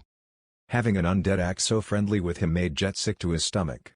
However, he understood that it would be foolish for him to reveal even a smidgen of his true feelings. No matter how much he hated it, he had to completely obey Momen. "No, I am grateful. We can resolve this without any trouble. Since you did so, allow me to give you something as a sign of my thanks. Do you have anything you wish for? I would be happy if it were something that I can settle quickly with money though." This was the carrot and stick. Jet felt the terror of Momen sink into his bones. Just with this fear, and this power, it could force its will onto others and cause them to fail. It was a sign that it clearly knew about humans. Jet was at a loss. The correct answer to its question was to refuse it. If he simply accepted it, it might be used as an excuse to force him to repay questionable favors. It might be aiming to taint Jet's heart and cause him to fall into evil. People were weak to their desires. There were many stories of how even the purest of heroes fell from grace after being tempted by mountains of platinum and harems of beautiful princesses. The only countermeasure was to turn one's eyes away from it completely. After all, one could resist temptation if they were yet to taste it. However, despite this knowledge, he made his request. I do not wish for money. But, I simply ask this of you. In exchange for me keeping this a secret, I ask that you do not harm us. Myself, Nemil, and our families. It was a shallow and selfish request. If he were considering the greater good, he should be spreading word of Momin's existence. No matter what happened to him or Nemil. However, rather than the lives of strangers, and the future encroaching tragedy, Jet prioritized the lives of those around him. It's a strange request. Or do you simply have no desires? No, that is certainly not the case. Please. Promise me this. Jet bowed deeply. There was no way that he could trust the words of an undead, one who hated the living. And only fools would have faith in a contract signed by such a powerful one. However, Jet had no choice but to grab this hanging rope, no matter how rotten it was. I understand. While I do not understand what you are thinking, I shall promise you. Now, if you have nothing else, shall we end this conversation? I have nothing else. I see, then you can take your leave. And since I don't want to meet the other two, if you are alone in the academy and you happen to see me, feel free to greet me. The academy? Jet had no idea what the context of this sentence was, and so he simply believed he had misheard. Jet believed so. Or rather, nothing apart from that made sense. Thank you so much. I shall rely on you then. Hearing his reply, the Lich wickedly smiled. It was the smile of the strong forcing the weak to bend a knee. And it's almost time for the examination, right? If you require assistance, feel free to ask me. No, that will not be necessary. I will be fine. Thank you for your worry. Is that so? I see. Well, I see. Yes, those two are there. Momin chuckled. Jet smiled along with him, and quickly hit his clenched fist. It was agonizing irony. Despite there being someone in his team who could defeat Momin, Jet was unable to tell him. All he could do was laugh. Please, was there someone out there who could rein in this Lich? Then, Jet recalled a certain figure. The Archduke. This was his ace in the hole. However, was this the correct answer? In place of chips, it was his and Nemil's life. Was it fine to gamble like that? Jet bit his lower lip, to the point where blood flowed out. Seeing the man who had brought off Jet, who looked terrible, return to the ball, she stopped her eavesdropping and paid attention to them. He still looks bad. Will he be returning home? Jet's pale face made it clear that it would not be good for him to remain here. Collecting information was similar to how one checked if there was fish in a lake. Rather than leaving a lake quiet, it would be better to throw a stone in the lake to check for reactions. The plan was for the boy known as Jet to be that stone. By bringing him here, she had expected the fish to move. And now it's like this. This was the proposal she had made to her boss in order to receive the invitations. And now that she was actually facing the situation, was the girl known as Ornesty able to stay by the sidelines and watch? Since she had used those invitations, Jet was under her protection. So even if he was being extremely rude and was a commoner, he would not be killed. But that was not a certainty. I wanted to work a bit harder to find some more decisive information, but that seems to be impossible. And since I got those invitations, it would be bad for me to return with no results. There was only one other colleague of hers at this party. Normally, at a large party hosted by a great noble there would be more. However, currently they were busy with numerous other tasks. Someone at her level was not clear on the details, and several days earlier, there should have been an extremely important meeting. And it seemed that the Archduke had gotten ahead of them. And so they were checking if there was a possible leak. A traitor, eh? Although they said that they were checking, they were cautious about traitors. Their opponent was someone known to be unparalleled in magic, and even the greatest magic caster in the Empire lost to him. And so the upper brass was panicking, and was facing various troubles. Since she was in a safe place, she could view everything with amusement. but there would be waves that echoed into her missions. How troubling. Overlord Second Half Chapter 27, The Academy Part 7. Jet, with Nemel alongside him, had his back facing the morning sun and was walking towards the academy. But although it was morning, it was considered quite late, since it was 8 a.m. Most of the people walking down the streets had already finished a task or two, or at least it seemed to be suggested by their faces of fatigue and fulfillment. Certainly, life in the city did not begin any earlier than that in the village. But that said, 8 a.m. was a time too late for people to begin their day, for it was the time when people were hunkering down for breakfast after finishing up their first tasks. The cafeterias were bustling with people, filled up with those wolfing down their meals. And for that reason, the main street was not completely crowded with people. Jet tried to cover his mouth but failed to prevent letting out a large yawn. He wiped the tears seeping out of the corners of his eyes. "You sound really sleepy. Did you sleep later than usual yesterday?" Nemel, his childhood friend walking beside him, asked out of concern. "Normally, you wouldn't ask about a simple yawn, right?" Nemel knew that Jet often worked till late in the night to make ends meet in order to support himself and his sick mother. For that, she was used to seeing a yawn or two from Jet.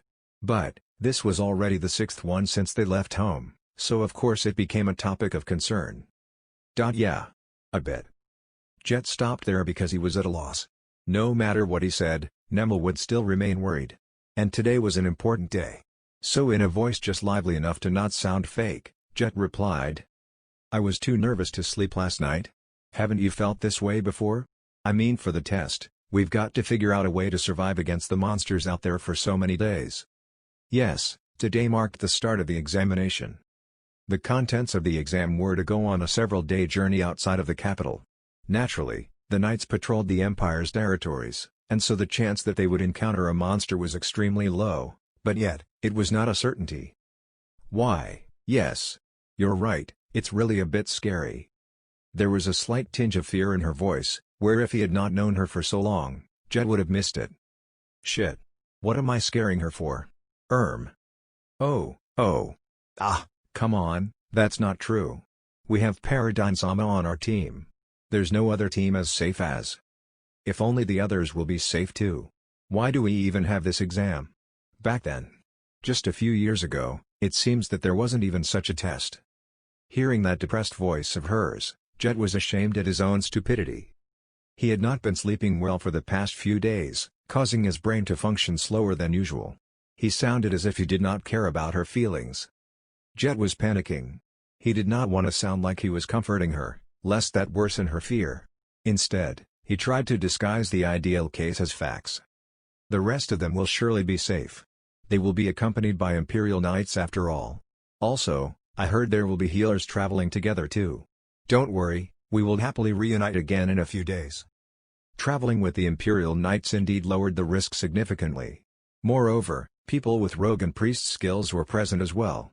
It was as if whole adventuring parties would be following them. Their safety was secured. "I guess you're right. The Knights will definitely protect us." Nemel smiled, but Jet knew that she had forced herself. This was natural. Since the Knights were present in the first place, it meant that there was a risk of casualties. A perfectly safe trip simply didn't exist. The world outside the cities and villages was not the world of men. The further from civilization they went, the larger the danger. Indeed, the chances of a monster encounter were low with the patrols, but the point of this expedition was to head into the more dangerous grounds. And not all the students could use magic. There were those who could not use it, and even those who did not even know how to swing a sword. Even if they encountered mere goblins, if they managed to slip past the front lines, they could easily kill the students. It was entirely possible for the student body to lose a few members, and there were some rumors about that actually happening before. After all, they don't have a great magic caster on their team. Having brought up the possibility that they might never see their classmates again, the already heavy atmosphere grew even worse. That said, his body again acted involuntarily, letting out yet another huge yawn. "Hey, Jet. Have you not been sleeping well?" For a moment, Jet did not grasp her words. He simply faced his childhood friend with a blank expression. "You seem to be developing eye bags. Is there something troubling you?" He found like his heart just skipped a beat.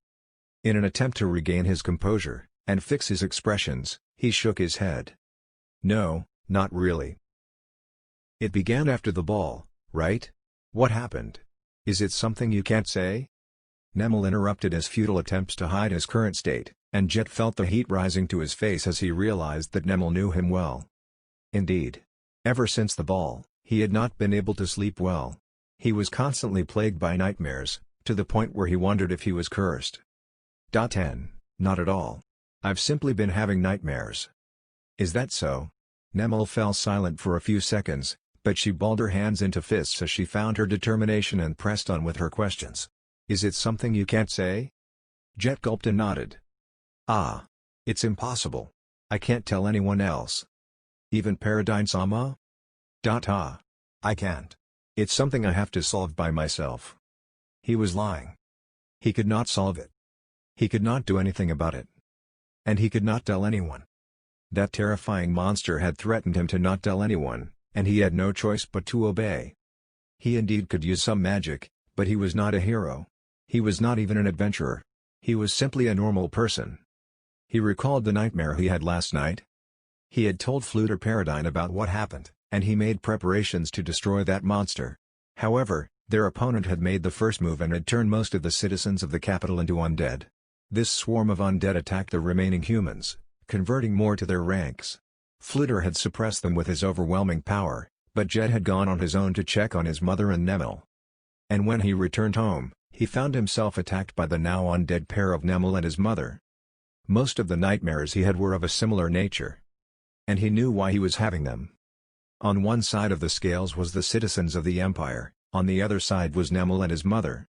The side he was leaning more towards, was the one with fewer people. If Jet had to choose between strangers and the people he knew, he would choose the latter. He was different from those who loved humanity or the saints who professed that all people were equal in the eyes of the gods. However, the problem was if he could put his trust in that monster's promise. Phoo. As a sigh escaped his mouth, Jet noticed that Nemel was gazing worried at him, and so he flashed a smile. As long as he could ease her worries, even just a bit, he would be happy.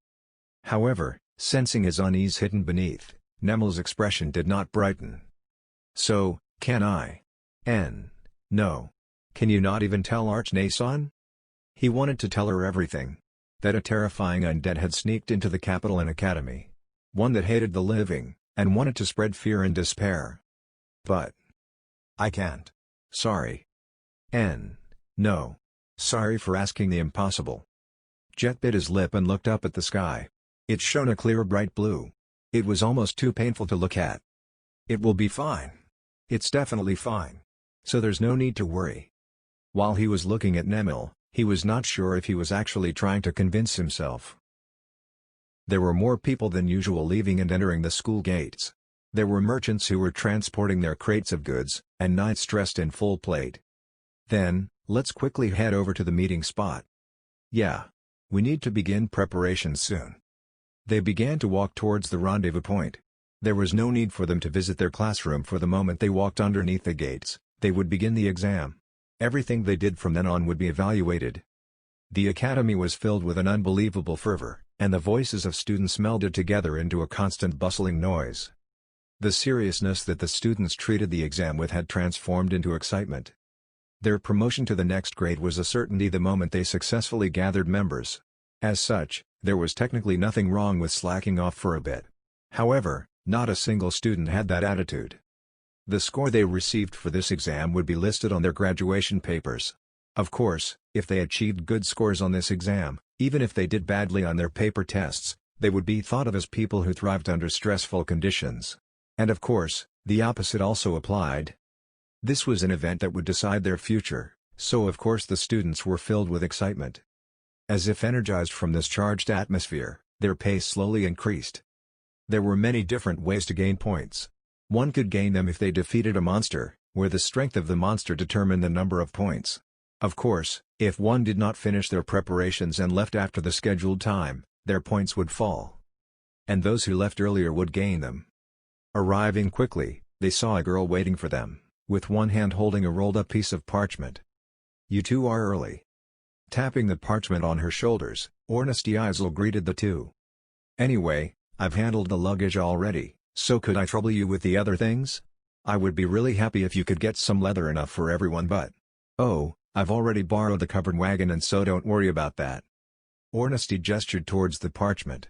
It was probably the related form or receipt. Jet had no problem with her handling the luggage. Or rather, the only one within their group who had traveling experience was her, while Jet and Nemel only knew the theory of it. The other two members, Fluter and Nabe, had traveled before. They always traveled with a complete array of magic items and thus could not help with the preparation. Or rather, there was no way that they could trouble Fluter with such menial tasks.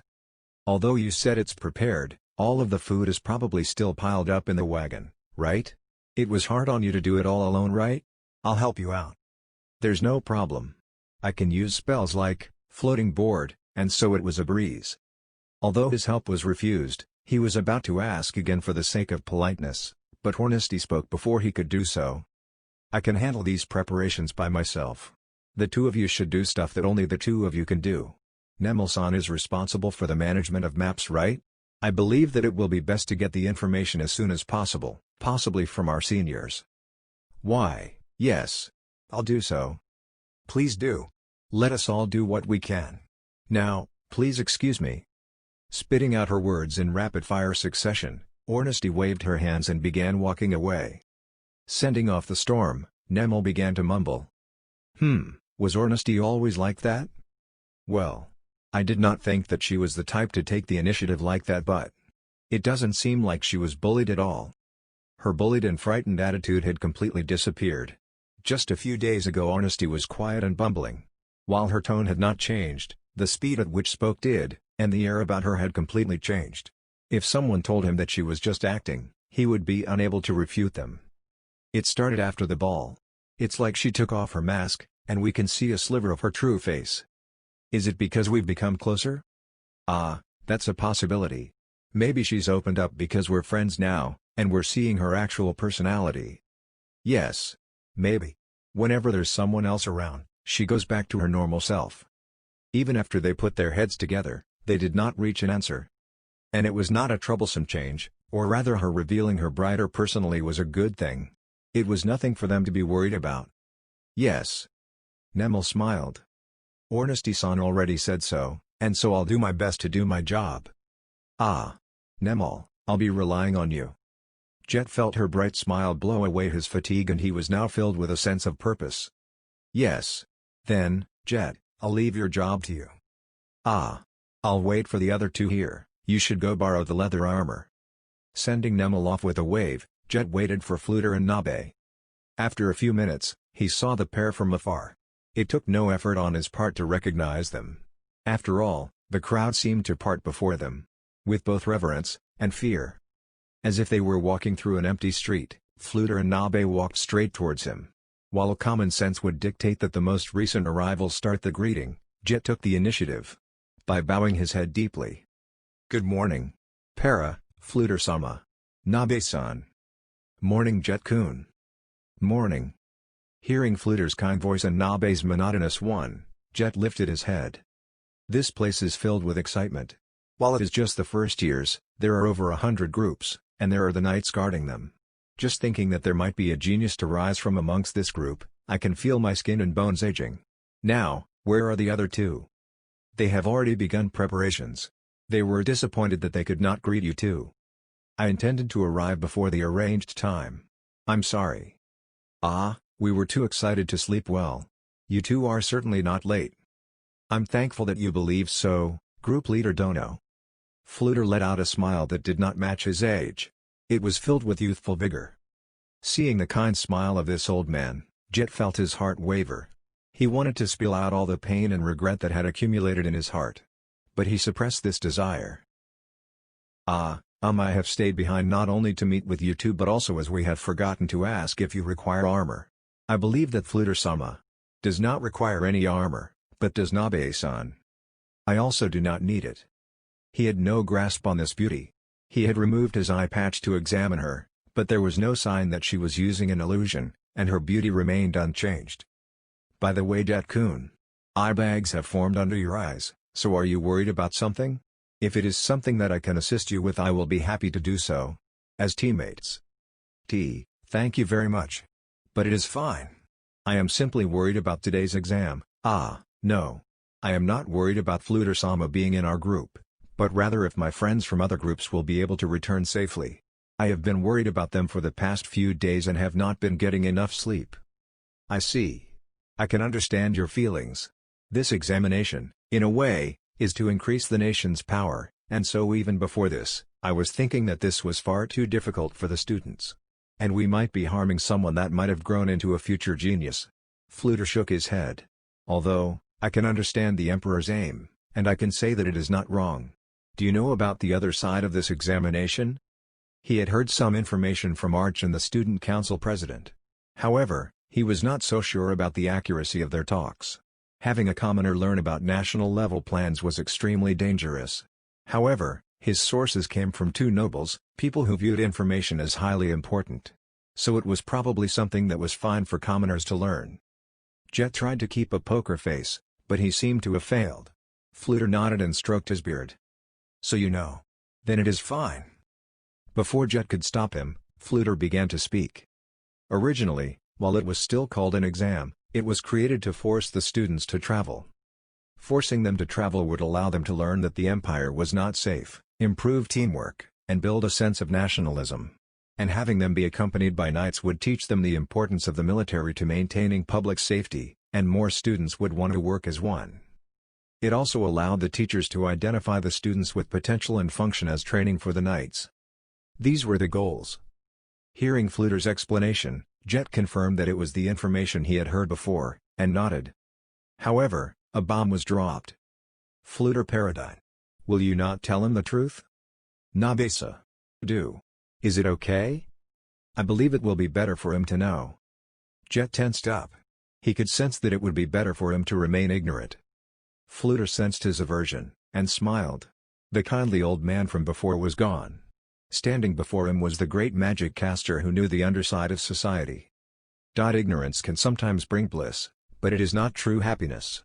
For example, do you believe that someone who is cheated of the true value of his reward will be happy? Jet-kun, I will respect your decision. What will you do? After considering his options, Jet replied. Please tell me. Fluter smiled. As if he were a teacher seeing his student arrive at the right answer. I believe that this is the right decision. No matter what, one should always search for the right answer. Humans are different from beasts because we can gain knowledge. Then. Fluter's voice began to taper off as he let out a wry smile. Sorry, I became too excited and began to talk about unrelated things. Now, the other side to this exam is to take the precious young ones who will someday reach high positions, such as the chicks who will grow to inherit the position of head of their noble households, place them in the midst of danger, and learn to trust those around them. Put simply, it's a form of brainwashing. What? Calling it brainwashing may be a bit too much. However, increasing the loyalty towards the Emperor and marching onwards towards the future as one group, that is the only way for the weak species known as humans to survive. Jet was unable to refute Fluter's words. They were various different species, and if you were to rank them according to strength, it would be faster to reach humans if one counted from the bottom. And despite the fact that humans should band together in order to survive this war of existence, they fought amongst themselves. For they were foolish creatures. And from this point of view, using the knights, and the throne of the Emperor which commanded them, to brainwash people to come together was something that he could not say was wrong. There's no need to think so deeply about it. After all, you can do little to change it. Jet-kun, what you should be thinking about is how to finish this journey in a wonderful manner. Ha! Well, these words shouldn't come from someone who just confused you. No. That's not the case at all. Fluter Paradigm. Do you not think that the chit-chat has been continuing on for too long? Oh, excuse me. Fluter bowed slightly towards Nabe. What Jet understood from viewing their interactions the past few days was that Nabe seemed to outrank Fluter. How does the Archduke guide his subordinates? Is she acting like this because she's his senpai? Nabe's tone of voice would not be found acceptable for speaking to a great magic caster. However, Fluter himself was fine with it, and so Jet could not say anything. And it seemed that the Archduke himself had ordered it. If he commented on it, it would be rude. By the way, I know I'm changing the topic of conversation, but do you think it's possible for a monster to sneak into the city? Fluter took a quick glance towards Nabe. And then he smiled. I cannot say that it's impossible. There are the sewers, the graveyards, and some dilapidated buildings in the slums. There are a countless number of places that they can hide. However, there's nothing so serious that can create a lot of casualties. Did something happen? No. I was just suddenly worried about it. Ha ha ha ha. If you get attacked, I will protect you. There's no need to worry. Fluter patted Jet gently on the back, just like a mother calming down her child. Thank you very much. And the capital is heavily fortified, and there are knights patrolling about. So I don't think it's possible for a dangerous monster to have snuck in. Then what's with that undead? Jet wanted to scream but managed to restrain himself, instead forcing a smile on his face. What was dangerous to Fluter and what was dangerous to Jet were entire realms away. We should head off soon. Ah, yes. Then Jet-kun. We will perform our roles and go and greet and interact with the other groups. If something happens, please tell us when the wagon returns. Yes. I understand. I understand that it is a hassle, but I leave the greeting of the other groups to you. Leave it to us. Fluter and Nabe walked off. Seeing the two of them off, Jet was just about to begin his own work, when suddenly, a voice came from behind. Hey, you seem healthy. He had spoken with the owner of the voice many times, but he would never get used to it. Every time he heard this voice, his stomach would scrunch up in pain. What's wrong? Jet-kun. Standing there was a normal-looking man. However, Jet knew that his true appearance was far more sinister. It has been a while, Momon-sama. You seem prickly. Did something happen? No, the examination is putting me on edge and I have not told anyone about Momon-sama, and may I please ask for your permission to take my leave, for I have to make preparations for the exam. Isn't it fine to talk for a bit? I'm grateful that you're keeping our promise. By the way, I saw that you came in with the girl that you were next to in the ball. I thought this back then too, but are you two dating? Jet silently scanned Momon's face. The topic of conversation was one that classmates would have, and Momon did seem to be happy. Talking about one's love life was normal for students. But Jet would not be fooled. For he knew the terrifying visage that hid behind the illusion. Thank you very much. However, we are not dating. We are simply childhood friends. Is that so? Are you gunning for her? If you would like my help. That will not be necessary. I see. You're worried that I will. Please do not do anything to her. As the words unknowingly slipped from Jet's tongue, Momon responded almost in shock, frantically scanning around. Someone as powerful as Momon should not be this easily frightened. Then why was it being so cautious? That's right.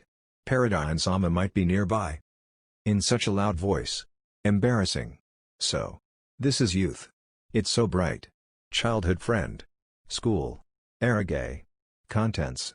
The distance between them growing. Such a student life. Really.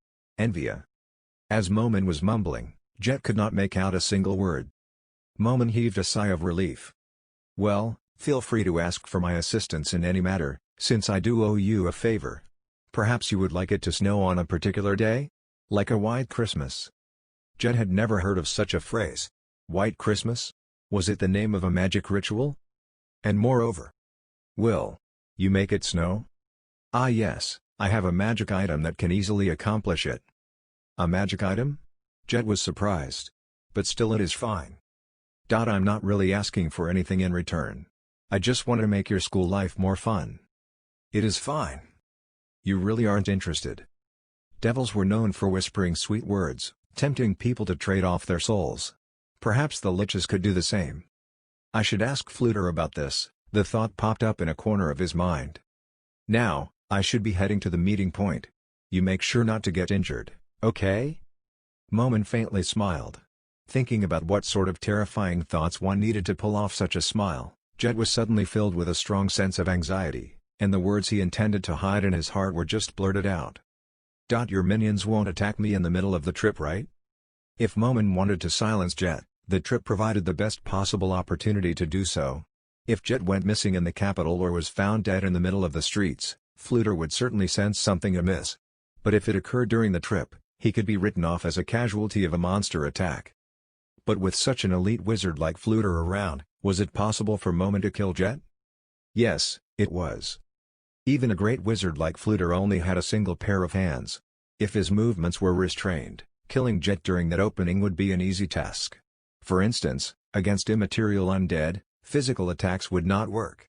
The knights would be completely useless, and Fluter and the priests would then become the main method of attack. By keeping them occupied with wraiths and ghosts, then striking with an assassin seemed like a possible trick Moment could have up his sleeve. In the midst of his unpleasant imagination, Jet realized that Moment was staring at him. Its eyes were filled with confusion and curiosity. "Why would I do that? I owe you a favor. I have no intentions of treating you as an enemy. I know you were anxious about your first trip, but for you to be so suspicious, even I would be upset, you know?" Realizing that Moment did seem slightly offended, Jet lowered his head in a panic. He was dealing with a monster, nothing good would come out of it if he pissed it off. "My apologies.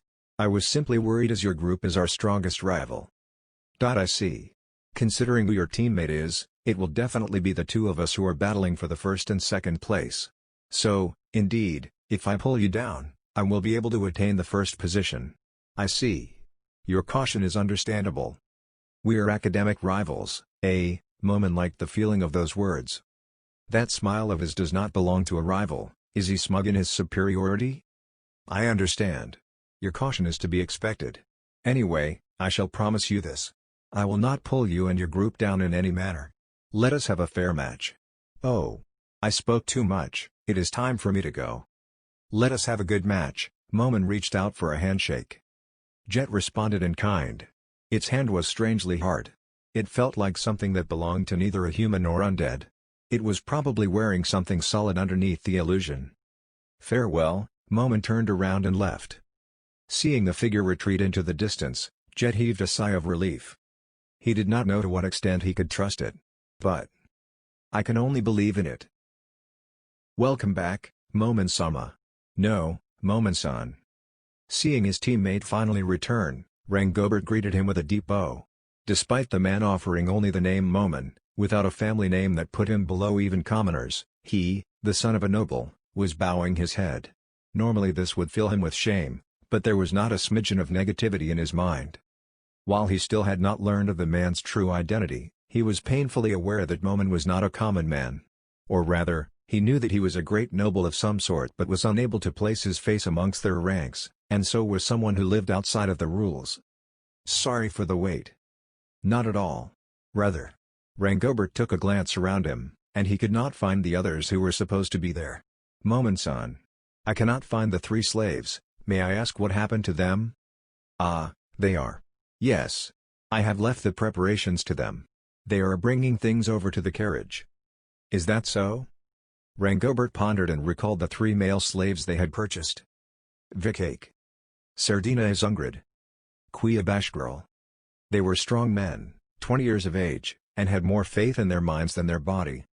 While they did not undergo a full interview, they had talked briefly to learn about their personalities and abilities. But the first impression Rangobert got from them was that they would not even serve as their shields for this examination. And so, since they would not be of use for this exam, Moment and he had to do their best. They had at least met the numbers requirements, but Rangobert was still annoyed at the fact that their luggage had increased. Especially when they had no experience of traveling. This might spell their doom. Additionally, the skin of their palms was soft, having no indication of having swung a sword before. So leaving the important preparations to those men, weak in body, and having no knowledge about traveling, was quite dangerous. While the academy did provide the bare necessities, however, if one wanted more convenient items, they would have to specify what they needed. After all, being able to identify what was necessary would earn them points. Well, I can check it later and buy it before we leave the capital. His father had promised him unlimited funds as long as it was to help Moment. Necessary items for their travels would certainly fall under that category. Ah. I have purchased most of the necessary items. I simply left moving the items onto the carriage to them. I see. I understand. The right people in the right places. While they were not fighters, this was a task they could certainly accomplish, given time. I thought that they would be mere baggage, but I see that they can help with menial tasks. As the thought floated lazily through his mind, Rangobert nodded in agreement. So the reason he did not see them at all today was that they had been engrossed in their task ever since they came to the academy. As he felt admiration for Moment's foresight, Rangobert suddenly recalled something they had to do. We should call them back from the carriage soon. I believe that they are landing out leather armor now. If we do not leave soon, they might not be able to find any that fits them. Since we know their sizes, shall I queue up in their stead? The academy provided free leather armor to the examinees who needed it. Some of the nobles, like Rangobert, had their own armor, but there was no way that the slaves, who had not traveled before, had a set, and so it was necessary to borrow some. However, most of the academy's students did not have their own armor set. The shop would be flooded with people. And since the supply was not infinite, there were many cases where students received sets that did not fit them. The armor would then not provide enough protection, and so it was important to queue early. No need. I have prepared it for them. So there is no need for you to pay any heed to the leather armor. Is that so? For you to go to that extent? Allow me to say, as expected of you. Not only did he buy expensive slaves, but he had also prepared their own sets of armor. Wondering just how much money the man had, Rangobert trembled with fear and trepidation as he followed behind. They headed towards a covered carriage, and surrounding it were the figures of 14 knights. As they stood there in a perfectly straight line, helmet in their arms, Rangobert fully believed that they were the personification of the Empire's military might. While it seemed that the 3 slaves were nowhere to be found, the carriage was already filled with their baggage, and so Momen seemed to have spoken the truth. So there was no need to be concerned. Instead, Rangobert turned his attention towards the knights. From the looks of their armor and the emblem engraved on their chest, he was able to determine their origins and ranks. They were from the 3rd Division of the 1st Army, 7 were normal knights, 1 was a knighted magic caster, another was a knighted priest, 2 were knighted rogues, 2 were heavy armor knights, and finally, their commanding officer. Basically, they were a group of knights that one could see regularly patrol the imperial territories. The man Rangobert assumed to be the commanding officer stepped forward. Now, we will be working together with you. Before I speak, may I ask that you gather your entire team? Based on the report, I understand that you have 5 people? Huh? Rangobert thought. Were the 3 slaves not here? They did not seem to be on the carriage. Also, if they had heard them arrive, they should have shown their faces. Or were they napping? Puzzled, Rangobert looked towards Momen for answers, and noticing his gaze, Momen's face flushed with pride and he nodded. Ah, yes. Come out. Did they receive an order to not show themselves until, eh? Suddenly, a giant something appeared next to them. Seeing something suddenly appear out of thin air caused Rangobert's mouth to be left agape. Could it be invisibility? Huh? And overlapping with Rangobert's shout. Ooh! What is it? An enemy? Draw blades. The knights shouted, and in unison, stepped back to take distance. In a panic, some of them got tangled with their compatriots and the sound of metal clanging against each other could be heard. It was quite the unsightly display. The specialized warriors of the Empire. One of the pillars of the country, perhaps the most important one, the knights were panicking. But could Rangobert, or anyone, blame them? No. It was impossible. Suddenly appearing like that, no human would be able to remain calm. Right? However, seeing those who were more flustered than he was, Rangobert was surprisingly able to calm himself down. And so, despite being filled with fear, in a loud voice, Rangobert questioned the most knowledgeable person present. Momen-san. What are those things? On the other end of Rangobert's pointing finger, standing there were giant creatures covered in jet-black armor. Crimson vein-like patterns dashed across the surface, and thick thorns protruded outwards. Rather than being an item of protection, the armor seemed to be the distillation of pure violence. They towered over 2 meters in height. Their bodies were as thick as tree trunks, and one could easily feel the large muscles hidden underneath. In their left hands were gigantic tower shields that hid half of their bodies, and an equally large sword was sheathed at their belts. Tattered jet-black capes draped across their shoulders, and their very presence symbolized absolute power. Hanging from their necks were shining silver plates that clashed with the rest of their ensemble. Their right hands were holding cloths of some sort. Aren't you asking strange questions, Rangobert? Didn't you meet them before? Izungrid? And Bashgirl. Those 3. As Momen called out their names, one by one, the large warriors in jet-black armor nodded their heads. If one took a closer look, they would be able to see that on the silver plates hanging from their necks were their names. It reminded Rangobert of a dog collar.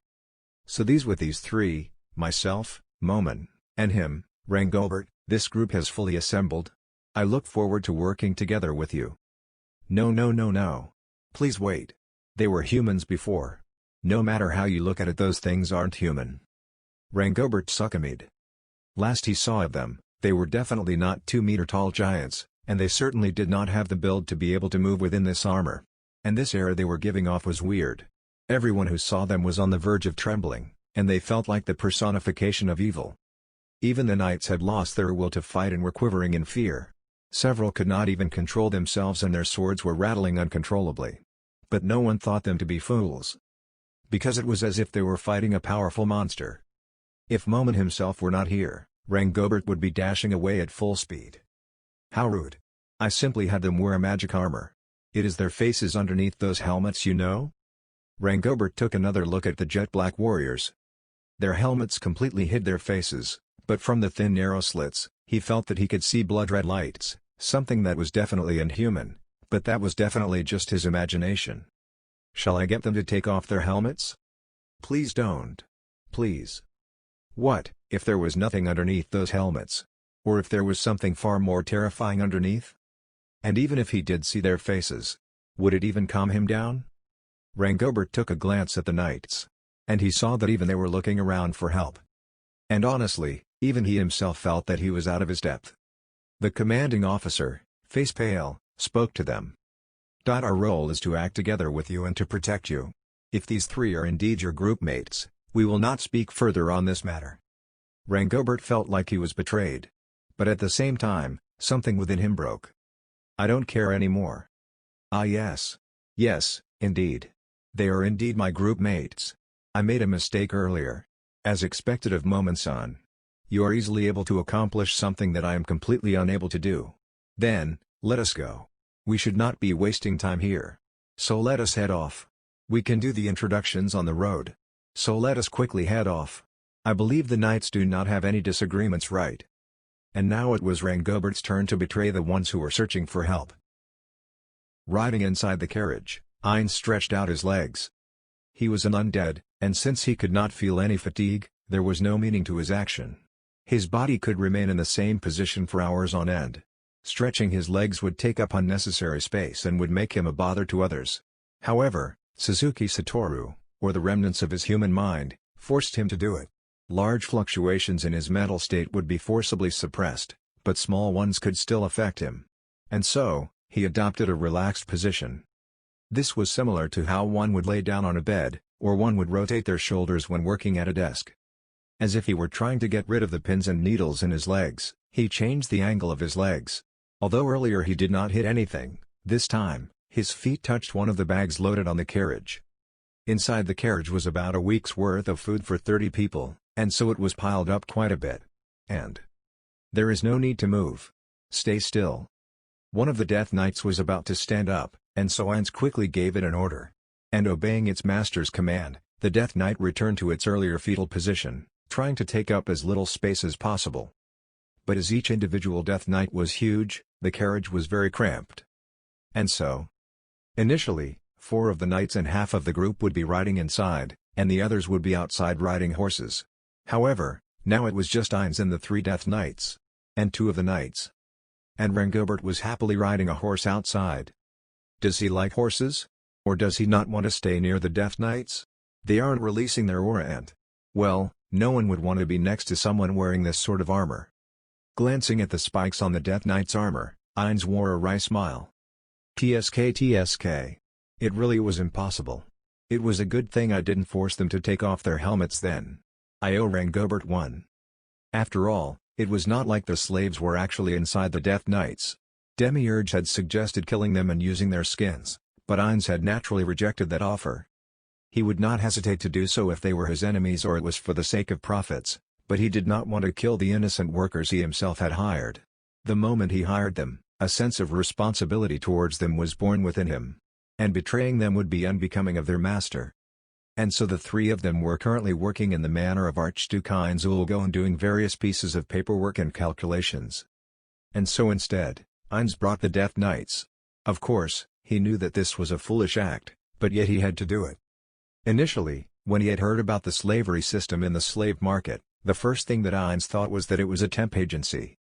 If he sold undead that did not require food, water and even pay, all of the extra cash would go into his pocket. He truly believed that this could help to alleviate the finances of the Great Underground Tomb of Nazarick. Within the Great Underground Tomb of Nazarick, there was a large treasury that was collected by Ainz and his friends. And now that he had a territory, he could expect this sum to grow even larger. However, there were two reasons why he could not dip his hands into that large sum. The first was if he used Yggdrasil gold, he might garner the attention of strange parties, which may be dangerous. And the other reason was that he simply did not want to use the treasure that his friends had collected. And for those reasons, honestly, the available funds within Nazarick were shockingly limited. The hen that could lay golden eggs was still a chick. And so he needed to find another hen. And so, undead slaves. The first course of action was to show off the strength of the Death Knight at the Colosseum. This would cause nobles to hire it for a high price. And Nazarick could then profit. And that was not it. Ainz had another aim. By having the nobles use undead as slaves, Ainz wanted to change how people perceive the undead. The undead were beings of death, who attacked the living. They were hated enemies. And were creatures that should be avoided. This was the common belief. And Ainz agreed with it. It was true that normal undead were nothing more than enemies. But, he hoped that he could change people's perception of them. To let them know that they were beings that could be used. In fact, undead don't need to eat or drink, and they don't feel fatigued. If one needed to accomplish something simple, they could do it perfectly. My world has automation, but maybe this one will have undeation. If he succeeded, even if he used undead in his territory, he would not be feared. And if there were clear benefits, and these benefits would definitely arrive, there would be many who would emulate him. And with this, even if his true identity as an undead were uncovered, the masses would still be able to accept him. Ainz had thought through this plan seriously. However, he had stumbled at the first step. Why? Why doesn't anyone want to hire the Death Knights? And why was the merchant captured?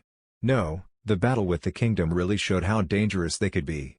This is definitely the reason. The merchant Ainz had contracted with was apprehended at the Colosseum, and he still had not been released. And this was at the Emperor's orders. Ainz was Jyrsienev's friend. And so if he asked, he would definitely bend the rules for him. But Ainz did not believe that this was a good thing. Friendship should be mutual. I should not be constantly receiving benefits from him. Ainz nodded. Turning their friendship into a weapon and using it to ask for favors was definitely not a proper friendship. And that was why Ainz needed to craft an argument that Jyrsienev could accept and offer an alternative solution. According to Jyr, he is worried that the nobles who hire the Death Knights will be able to use them in unexpected ways, such as using them to kill other nobles, or to plant the seeds of revolt. Indeed. I'm worried if I can convince him. I said that I can override the Death Knights with but a single command, but he's worried if I'm not there and an emergency breaks out. It's really obvious now, thinking about it. He really thinks a lot. If I do not use my power as emperor, I would be belittled by my subordinates. And so it is not the time to borrow your power. This was Jyrsienev's response to Ainz's offer. As he recalled Jyrsienev's smile, Ainz rested his chin on his hand. As expected of Jyr. Such an attitude suitable for an emperor. I should imitate, and learn from him. And thinking of which, at that time, why was his smile a bit stiff? His stomach should have been fine. I don't know. Since I smiled back, there shouldn't be any problems. Moreover. As Ainz whispered, the knights riding in the carriage with him suddenly shivered, and looked towards Ainz in a panic. Having his self-talk so strongly reacted to was quite embarrassing, and Ainz tried to wave away their attention. I'm just talking to myself. Pay me no heed. They did not seem to agree, but they looked away all the same. However, the sense of tension did not lessen, and it seemed that a fight could break out at any moment. What's this atmosphere? Well, I can understand them being cautious about the Death Knights. Do they not trust me? Or? By the way, I would like to ask something. What is it, Momon-sama? The knights shot to attention. Kneeling on one knee, heads lowered low, they were the very picture of a loyal knight. There's no need for this formality. We are comrades traveling together after all. Not at all. Being called comrades with someone so capable so as to be able to command such beings. Sighing, Ainz thought about their positions. Originally, Ainz was someone who should be working together with the knights on this journey. They swerved something like comrades. However, Ainz believed that after seeing the Death Knight's power, the knights were also expecting to be protected by them. Basically, a clear hierarchy of power between the protectors and the protected had been established. Well, I brought the Death Knights initially to show off their power. Should I count myself lucky that the First Army did not participate in that battle? Anyway. Are you used to escort missions? We are certainly not so presumptuous to say that we are used to such missions. We simply have some experience. I see. So that's it. They aren't used to such escort missions. Ainz recalled that the current atmosphere was similar to the one when a new hire went out to meetings. He chuckled. How cute. Once again, several shoulders quivered. Ainz reflected on the fact that calling them cute was rude. They had trained to become knights. They had spent years building their physiques and had swung their swords until their hands were covered in calluses. Calling them cute was insulting. Yes. I should change the plan. I need to protect them too. He had considered having the Death Knights save them when they were on the verge of death, but Ainz scrapped that plan. If he wanted to spread the word of the strength of the Death Knights, it would be better to show them off in front of a large group of people. Ainz, filled with affection and love, looked around. With the gaze that a senpai would have for his kouhai. But, he found it strange that the knights seemed to quiver in fear. Overlord Second Half Chapter 28, The Academy Part 8, Side A. A recap. A commoner student of the Imperial Academy of Magic was being silently bullied by the third son of a great noble, Rangobert. And though he only needed 5 people in his team in order to qualify for the promotional examination, everyone was fearful of Rangobert and refused to join his team. However, the day after he received a strange invitation, the great magic caster Fluter joined his class. And he requested to join Jet's team. Along with a mysterious beauty, Nabe. The moment that the great magic caster, forcefully, joined his team, his world changed. Jet ascended into heaven, while Rangobert dropped into hell. Those who knew that he had bullied someone who was now in the same team as Fluter feared retribution and shunned him. However, he was saved by the mysterious transfer student Momon, and they built a strong bond of friendship and formed a team together. Learning that his childhood friend Nemil was invited to a ball at Rangobert's residence, Jet was worried, and wanted to be there to check on her. However, as a mere commoner, he did not have the connections necessary to gain an invitation to a noble's ball, for he was scared of relying on Fluter_. However, one of his new teammates, Ornesty, managed to prepare one for him. There, Jet used his special ability. His magic eye that could see through illusions, and he saw, standing next to Rangobert, was an undead lich, probably. Shockingly, Momon was really an undead. Threatened by Momon, unable to inform anyone of his true identity, Jet began the examination. Some miscellaneous information about the Academy. It is an institute for higher learning, created by generations of emperors to raise the skills and abilities of those who would, in future, become the pillars of the empire. Where previously nobles relied on private schools and tutors, the establishment of the Academy brought forth a wave of change. Although it is called the Academy of Magic, students were not required to learn magic. The empire believed that magic was a skill and a field of study, one that would be a pillar of the future empire, and thus one needed to learn its benefits, and its weaknesses. And so the students were well exposed to the topic.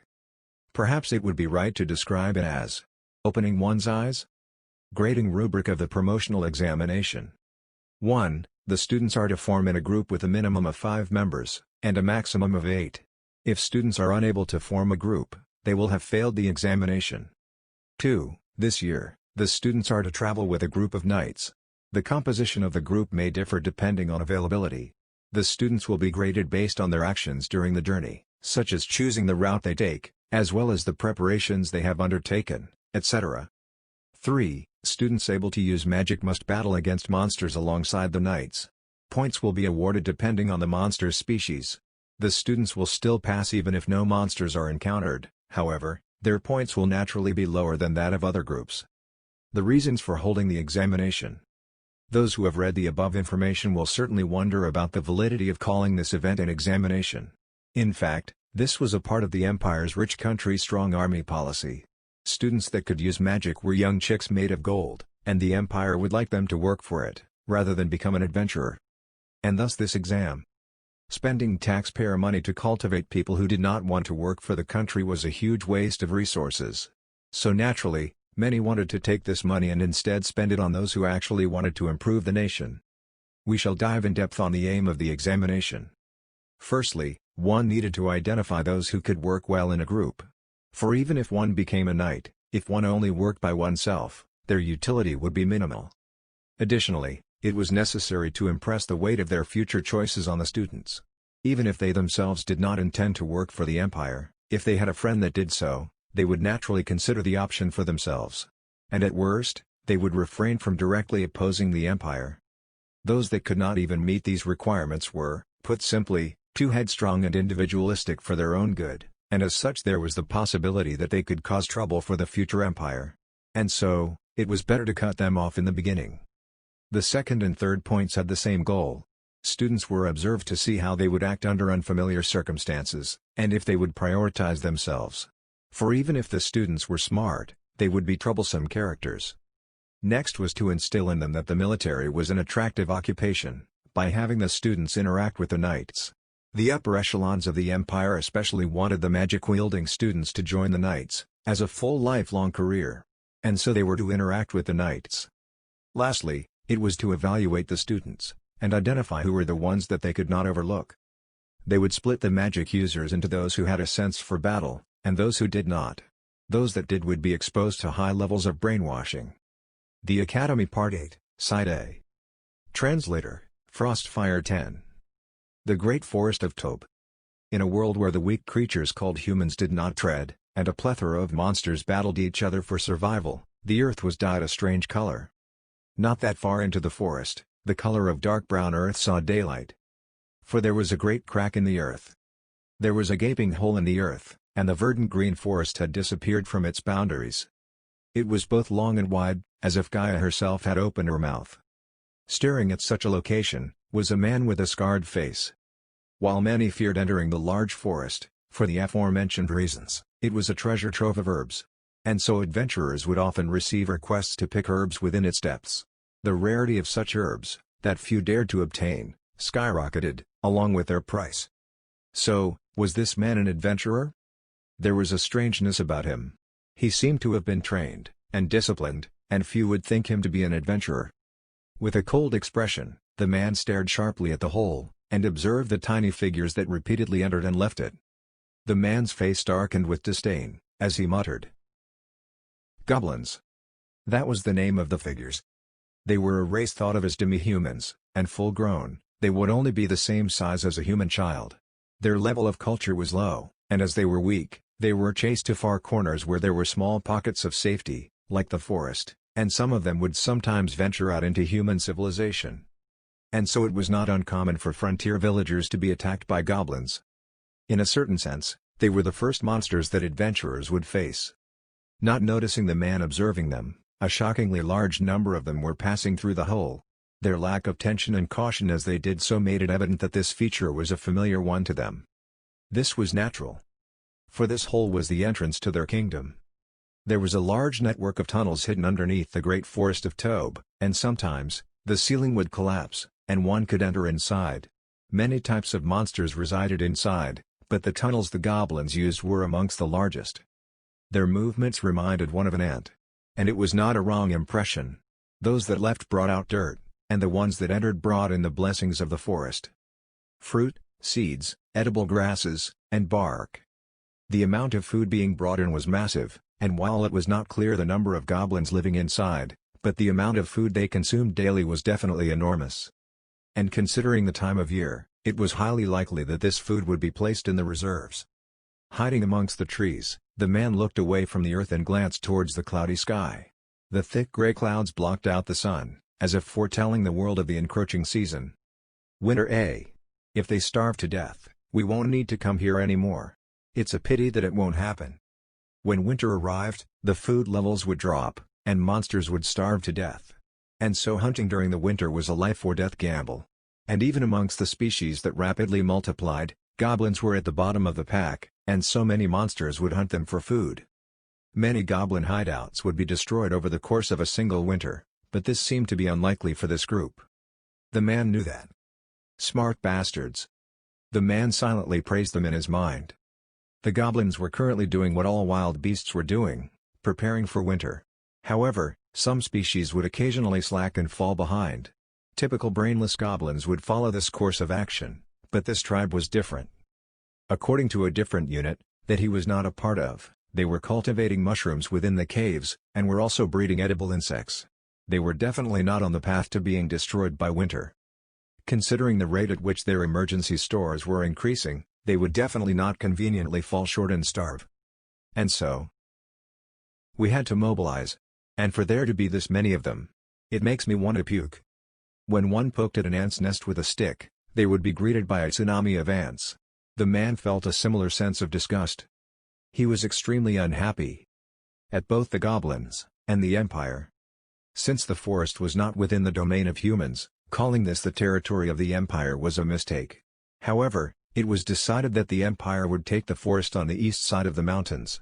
And so it was the Empire's duty to cull the ever-increasing number of goblins present.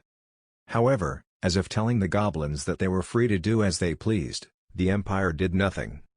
Well, the man knew that the Empire was not truly at fault.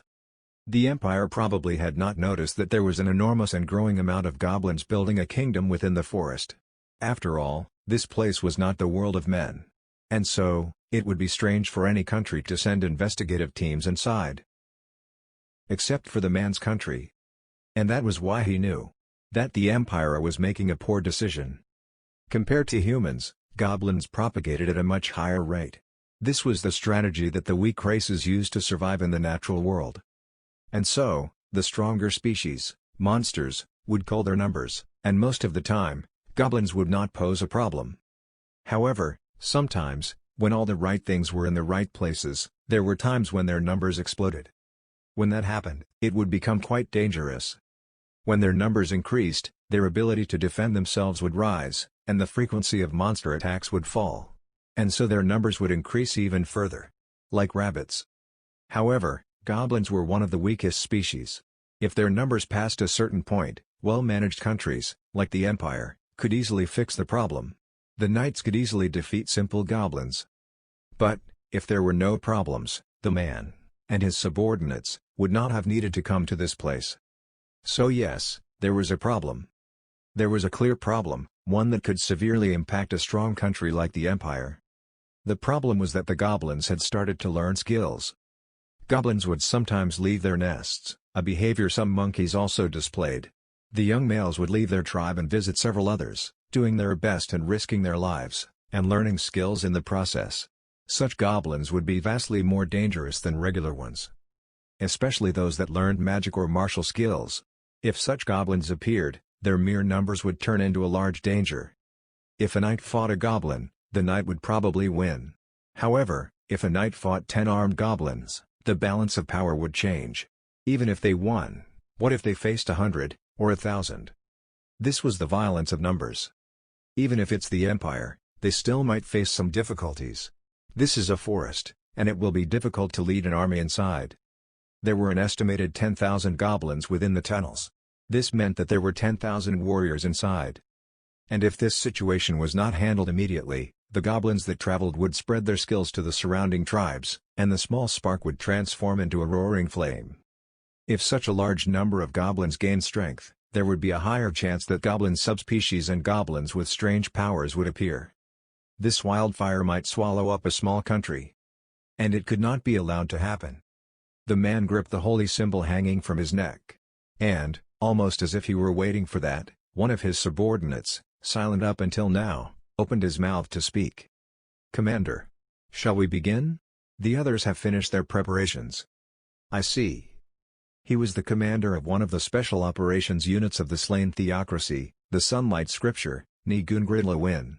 Nigun turned to face his subordinates. Standing behind them were a line of summoned angels. They were high-ranking angels wielding swords of fire. There were a total of 50 of them. Comparing them to the horde of goblins within the hole, they seemed completely insufficient, but their fighting ability was on a completely different level. Angels could kill the likes of goblins with a single blow. And they had resistance to everything except magical weapons, and so it was possible for them to come out without a scratch. And even if they were destroyed, they were but mere summons. His subordinates could cast the spell and summon them again. So even this small number had the ability to exterminate the goblins. But we need to maintain an utmost level of caution. And we are extending the maximum range to maintain the summons, yes? Of course. The preparations have been completed. He asked his subordinates to confirm the preparations. Normally, summoned monsters had a maximum distance from which they could separate from their casters. But, if the spell was strengthened, this distance could be multiplied many times over. Naturally, this would drastically increase the mana cost, but to ensure that the summoners were in a safe location, this was the standard procedure. While he knew that his experienced subordinates would not make such a simple mistake, he still asked to confirm it. Once, a new summoner had made this mistake, causing a hole to appear within their net. Thanks to this, Nigun had gained a scar on his face, and ever since, he would always ask this question. And afterwards, that person will appear. Nigun's gaze fell on a nearby camo tent. Summoning magic had a time limit, and so normally once preparations were completed, they would engage in battle. And so it was strange to have summoned the creatures and wait for a person. That person should have arrived first, and then the summoning would proceed. However, there was a reason why they could not do that. The anxious face on his subordinates made the reason clear. The master of the tent was someone of much higher status than anyone present. While certainly, as the commander of the Sunlight Scripture, Nigun was of a higher rank, for the master of the tent was but a mere member of their unit. However, that was only the case if one looked at rank. Time slowly passed by, but no one complained. Finally, the tent opened. And from within, a single man stepped out. And instantly, the atmosphere changed. The air crackled with tension, as if a fight was about to break out. And just from looking at the man approaching, Nigun gulped. His presence was on another level. It was like the difference between a human and a lion. Nigun was someone approaching the highest level of humanity, but he felt like he could never defeat this man. It was not from his fierceness, for he was an extremely kind man. It was not from his hostility, for he lacked any of such. If asked, exactly, what it was that gave this man his presence, Nigun would reply. His rank of humanity. Within the slain theocracy, there were a total of 6 different special forces like the Sunlight Scripture. Each had their own speciality.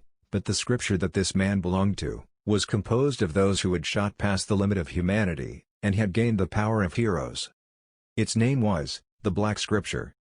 The strongest unit in the slain theocracy. Belonging to this scripture meant that this man was strong. The power of a hero who had broken the chains of humanity naturally made him so, but his class brought it to another level. While certainly, in terms of mere strength, the first seat, the captain, the 10th seat, the strongest human, and the 12th seat, Tenjo Tenge, were stronger. And in terms of special abilities, the 2nd seat, Time Turbulence, and the 4th seat, Divine Chant, were more terrifying. However, in terms of extermination, there was no one better than him. He was the 5th seat of the Black Scripture, the one-man army. Quaes Hazia Quindia, was the most suited to this mission. I have made you all wait. Everyone. The man quietly lowered his head. I have finished my preparations, and can proceed at any moment. Then Quindia-sama. Commander Lewin. Please, call me Quindia. Nigun did not show it, but he was quite conflicted. This might have been fine to him, but for Nigun, this was quite a problem. In the first place, the Sunlight Scripture's main mission was the extermination of other races.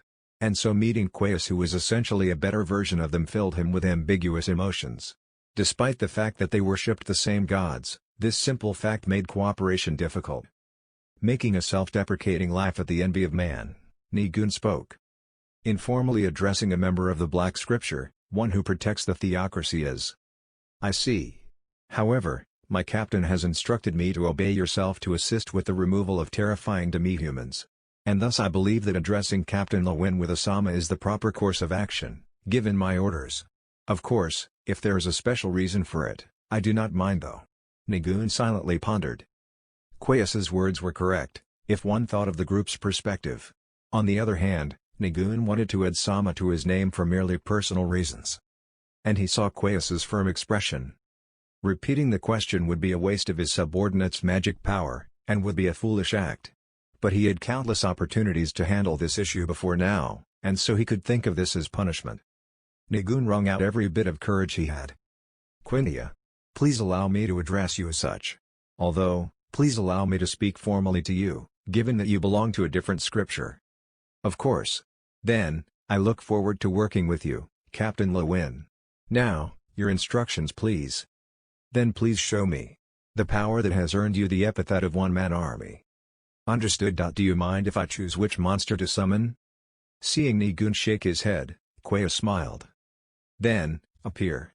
Gigant Basilisk." From behind Quayas, a large shadow loomed forth. And slowly, it took solid form, becoming corporeal. Nigun's subordinates began to murmur amongst themselves. If one used the metric adventurers used, this monster would have about 83 points. Some amongst the sunlight scripture could use the 4th tier of magic, but only Nigun would be able to give this creature a good fight. No, while Nigun could battle it, earning a victory was an entirely other matter. Being able to summon and control such a monster. So this is the power of the man known as the strongest beast tamer. This was the source of the man's epithet. He was able to control at least 10 powerful monsters that one would need to be a hero to defeat. I can call another 2 more. While gigant basilisks are large, they excel at slithering into narrow places like snakes. They are perfect for cleaning up the insides of tunnels. Hearing those words filled with confidence, Nigun was certain that this mission would end quickly, and perfectly. "Apart from those, are you aware of any monsters that excel at keeping an eye on the surroundings?" "I see. You fear them escaping. I understand. I shall summon a crimson owl." With another flash of light, lining up next to the 3 gigant basilisks, a scarlet owl appeared. While it was roughly twice the size of a normal owl, compared to the gigant basilisks, it seemed extremely tiny. However, its impossibly sharp beak and claws told everyone that it was a dangerous monster. Deviating from normal owls, its malicious evil eyes glared at Nigun and the others. "Could you inform me if there are any goblins outside the tunnels? Take flight." As expected of a monster, despite it being the middle of the day, the owl took flight. "And so preparations have been completed?" "Yes. And the gigant basilisks will lead the group with the angels in the back. The angels will eradicate the goblins that are hiding within the tunnels that the gigant basilisks cannot reach." Nigun's subordinates replied in unison, and the angels began to move off. And as if waiting for this, the gigant basilisk slid towards the tunnels. On the road that cut the grassy plains into 2, Jet was sitting on the driver's seat. The road was not paved, but rather was carved out of the earth by countless foot travel. And occasionally, there would be a furrow created by a past cart wheel, causing the cart to shake. And every time that happened, the vibrations would travel through the thin cushion and into him. If there wasn't this thing, this would be perfect. I should prepare a softer one next time. But it's not fair that no one would trade with me. Frowning at the pain in his butt, Jet looked across the plains. Seeing the grass stretch out into the horizon under the blue sky left a deep impression on him. This was a boring journey with nothing but the unchanging grass and the road before him, or so experienced travelers would say. However, to Jet, even though they had already been on the road for 2 days, this was a new sight. Most people in the Empire would not leave their village or city in their lives. In fact, for those living in towns, more than half would live their lives without leaving its walls. And this was because, the outside, even in grassy plains such as these, was filled with danger. This might not hold true near the cities, but the further one got from them, the risk of encountering monsters, beasts and bandits grew exponentially. The Empire was safer than most other countries, and Jet would have probably spent his life entirely within the city. But the sight of the raw earth continuing onwards infinitely, and the backdrop of the shadows of the Ozerlisha mountain range grew gasps of admiration from his mouth. He knew that the world was wide. And he had seen it from behind the walls that protected the capital. However, all of this knowledge paled in comparison to when he was personally feeling it himself. And that was why. When he looked at the sky, it felt brighter than the one over the capital. And whenever a breeze flew by, he could feel his world expanding. That person can probably see this sky as well. She's probably traveling under this sky, battling monsters, exploring ruins and finding treasure. Or maybe she's seeing something more amazing. Like a waterfall that flows upwards, or an island floating in the sky. The noble lady who his mother worked for, she was the one who unearthed Jet's talent for magic, and was the one who turned his life around. She was both a sister to him, and his benefactor. Archie Browfert. Jet recalled her face. She had excellent grades in the academy, and would probably become an equally amazing adventurer. Although he had not seen her for a while, Jet was confident that she was doing well. Well, of course. When she stopped studying, I think she could use the third tier of magic. Or was she close to it? She was a genius. She would definitely gain fame as a hero. When that happens, I need to congratulate her. And I have to tell Nemel too. Most commoners who graduated the academy would be at the first tier. Nobles would mostly be at the second tier. This disparity was due to the countless amount of funds poured into magic training. It was a natural truth that those who received training in magic from a young age, with it being extremely expensive, would be able to graduate with a higher tier of magic. And even amongst them, that sister-like existence to Jet and Nemel had an outstanding talent. Those who could reach the third tier were either talented or people who put in countless hours of hard work. Either way, they were the lucky few. They would reach a high position even in the civil service, and they had the ability to reach the head of the Magicians Guild in large cities. For most, this would be the end of their progression, and above them was the realm of geniuses. And a young girl had reached that realm, and in the future, she could reach the fourth tier, or perhaps even higher. Or so the rumors said. Then as a commoner, Jet being able to use the first tier was also a genius, but even if not, it was clear that he was talented. But Jet knew that this was not the case. In his case, he had Nemel and Arch as teachers, and he was confident that he had no such talent. Arch Oju-sama. Ne-san-ye? I wanna see her again. Coming to think of it, are her sisters doing well? Just as he was recalling her two younger sisters. Such a serious face. What are you thinking about, Jet-kun? Sitting next to him, the knight in full plate suddenly spoke. His armor was fully and securely equipped, even up to his gauntlets. And he gripped his scabbard, ready to draw his sword at any moment. However, there was no tension in him. His full-face helm was removed, revealing his tanned and surprisingly young and youthful face. No, nothing important. Bibin-san. The knight, who seemed to only be a few years older, smiled brightly at him. Is that so? I thought you were thinking about our journey. I said this earlier, but while you guys will be making the decisions, if you need advice, just ask. If there's anything you're worrying about, raise it immediately. Because sometimes we take a while to get back to you. Thank you very much. I shall do so if the situation changes. But as of now, there's nothing really. Well, true. We're still within the Empire's borders. It's rare for monsters to appear here. Or rather, it'd be really bad luck. Because the Knights patrol, correct? Precisely. As long as we are on patrol, there's no way we would leave a monster free to roam. Although the borders are a bit hard though. He spoke with pride. After all, this was a result of his job. And in his blinding white teeth, for an instant, Jet thought that he saw the sun reflect off of his teeth in a bright flash. The Imperial Knights were active soldiers, and were responsible for patrolling the country and the security of the cities. Repelling monsters was their job, causing the lower-ranked adventurers in the Empire to sigh. But the reason Jet knew about this was precisely due to this man. Personally, I'm not worried about this. With the number of low-ranking adventurers decreasing in the future. Jet pushed his worries aside, and focused on the conversation. They had spent the last few days making their way to the Empire's border, towards the great forest of Tobe. In that time, they had broken the ice with the Knights. Nemel and Ornesty had made their own friends, and the one that Jet had spoken the most with was the commoner who had become a knight, Bibin Bison. He was a cheery man, and was so chatty that one would doubt that he was working as a professional soldier. The image of a knight that Jet had was a strong and silent type, one that faced their dangerous work with a will of iron. However, he was made aware that this was nothing more than the fantasies of an ignorant idiot. For a while, they talked about random topics. After a while, there was a break in the conversation. Taking the opportunity, Bibin lowered his voice, and threw in a bomb. So which one are you aiming for? Jet felt his face tense up. He took a glance at the two girls who were walking by the cart and chatting. The childhood friend over there? Or perhaps your other schoolmate over there? Nemel and Ornesty. The reason why Jet was controlling the cart while the two were walking was because they were responsible for keeping an eye on the surroundings. This was not commendable, but there was no other choice. In an open space like a plains, it was easy to see anyone approaching. In fact, it was possible to talk and make jokes while keeping an eye on the surroundings. Moreover, the knights were surrounding them, protecting the cart and them. In this formation, how could one maintain caution? Bibin was waiting for Jet's response. However, He did not speak of the other woman in the group. That's to be expected though. Bibin said nothing about her. Apart from her name of Nabe, they knew nothing about her, and she was shrouded in mystery. Or rather, not a single knight dared to approach her. The living legend, the great magic caster Fluter. And looking at his reactions to her, one immediately understood her position.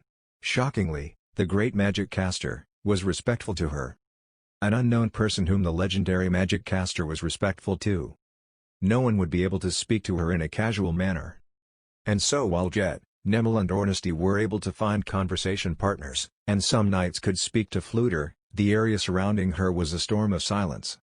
And she herself did not seem troubled by this. In fact, she seemed to desire this, worsening the situation. Hey, could you tell this Ani-chan? If you do, I'll help you out. Did you know? This test is dangerous. And so there's a high chance that she'll give you a big hug after it. Really? Yup. One of my colleagues graduated as a magic caster from the academy, and that's what he said. Well, it seems that he did not manage to get a girlfriend from it though.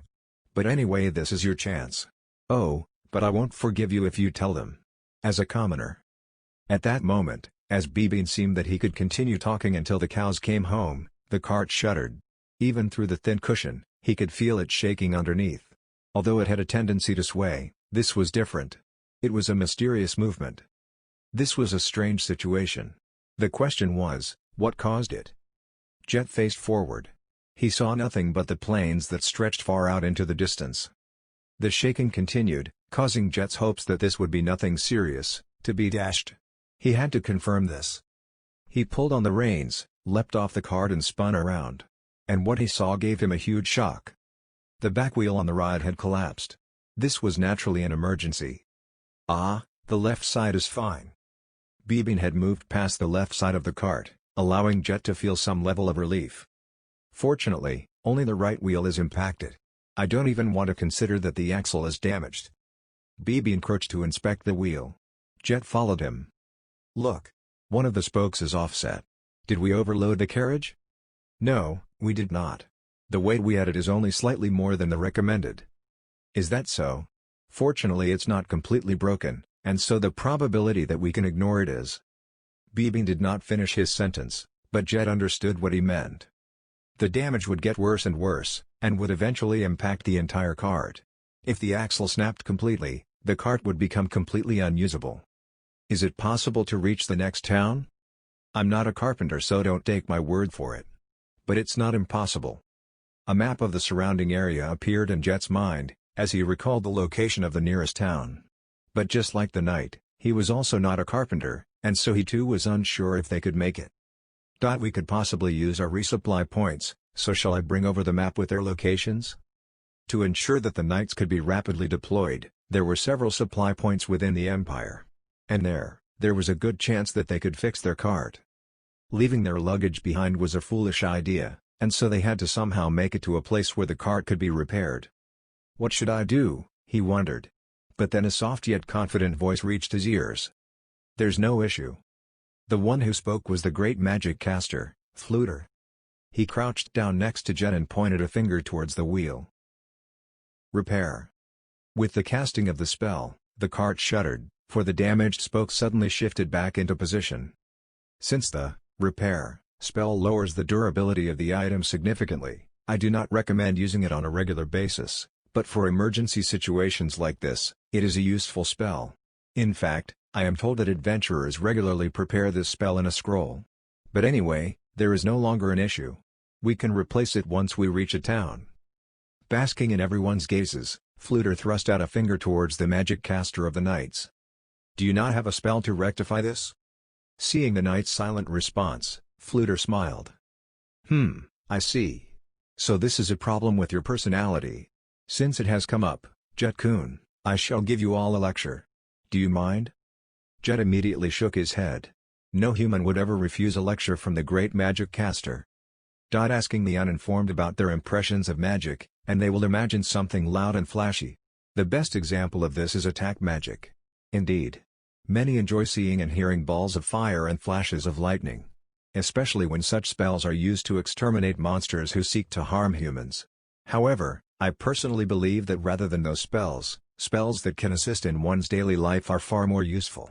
Or rather, finding occasions to use attack magic is rare, for they are only useful for harming others. Indeed, Jet thought. The attack spell, Fireball, was famous, but no one would use the spell for heat, for such a thing was impossible to control. Even if one tried to use it to ignite kindling, if things went wrong, one would only leave behind a scorched corpse. The same went for Acid Arrow, Magic Arrow, and Lightning. In comparison, there are spells that have a wide range of uses, especially spells known as lifestyle magic.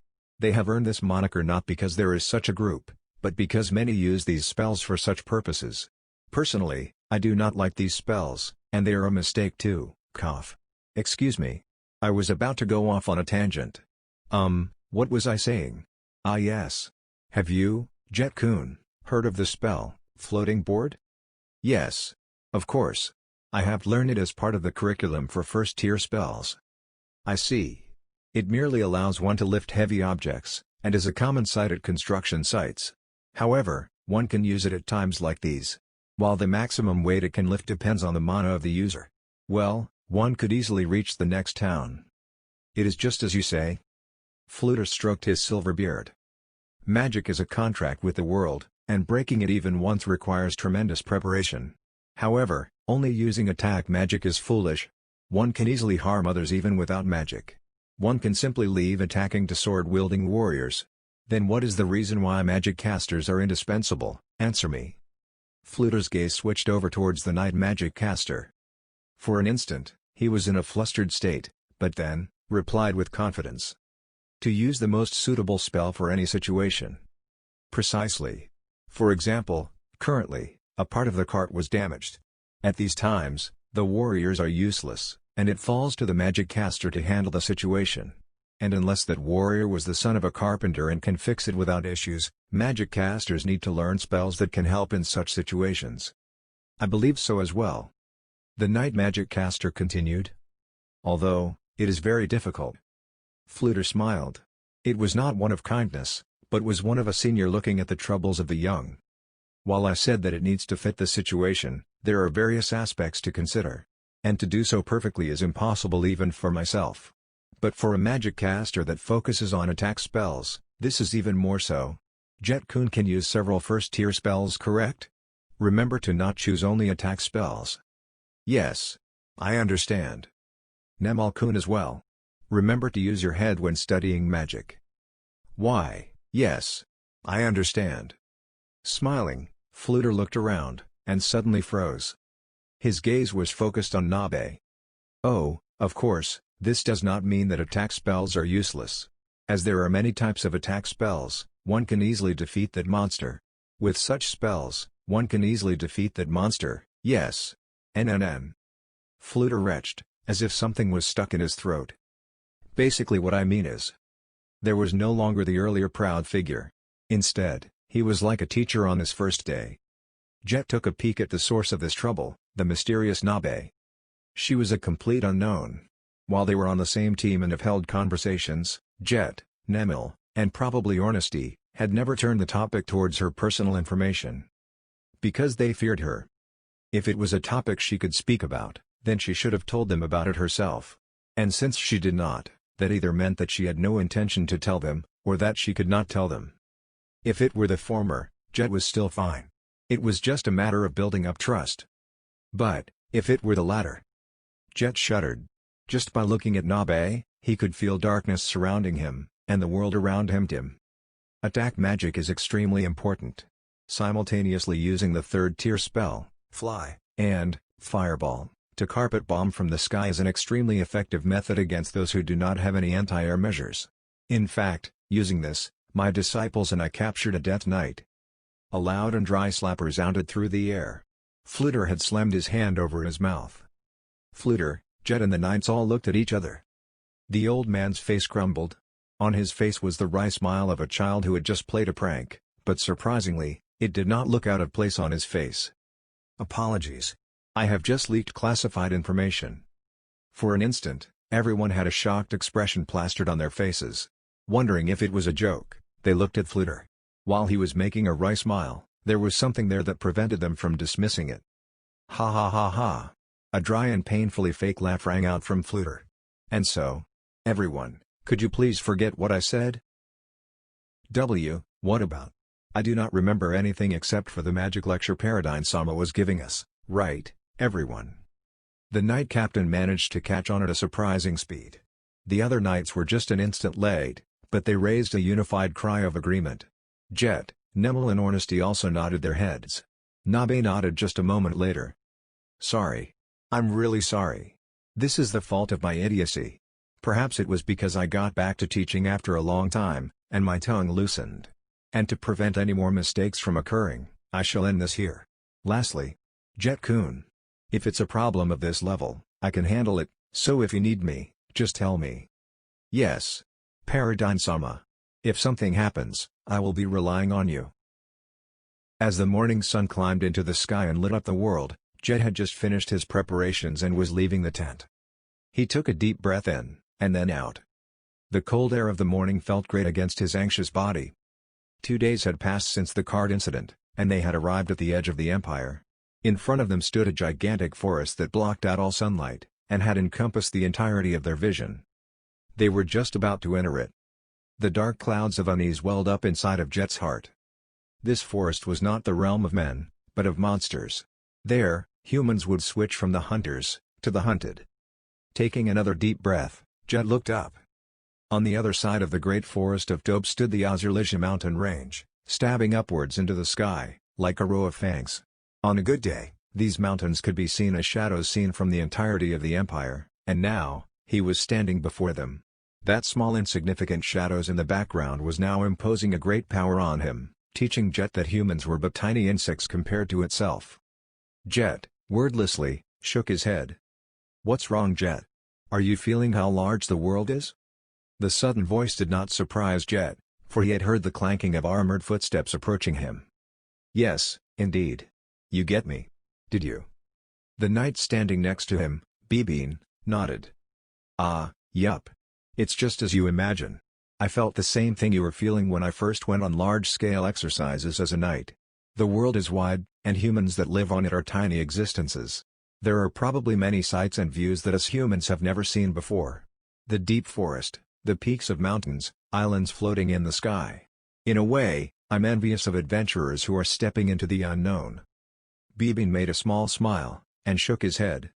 Sorry for saying weird stuff. We're about to enter the great forest of Tobe, and here I am saying stuff that I hoped will ease the tension. No, it's fine. I understand where you're coming from. Bibin, can I call you a romanticist? Ah, how embarrassing. Bibin blushed. However, his face immediately returned to normal. While I said this earlier, you should not become an adventurer because it is very risky. Only a small handful attain success, and the death rate is high.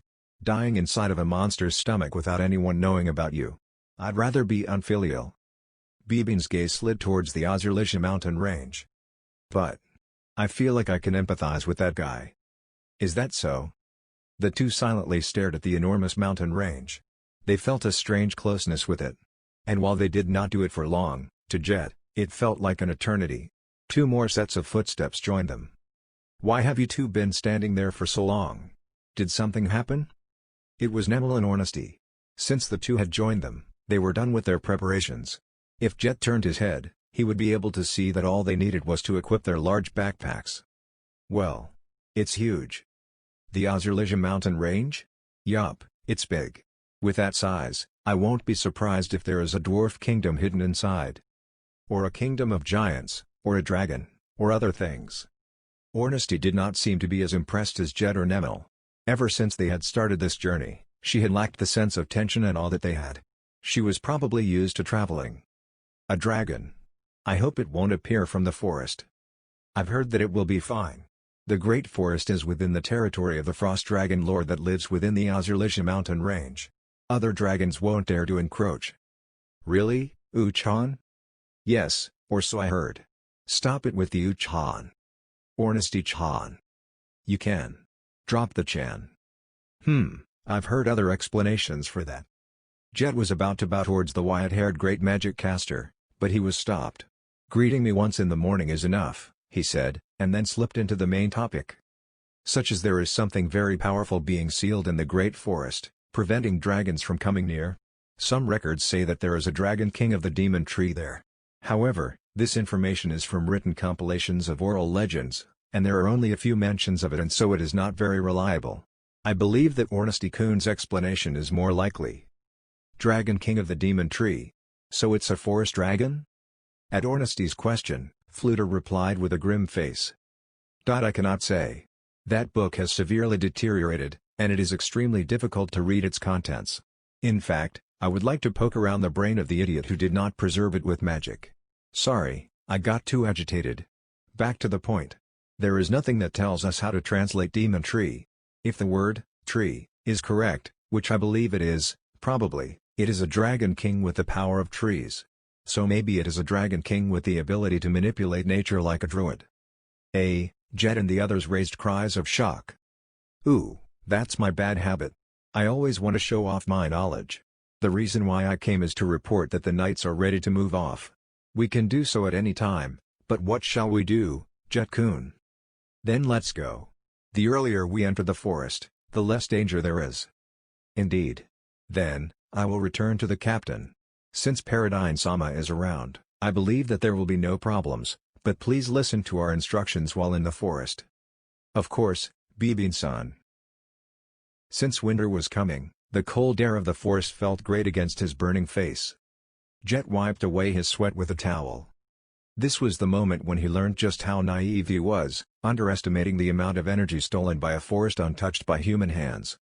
As he looked towards Nemil, he noticed that she was moving her mouth. She was probably whispering, "I'm fine." She was pushing herself, but from her footsteps, she was not on the verge of collapse, so Jet said nothing and faced forward. On the other hand, Ornesty was showing a surprising level of stamina, and so he paid her no heed. The same with Fluter and Nabe. Nemil had the least amount of stamina, followed by Jet. Next is Ornesty, then Paradine-sama. And lastly is Nabe-san. Meanwhile, the footfalls of the knights around them were full of confidence and vigor, earning Jet's admiration. This was compounded by the fact that unlike Jet's group, they were all covered head to toe in metal armor. Jet stared at the deep forest, where the thick air was emanating from. He would occasionally catch glimpses of the ranger leading the group. Being an Imperial Knight was a professional occupation, and unlike the kingdom, the term did not mean a warrior who fought on horseback. While it was true that most were warriors, wearing metal armor and training to fight with sword and shield, there were some with other specialized skill sets, such as magic casters, priests and rogues. For there were many roles the knights had to fulfill, and one of them was to patrol the empire and fight with monsters. And since the kingdom used adventurers to fulfill this role, the knights had to organize themselves in a similar manner. For example, if a team was composed solely of warriors, it might be possible to eradicate goblins with overwhelming firepower. However, since there were many ways that monsters could attack, there was a need to be able to handle them. If paralysis poison was used, a priest was necessary. Attacking from a distance with magic to burn the creature would be the best. There were also intangible monsters that could not be damaged by physical weapons. For the above reasons, defeating monsters only with those who could swing their swords would be difficult. Jet refocused his efforts on his exhausted legs. "Don't push yourselves," they were told when they had entered the forest.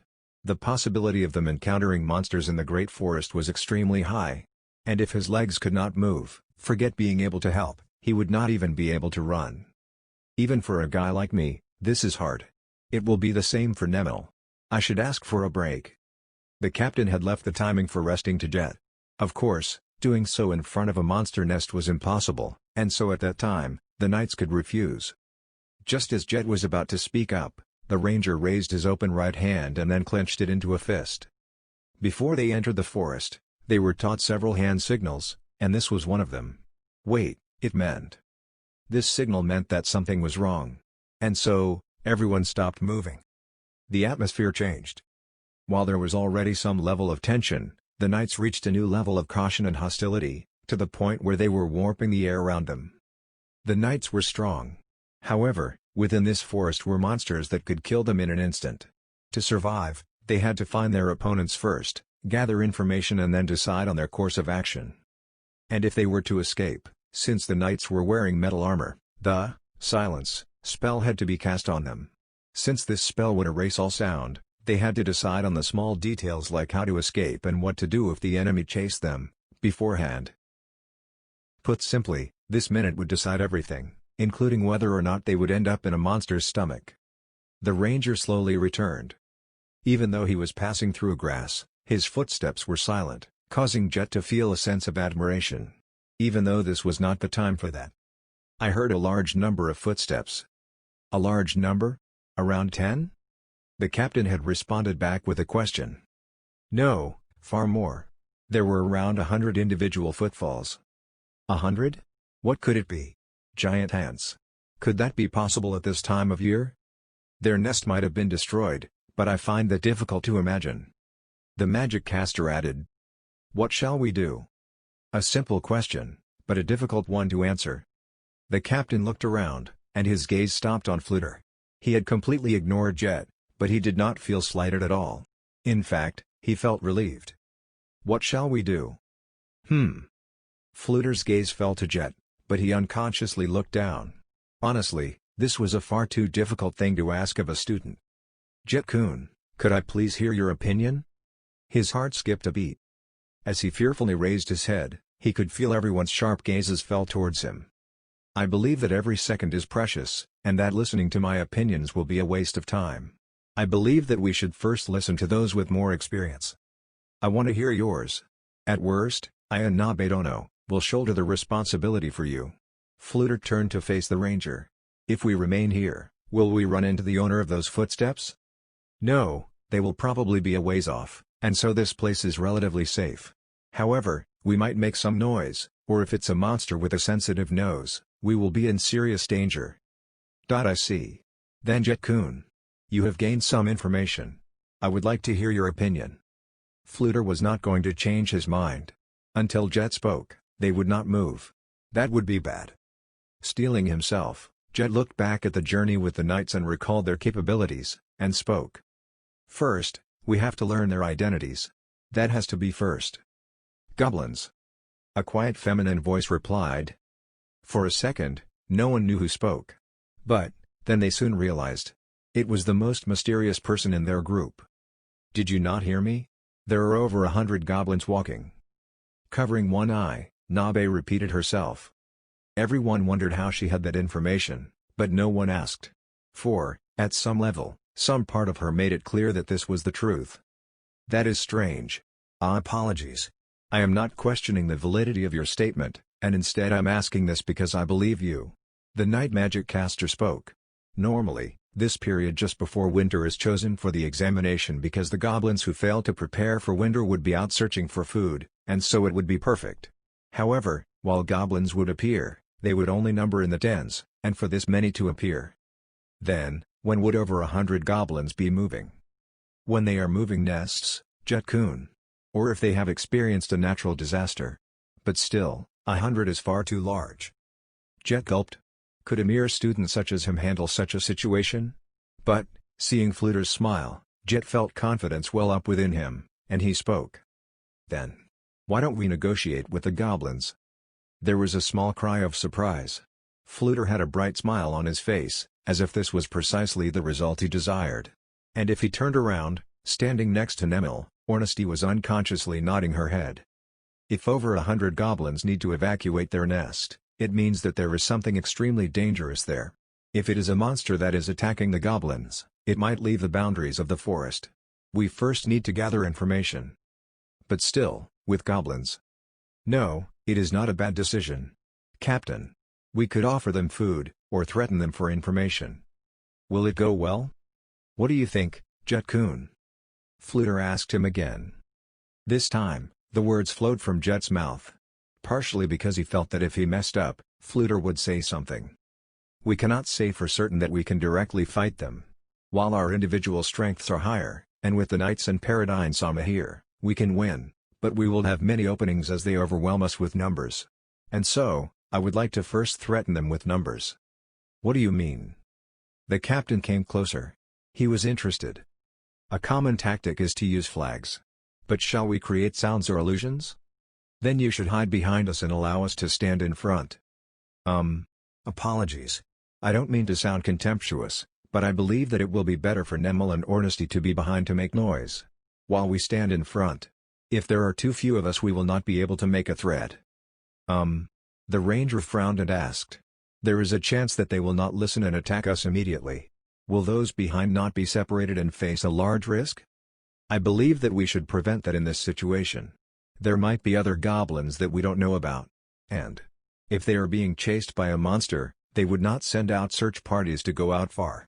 And if they are stopped here and surrounded by monsters, it would be very dangerous for them." "I see. It makes sense." The knight captain grimly muttered, and looked around to see if anyone had any objections. Paradine Sama. Staring at Fluter, the captain read his intent, and nodded. "Then let us go with Group Leader Jet's suggestion. If there are no objections we will begin." "Good. Hurry." They moved out. Firstly, they identified the route that the goblins were taking, and positioned themselves by the side, split into two teams. This was a dangerous gamble, but if they did not do so, the illusion that they were surrounding the goblins would not hold. And behind each team was Nemel and Ornesty, holding ropes. When they pulled on them, they would shake the branches, causing the goblins to assume that there were more of them. With the preparations over, Jet held his breath, waiting for the moment. Depending on how this went, this might become a deadly fight for one's life that he had never experienced before. His breathing became rough. And a hand landed on his shoulder. It was Bebean. With a bright smile, he patted Jet again. And he found that, slightly, his breathing had become easier. And finally, they began to hear sounds. Panicked footsteps that were trampling through the undergrowth. And it slowly grew louder, as did Jet's footsteps.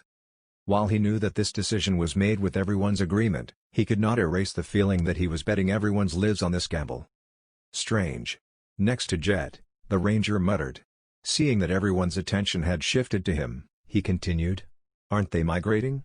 Or rather, some of them are injured. It seems quite likely that they are being chased by monsters. Even more of a reason why we need to speak to them." Everyone nodded. Jet could hear that the goblins were passing through right in front of them.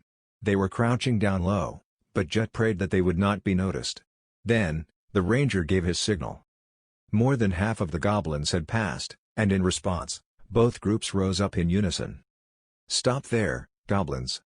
The captain shouted out, frightening many of the goblins, causing them to break out shivering. "We wish to negotiate. I hope that we do not need to draw our swords, and simply end this with words." "Lies. You just tried to kill us earlier." The creature that shouted was a large individual amongst the goblins, as large as a human.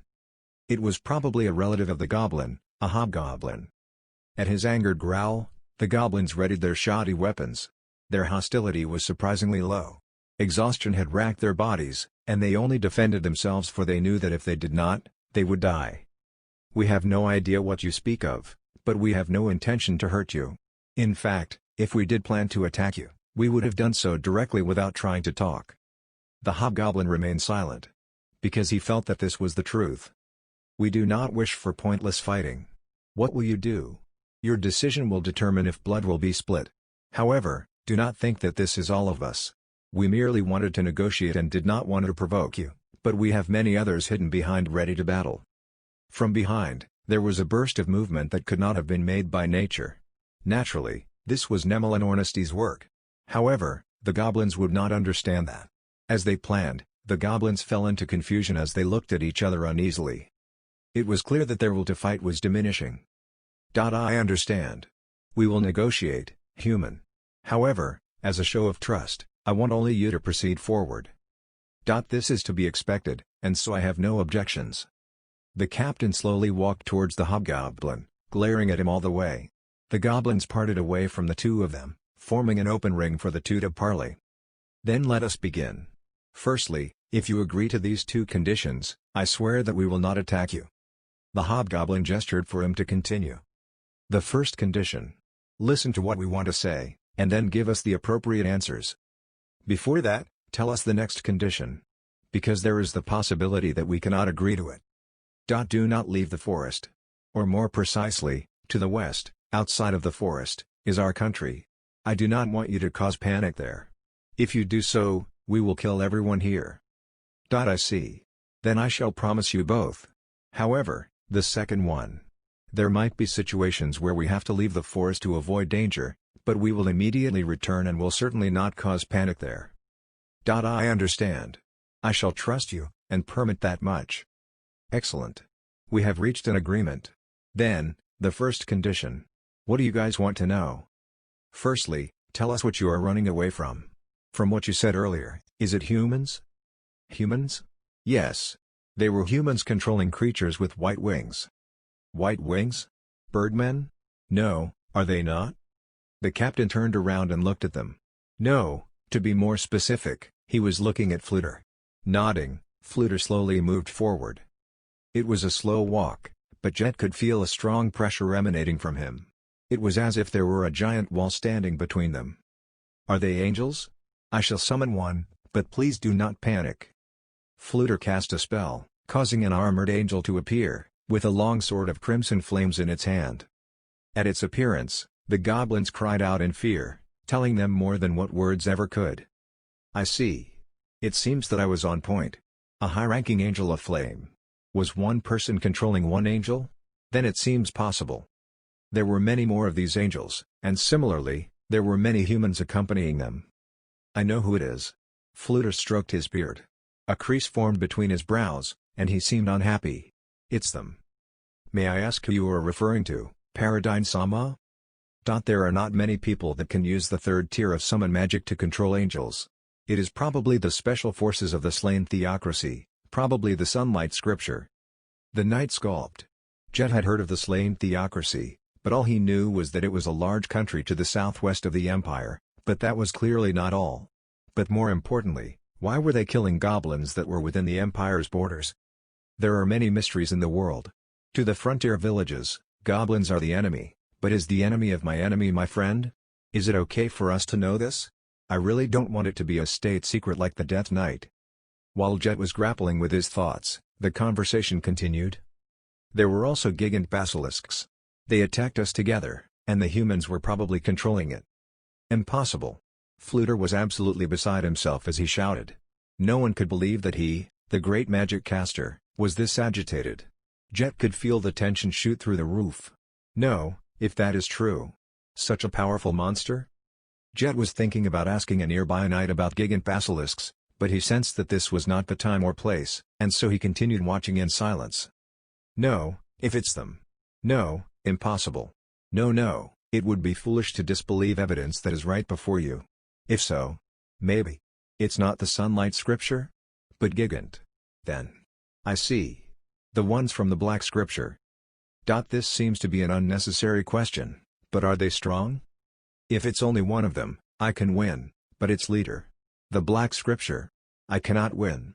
It would be better to leave here as soon as possible. I understand. Then may I ask why you were targeted by such? There is no need. Captain. I mostly grasped their way of thinking. There were quite a lot of you, right? There were many of us. That's the answer. Then allow me to ask two things. Firstly, are you carrying any special treasures? The hobgoblins thought for a few seconds, but finally shook his head. Then the last question. What will you do now? We intend to head south. According to the traveling goblins, there is a great goblin general that bathes in his enemy's blood. We were thinking about joining his tribe. A great goblin general to the south? Fluter fell into deep thought. Was there such a person? Yes. According to the stories, he commands tens of thousands of goblins, controls golems, and can crush his enemies with his two hands, earning the moniker of Bloodstained. How had he cover in clothes? Yeah, no, not Bea? The goblins began to talk about the rumors about the great goblin general. It was not clear if it were truth or lies. However, since the hobgoblin seemed to speak with such confidence, even if he were only half of the rumors, he was quite the powerful goblin. Or perhaps he was a relative of the goblin, a terrifying malevolent species known as Red Cap. Well, it is fine. So you will head south after this. We pray that you can reach your destination safely. Now, Captain, we will leave now. Yes. Understood. With weariness in their eyes, the goblins left.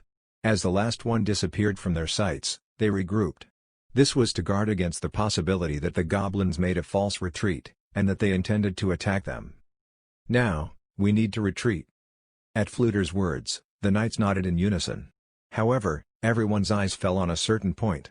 They looked away and turned to Jet, choosing him as their representative.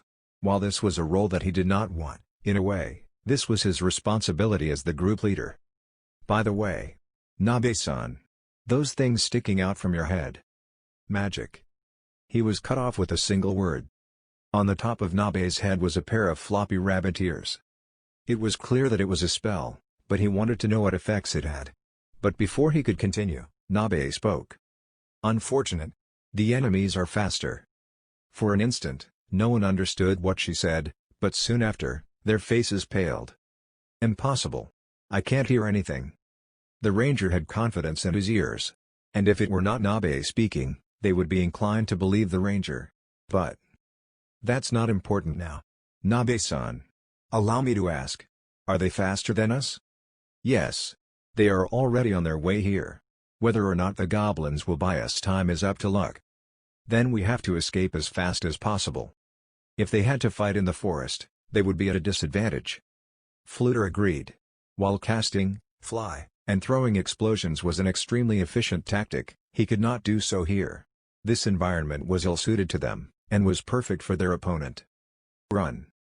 Obeying his commands, everyone broke out into a sprint.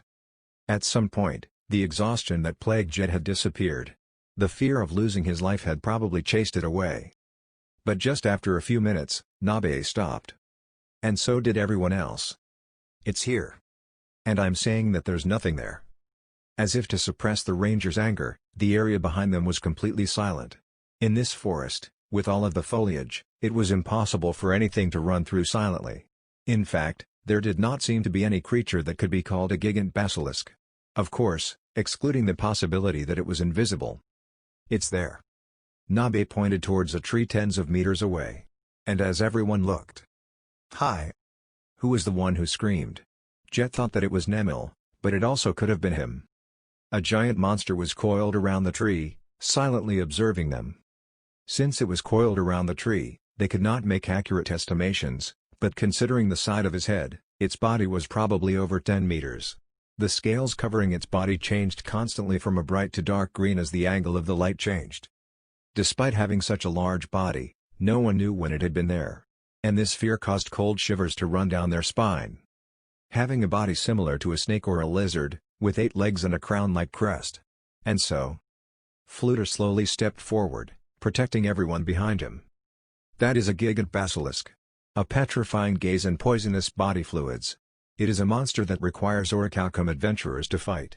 Fighting it by myself is difficult. Doing a simple power comparison, I am stronger. However, I fear that a single mistake will lead to defeat. And I need to prepare something to protect against its petrification. This will be hard. While protection against petrification and poison was the realm of priests, the skills required was out of reach for the one that came with them. And so they had to rely on items.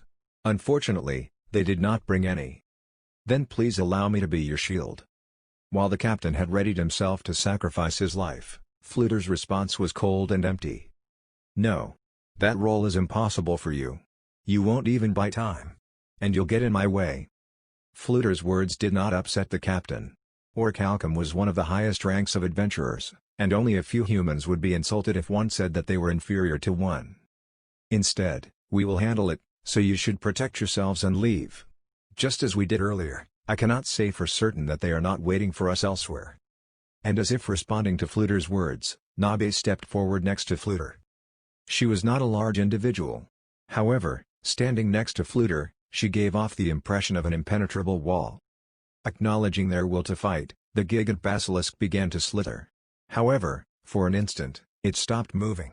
And its long neck spun 180 degrees backwards.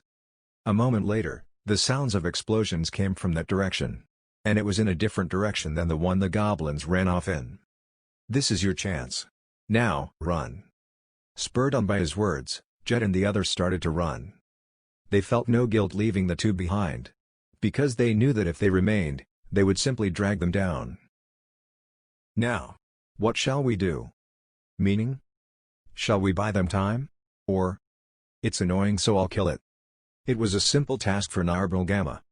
Fluter knew her strength, and so obediently nodded and stepped away. By the way, what do you think of that human? Not bad. In terms of ability, that kid is, well, barely passable. Although he is not an idiot. We can hold some expectations for his future growth. Ainsama has his eye on him, so it would be a problem if he is just fine. It is as you say. However, he simply needs to grow, and as I said earlier, we can have some expectations for him. Then guide him well. Understood. With the conversation over, Narbril pointed towards the gigant basilisk. Sensing hostility, it began to move. But it was far too late. Drown. Failing to resist the spell, its lungs began to fill with water. It tried to cry out, but no sound left its mouth. It fell to the ground from the shock, crashing into the earth. Writhing and thrashing, but it was no use. Its fate was decided the moment it failed to resist. If it killed the caster before it died, the magic would dispel, but the gigant basilisk had no way of knowing that, and so it wasted its precious last moments. Finally, its body stretched out, and strength left its body, along with the spark of life. Amazing. Penetrating the defense of a powerful beast with just a single attack. It's not a strong enemy. So what shall we do? You seem to know who sent this monster. Shall we kill them? No, that will not be necessary. Narbril Gamma could probably easily kill most of the Black Scripture. However, the captain was an exception. If the rumors were true, even she could not beat him. And if she was killed, Fluter could easily imagine his master's rage. So he changed the subject, to avoid that small possibility. Firstly, we have accomplished what we came here to do. The killing of the gigant basilisk will raise the boy's reputation. No one would believe it strange for Master to invite him. Well, those who know of us will probably laugh. But all we have to do is to manipulate the information to make sure this becomes a legend. I will leave that to you. Narbril pulled out her weapon from thin air, and began to walk towards the creature. Can I bash that corpse off somewhere? Overlord Second Half Chapter 29, The Academy Part 8, Side B. Sitting down on the driver's seat, gripping the reins, Rangobert felt an ache building up in his stomach. And while this had been with him ever since he had left the capital, he had a question about it. Is this really just because I'm on a trip? Thinking rationally, before this, he had felt something strange about the mysterious man called Momin. However, he could confirm one thing, the pain had gotten much worse after going on this journey. And it was worsening still. Later, let's go to a priest. If I say it's because of Momin-sama, that father of mine would still probably pay. If he doesn't. Can I ask Momin-sama? It hurts. Rangobert pressed down on his stomach as he looked around, hoping for there to be something to take his mind off the situation. However, the hope in his eyes immediately faded away. Ever since the cart had stopped, absolutely nothing had changed. Surrounding the cart was an air of fear so thick that it was almost difficult to breathe. It was as if night had descended early, and one could almost touch it. No, it would not change. My hips should be able to handle this. But it hurts. I'm getting pins and needles. And not only that, I'm nauseous as well, like there's something heavy tumbling about in my stomach. This is the worst. Rangobert was positioned at the front of the group, and sitting next to him was the vice captain of the knights. Behind them was Momin. The knights themselves were surrounding the carriage, keeping watch. They stood the perfect distance away from the carriage, and their example would be used in a textbook. Silently standing guard and facing straight forward was the proper actions for knights. Even in the plains where potential enemies could be seen from a mile away, it was still best to be on one's guard. However, they were acting completely like dolls. Firstly, their concentration could not continue forever. Once a certain time had passed, they needed a break to rest their minds. But being able to maintain this for so long caused Rangobert to feel an almost ironic admiration for them. No. It's the opposite. Because they are doing this so well, they can't be held responsible for them. They're the worst. The really amazing people are the ones who are able to dispel this terrible air. Rangobert silently mocked himself. Rangobert did not group himself together with the knights. While right after the journey began, he felt a comradeship forming, born from the same fear and exhaustion, but now it had all but disappeared. Instead, they became another reason for his stomach aches, and so were now a target for his anger. He looked up at the sky. The evening sun was slowly sinking in the far-off distance, and the sky was dyed a disgusting crimson. Considering the time, it would be best to begin to set up camp. However, The knights showed no intention of saying so. As if, as long as they were not prohibited, they were perfectly capable of and willing to keep marching into the night. In fact, if they were made to do so, they would continue onwards without a single complaint. Certainly, this was an examination. They were checking each and every one of their actions and evaluating them. And in that sense, it was not completely incorrect to silently observe their actions. However, that did not mean that the knights should not speak at all. If there were mistakes in the students' decisions, as someone inexperienced in traveling, Rangobert had undoubtedly made many, the knights should have been ordered to provide advice. On such a dangerous journey, certain mistakes could lead to casualties. And so attempting to continue on into the night when the eyes of humans did not work was something that could not be allowed. If they were attacked at night by monsters, believing that they would be able to fend them off was the epitome of naivety. After all, one could not refute the possibility of a dragon flying by. I know you're all scared. No one would be willing to stick their hands into the flame. However, you are not children, but knights, the pride of the empire, and so you should act as, no, this is difficult. If I were in the same position as them, I would probably do the same. His initial dislike slowly changed into empathy. For he knew that he would do the exact same thing. However, the moment he thought about being caught in the middle, a bitter taste spread in his mouth, dispelling that thought. Who the heck would enter the dragon's nest? Deal with your failures yourselves. Everyone including Rangobert feared that man.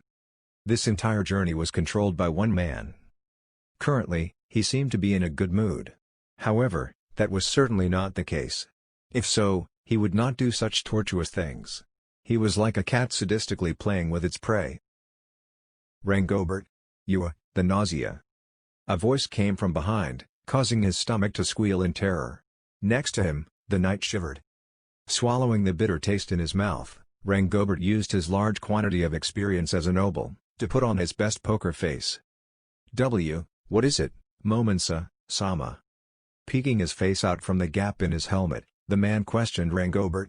Facing someone that caused even the battle-hardened knights to tremble in fear, without his voice quivering too much gave Rangobert a sense of pride. It's almost night time. What will we do for camp? Why, yes. What shall we do? What do you believe to be the best course of action? The one asking was the knight sitting next to him. He pleaded Rangobert with his eyes, but he ignored it. This is your chance. Just say it. Seeing a fool about to jump into danger while watching from the sidelines brought an almost pleasurable excitement to Rangobert. Taking a few deep breaths, the knight steadied himself and replied. Indeed, Momen-sama. I myself would like to follow Momen-sama's suggestions, but what do you believe is best? We should quickly set up camp. Shouldn't we use the campgrounds that are near the highway? I see. As expected of Momen-sama. I also believe that is a good idea. So shall we set up camp once we find a campground? Isn't it fine? Rangobert, what do you think? I believe that is a good idea, Momen-sama. Then it's decided. Fortunately, there is a campground over there. Looking across the Crimson Plains, one could indeed see a small clearing located off the main path, with a small dark shadow standing there. It was difficult to see it clearly from this distance, but Momen's words were probably not wrong. Firstly, there were absolutely no merits in lying. And secondly, while on this journey, they had learnt that he possessed an inhuman level of vision. Him being in possession of a magic item was the most logical line of reasoning, but it was also possible for him to have non-human blood. Such as a dragon. There are rumors that the Queen of the Dragon Kingdom is a descendant of an ancient dragon, but whatever. Could you please tell the group leader that we are going to set up camp? But before the knight beside him could respond, Momen spoke. No worries, I can do that. No, we cannot trouble Momen-sama with this. Simply giving them a holler will do. Come on, they are all focused on their guard duty. Raising my voice would only disturb them. Let me go over and personally talk to them. Before Rangobert could politely refuse, Momen's face disappeared behind the cloth covering. And from behind the carriage, there was the sound of someone getting off. So he left. Yes, he has. Now then. Let me hear it. Isn't there something you've been wanting to tell me all day? Now that you can let it out without fearing of Momen-sama, please begin. Of course, it's fine even if you refuse to talk. I'm sure that it will not be detrimental to me. Rangobert cynically asked the knight. He had to make this clear, right here right now. Oh, so you've realized. Momen-sama has probably also noticed as well. Otherwise, he would not be so sarcastic. Rangobert took a quick look behind him and understanding the intent, the knight grimaced as if he had just eaten a bug. Just so that you're aware, it's not as if we wanted to do this. The higher-ups made the decisions, and we are the victims. That's a bit too loud. Do you wish for Momen-sama to hear you? Do you expect him to accept an excuse like this? You must have quite a bit of faith in your luck then. We wish for you to act as a mediator. All of us knights beg this of you. Give me a break. Who's going to take responsibility should Momen-sama direct his anger towards me? The knight made an expression of shock as if he had just stumbled upon this realization, and Rangobert could feel his face form a cold smile. The knights were not trying to improve their situation, but instead were trying to hoist it upon a third party. This was indeed their safest option, but as that third party, there was nothing more infuriating to Rangobert. You have formed a group with him after all. To Rangobert, this was nothing more than an excuse. I believe that you think of me simply as nothing more than a convenient tool. And more importantly, I do not understand why he grouped together with him. Rangobert deeply sighed. Now, I can make a guess, but let me hear it. What do you want me to ask of him? The carriage wheel. Our magic caster is able to fix it. Indeed, Rangobert spat. It's been broken in far too obvious a manner. Perhaps a single wheel on each of the carriages were designed to break apart after some time. Normally, this would lead to a delay in the journey. And when your magic casters are able to fix it, a seed of admiration and amazement would be planted in the hearts of the students. And after the journey, even if the students realized that it was intentional, they would tell themselves that it was a test to see how they would overcome the situation. Why don't you tell Momen-sama? Why can't you? Rangobert smirked. The knight averted his eyes downwards and glumly replied. Because we are scared. If he learned that we were to test him, we fear that he will murder us all. True. That this trip began with such underhanded schemes planned out would indeed irritate him. He looked towards the back of the carriage, around the location of the broken wheel. The wheel itself was still broken, but the journey was still smoothly proceeding, thanks to a certain suggestion from Momen. Indeed, it was the Black Knights. Two of them were lifting up the carriage and following it from behind. With impossible strength and endurance, they had sensed it beforehand, but the probability that they were human was an absolute zero. Then it was certain that they were golems, but if so, just how did Momen enroll them as students? One possibility was that he had pressured the principal with his connections. Another was that he himself was someone close to the principal. And so just where did those slaves go? Rangobert immediately abandoned this train of thought. Anyhow, he could not care less about them. The problem was, why did Momen suggest something as ridiculous as to have the Black Knights carry the carriage? There was only one answer. Such a reaction is definitely not normal. I can clearly feel Momen-sama's anger. He will never borrow your power. And he will do anything to keep himself from doing so. Yes. Because he was dissatisfied with the knight's actions, he did what he did. I know. A bit loud, don't you think? Seeing the knight chew his lip in frustration, Rangobert felt pity for the man. Yet, he did not empathize with him. If he were forced to pick a side, he would stand with Momen, who was much more powerful. But, even so, he still wondered about Momen's identity. Rangobert believed that Momen was a child of the previous emperor, or at least someone related to one. It was said that the Blood Emperor had eliminated all of his younger brothers, but it was possible that for some reason, certainly not pity, one was left alive, but pronounced as dead. Or one was imprisoned for a long period of time. Rangobert believed that it was the latter. And he had reasons for doing so. Firstly, Momen had a severe lack of understanding about society, he was unable to read the mood, and he had absolutely no common sense. And he lacked the elegance of nobility. While it was true that he understood basic respect, this was but mere information to him, and was not ingrained in his bones. From these above points, the idea that he was imprisoned and allowed only a few visitors would allow Rangobert to explain his father's attitude towards him, as well as his connections to the academy.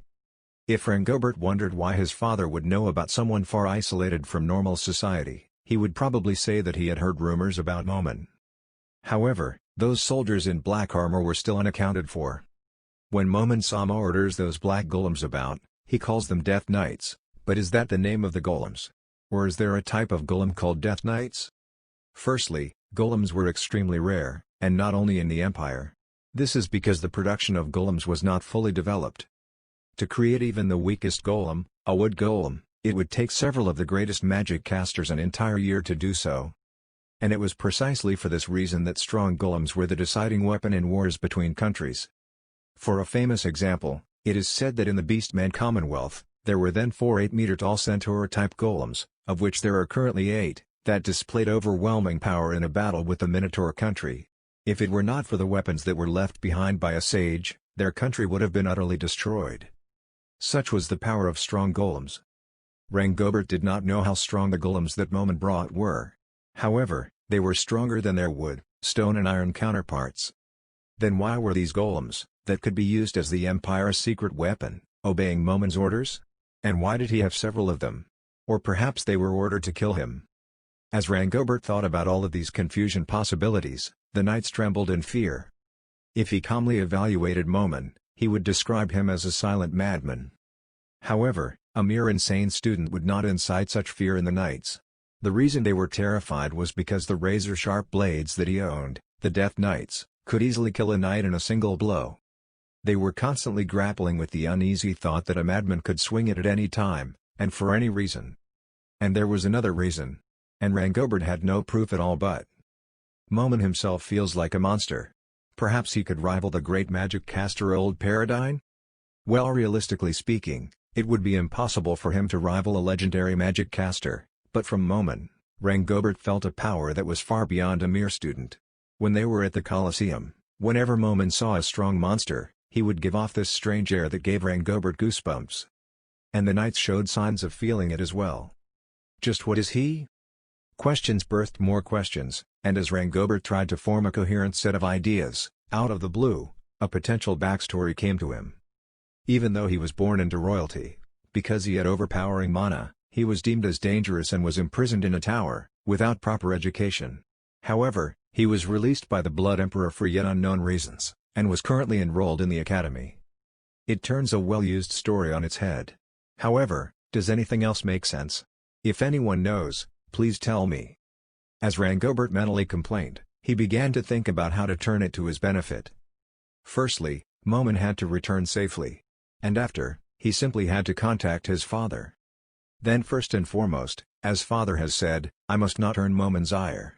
So it would be a foolish decision to side with the knights. By the time that Rangobert decided his course of actions, the knight was still complaining. And seeing the fool, a deep anger rose up from within him. Isn't the academy responsible for preparing the carriage? Why, us. Indeed. And that is precisely why you are not yet dead? It is but a mere accident born from choosing this carriage. Then we would take responsibility and return it. Punishing your knights would be unreasonable. However, isn't it quite a coincidence that precisely someone who is able to fix it just so happens to be attached to us as guards? Once that happens, everything will become clear, and as for how Momen-sama will act, I do not want to know. Rangobert shrugged his shoulders. Momen-sama is extremely strong. I believe so. What about you? We are the knights that protect the Empire. Acting against us is the same as acting against the Empire. If it were not for the fact that the knights' teeth were chattering from fear, these would be quite heroic words. Rangobert knew that this was false bravado, and laughed. Relying on an authority that even you do not believe in.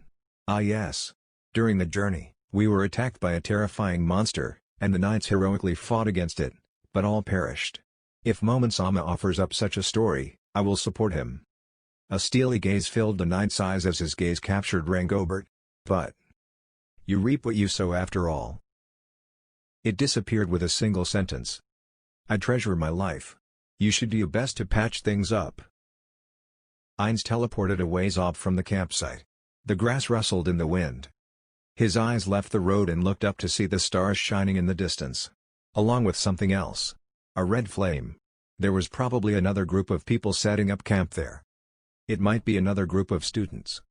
It was a distance Ainz could immediately close, but he could not bring himself even want to go over, let alone prepare the spell. He simply slumped his shoulders and looked around. Campsites were areas near main roads of the Empire with a well and small hut. As it had no walls to keep out the wind and rains, it was necessary to cover the sides with a cloth and other such preparations, but the knights were rushing it, leaving no chance for Ainz to help. Well, he had offered his assistance, but he was politely refused. The atmosphere is bad. Well, I know it's my fault. And so he came here to escape. It doesn't seem like it's going to rain, so they should be finished soon. Heinz began to talk to the Death Knight he brought along. Of course, there was no reply. It was as if he were talking to a wall. He felt both foolish and empty. Rangobert might have been nice to talk to at this moment, but he was busy observing the knight's work. Leading the construction of the camp might be graded, so please leave it to me, he said. Even though he had already controlled the reins of the carriage, adding more work onto his pile left a bad taste in Heinz's mouth. A team needed to work together and help each other out. Leaving everything to one person was not the act of a teammate. In fact, in Heinz Ulgon, no one left everything to one single person. Heinz looked at the Death Knight. He was not reaching his goals. I'm bad at presentations. And really, if you have slavery, what's wrong with undead slaves? Heinz had the Death Knight fight in the Colosseum to spread knowledge of its ability to the masses. However, that was stopped by a word from Jyrsienov. Giving up just because one presentation had failed was a waste. And so he moved on to his next plan. By showing off the abilities of the Death Knights to the knights, he could spread its fame through word of mouth. If the protectors of the Empire, the ones who valued strength, the knights, saw the Death Knights and said that they have excellent fighting ability and they can work without rest, and so are excellent in operations. They are undead, we must have in the knights, then Jyrsienov would certainly not be able to ignore it. And so, he saw the broken carriage wheel as a chance to display the power of the Death Knights. At that moment, the atmosphere suddenly got much worse. Maybe I should have given them more chances to shine. But I am confident in the Death Knight's strength. This is Jyr's fault. While this might have taken away some of his face, our friendship and the benefits of this arrangement should outweigh it. Undead were an excellent labor force. They did not require food, they did not get fatigued, and they would blindly follow orders. They were like machines. As someone who experienced modern society, Heinz was fully aware of the benefits of machines. And he knew just how much people's lives depended on them. And this was why he was confident that undead labor would sell. In fact, he had heard from Fluter that the Empire was considering using undead in field work. Then, if he jumped in, he was certain that he could bring about massive benefits. And the Empire was only at the stage of conducting experiments, and was yet to achieve success. Basically, if I become a pioneer, the benefits to me will be amazing. The opportunity to grasp an entire industry is right in front of me. No matter what I have to do, I need to grab it. If he was successful in converting the Empire into using undead labor, other countries would definitely capitalize on it. After all, other countries would not sit by and let another country grow stronger. They would try to implement it themselves, and so would buy Heinz's undead. This was the amazing ability of undead labor. For machines, others could buy and copy the design. However, there was no method to copy undead. And so on top of developing new skills, countless experiments would need to be conducted, requiring time. And so, the difference in economic ability between the Empire and other countries would widen, and so they would choose to buy it from the pioneer, Heinz. This idea of undead labor would then spread from those countries into their neighbors, until the entire continent used undead labor in various forms. If I can monopolize a market, the riches would be unimaginable. Of course, Jyrsienov would ask Heinz to not spread this to other countries. After all, handing this technology to other countries would be a huge loss. Jyrsienov was not the sort of person to ignore this. And so, Jyrsienov, and thus the Empire, would owe Heinz, and he could reap even more rewards. I'm friends with Jyr, but I have my own responsibility to my territory. I will make those living there happy. This is the responsibility of a ruler. Even if they are human, if they are a citizen of Nazarick, I will make them happy. He would use the money he earned to improve his territory, and earn more wealth, all in order to strengthen the great underground tomb of Nazarick. This was Heinz's current greatest goal. He needed to aim to continuously strengthen Nazarick. And the first step. Heinz clenched his fist. I have to succeed. After all, I might be able to create a megacorporation capable of ruling the entire continent. First, I need to win over the knights. After the trip, they'll find out that the Death Knights were actually undead and they have to think undead are useful. I have to tell everyone else. Heinz knew that there was sure to be resistance. People would be concerned over losing their jobs being lost to rapidly improving machinery, and Heinz was aware of that. Here on out, it was almost certain that they would rebel against him. In fact, The farmers of E. Randall cried out that their jobs were being stolen by the undead when he had made them work in the fields. There was no refuting that fact. The undead would steal their jobs, no. It's perhaps more accurate to say that the nature of their jobs changed. Such as becoming the manager of a plantation that will be created by process. Would knights have to attain leadership positions to survive? There are pros and cons, and removing the cons will not be easy. The smarter knights are sure to be worried. Ainz glanced around the area, and saw the knights setting up camp. He felt that he met their gazes for a brief instance. But I also want the knights to learn just how capable the undead can be. How should I do this? Pondering over how to approach the knights, the only effective methods Ainz could imagine were utterly ridiculous. Just as he considered the possibility of bribery, Ainz suddenly had a vision. He realized how to sell his undead. Foo-foo. Foo-ha. Phew ha ha ha ha. What to do? I won't have enough time to create the undead. His laughter was carried by the wind, reaching the ears of the knights. After a few more days, the humongous forest revealed itself in all of its majesty. The forest of Tobu, it was a world where monsters thrived and where the very presence of humans was rejected. Seeking medicinal herbs found only in this land, many risked their lives to venture inside, and few returned. The dark shadows of land obscured by trees appeared like gigantic monsters ready to swallow up its prey whole. But, Ainz Ulgon felt nothing. Unlike the knights and Rangobert, he needed no resolve nor courage to enter this land of death. He had a body that felt no fear. That said, this was backed by the knowledge that there were no enemies stronger than him. Which is why he looked over at the forest as if he were going on a walk in the park.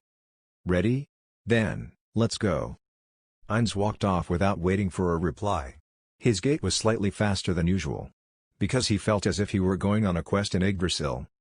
While it could be said that the journey was similar to a quest, he felt nothing. Possibly because nothing happened, there was the accident with the carriage wheel, but that was trivial, and so there was nothing that sparked his interest. And unfortunately, he could not enjoy the trip. This was partially his own fault, but there was a line separating him and the knights, such that the only person that he could talk to was Rangobert. But it was not as if the journey wore him out. Sudden changes in the weather, monster attacks, and other events did not occur even once, so he leisurely spent nearly all his time napping in the carriage. He tried to help out with setting up camp, but was politely turned away. The night watch was left to the Death Knights. How could one possibly enjoy himself while being treated like a customer? But now it would be different. He would be standing in the front, to fight against monsters. Emotions were stirring up in his heart. Quest number 0001, defeat the monsters in the Forest of Tob. The strength of the defeated monsters directly correlates with the scores they will receive, so I guess that means the stronger the monsters we slay, the better. If he was with his guild members, perhaps they could split up and compete over their kill counts. But if Rangobert and the knights left his side for a second, it could spell their death. Even with the Death Knights around, there was no guarantee of keeping them all safe. If the enemies turn out to be other groups, I'll hold back on them. No, this is how it was supposed to be. Foo-foo. If we attain first place, it would improve the reputation of Death Knights by a large margin. Personally, I don't want Fluter and Narbril to learn that I am also in the academy, but it's tough to give up the positive reviews that will boost the future sales of Death Knights. Step by step, Ainz headed further into the forest. The vanguard was of course, Ainz. Behind him, the Death Knights advanced forward like a wall. This doesn't look good. Barely 100 meters into the forest, he could not tell east from west. Looking up, all he could see was the thick cluster of tree branches blocking out the sky. To put it bluntly, he had no idea in which direction he should head in, or what he should do to encounter a monster. There was always the choice of either to continue to move forward, or do something to attract the monster's attention. But neither sounded particularly intelligent. He could cast a spell that would allow him to investigate the surrounding areas, but it was probably best to not stand out. Rangobert? Yes. Rangobert twisted past the Death Knights and headed right towards Ainz. In a few short days, Rangobert seemed to have lost weight. For quite some time, his small portions had caught Ainz's attention. This pains my heart. Is he unable to eat due to exhaustion and unease from the journey? If I reveal who I really am, he could probably have relaxed and enjoyed himself. But I am unable to reveal myself even to you. Please forgive me. I need something to reward him with to make him believe that this was worth the trouble. As his heart wrenched from seeing his teammate's pained face, Ainz asked. "We are going to hunt goblins, right?" "Yes. Once we do, we would have accomplished the goal of this journey. And so would it not be best to remain on the fringes of the forest and wait for goblins to appear?" What are you talking about? The monsters we defeat will affect our evaluation, right? Then we should not focus on goblins, but slightly stronger monsters instead, right? Yes, Ainz thought. He should simply defeat an amazing monster that would wow over Rangobert, one that would be recorded in the history of the Academy. Doing so would allow Ainz to feel better about lying to Rangobert.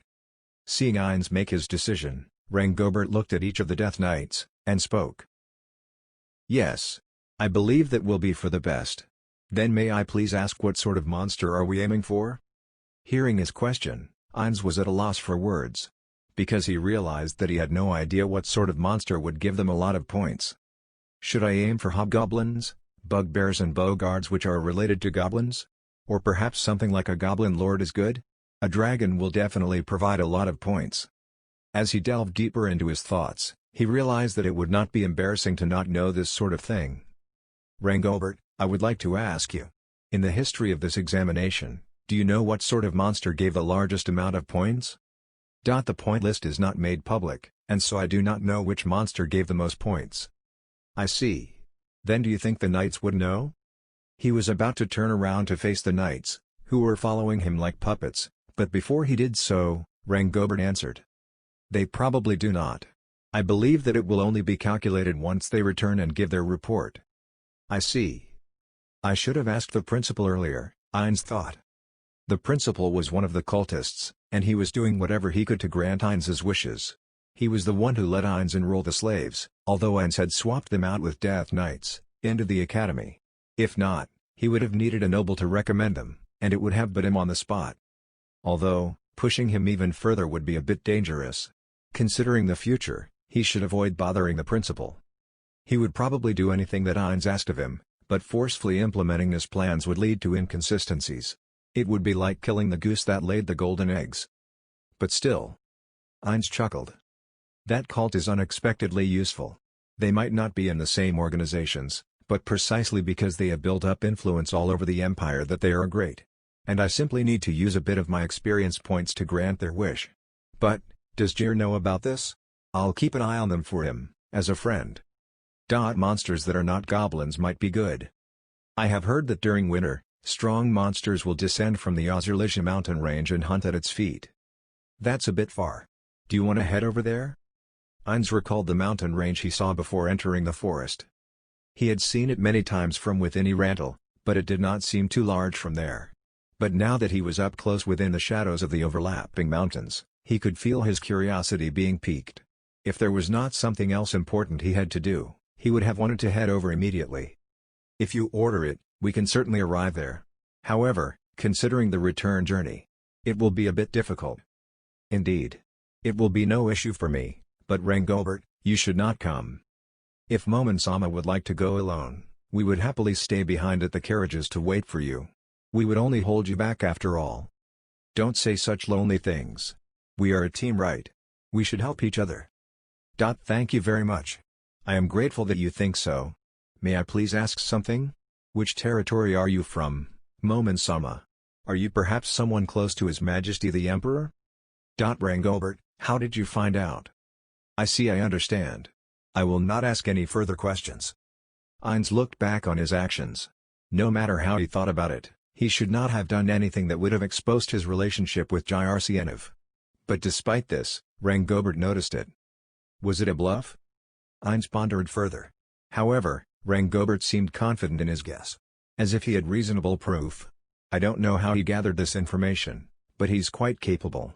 No, should I say, as expected of my groupmate. He said that he is the third son of a noble, and I would not mind having him become my subordinate. There were things that attracted Ainz's undead senses. There's quite a bit of distance. And quite a number of them. 10. 30. Counting this many will be annoying. Ainz's passive skill of undead detection only allowed him to know their rough numbers and direction. He did not know how strong they were. With this many, I thought that there would be no issue in the forest, but I should eradicate them to leave a good impression on the knights. Undead will probably get points. Because Ainz had specialized in necromancy, specifically in instant death spells, he was less effective at dealing with monsters without life. However, from the information Fluter gave him, there were no undead that could engage Ainz in a protracted battle. And so, Ainz began walking towards them. Without a single complaint about Ainz suddenly changing direction, Rangobert and the knights followed him closely. Disperse into the surroundings. Protect Rangobert and the knights. The Death Knights silently spread out. With Ainz at the head, they formed a rhombus, with Rangobert and the knights in the center.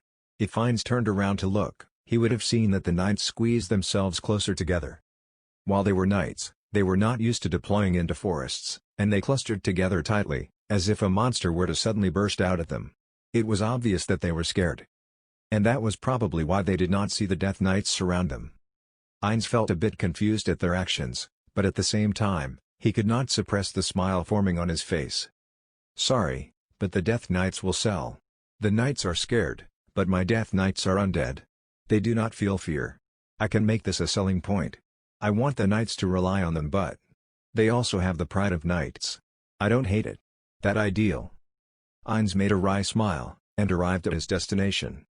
There was a huge crack in the earth, and surrounding it were a large number of goblins. Goblins? No. Rangobert, look closely. Eh? Well, certainly. Eh? Could they be zombies? Right. The goblins were severely injured. Their throats were slit open, holes were opened where their hearts should be. They were all filled with fatal wounds. Why are there so many goblin zombies? Just what happened here? Ainz had the same question as Rangobert. From what he could tell from their wounds, they were definitely caused by professional weapons. Meaning civilization. Just what sort of monster could do that in this forest? Ainz shrugged his shoulders. This was not a problem. Or more accurately, this was not something that Ainz should be worried about. As the knights arrived and were shocked at the zombies, Ainz began walking forward. Following his orders, the Death Knights remained behind to protect Rangobert and the knights. It was possible for there to be another type of monster hidden amongst the zombies. You guys wait here. As Ainz revealed himself, as expected, a large number of zombies became hostile and moved forward. Naturally formed unintelligent undead like zombies normally viewed other undead as allies, and did not attack them. So normally, they would not attack Ainz. However, there were two possible reasons why the zombies were going to attack him. One was that this was ordered by their creator. The other was because of Ainz's ring. Ainz had several rings, but one of them had the power to disguise him. So the information that he was an undead should be hidden. As he listened to the sounds of birds frantically flying away, he pointed a finger towards the zombies. Rangobert's question is natural. Just why are there so many zombies here? Did a great massacre happen here, causing the undead to naturally form? Or did someone cast a spell to create undead? No matter how much Ainz thought, the answer did not come. Well, it doesn't matter. Disappear. Triplet magic fireball. 3 balls of fire simultaneously appeared in the air and smashed into the horde, engulfing several tens of the false creatures. However, there were still more. As they moaned in their own death, they swarmed directly towards Ainz. It was a bad strategy. But zombies were such creatures. What? The 3rd tier? And strengthening magic. So he is stronger than me. I knew this before. But that firepower. It seems stronger than that magic caster I saw long ago. If we are unlucky, he can kill us with a single blow. This is the worst. Ainz's inhuman levels of hearing easily picked up the soft and uneasy mutterings of the knights. Ainz had no idea why they were surprised. The 3rd tier should be usable by excellent magic casters. That was what Fluter had said, and what his investigations revealed. Then, Ainz recalled that he was a student. Perhaps students could only use lower tiers of magic. That was the most likely possibility, but it was already too late to switch to lower tiers. Triplet magic fireball, triplet magic fireball, triplet magic fireball, triplet magic fireball, triplet magic fireball.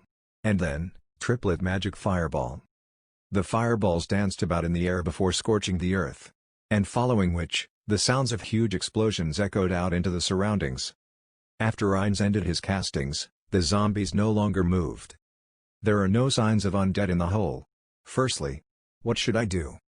And so, Ainz turned around to look at Rangobert and the knights, and was welcomed with stiffened faces. Did I go a bit overboard? Because there were so many zombies, it would have been a pain to use one spell to kill a single one. So he blasted them with those spells, but it seemed like he went overboard. Gee, good work. It seems like I went overboard. Rangobert's gaze suddenly shifted as he let out an expression of shock. The knights behind him did the same. There was definitely something behind him. Realizing that, Ainz glanced over his shoulders. From the rend in the earth, a giant reptilian monster peeked its head out, followed by a second. Gigant basilisks. The monsters let out a threatening hiss, as if replying to the terrified cries of the knights. Now, what should I do? The meddlesome part about dealing with beast-type monsters was their high stamina. To finish them in a single hit, instead of firing off third-tier spells, it would be better to cast neutralization spells like Charm or Paralysis. But the problem was that there were two of them. Ainz could kill them both in an instant. But it would only appear even stranger if he did not even struggle. I went overboard earlier. From their reactions, this must be a strong enemy. Instantly killing would be suspicious. I am currently just a student.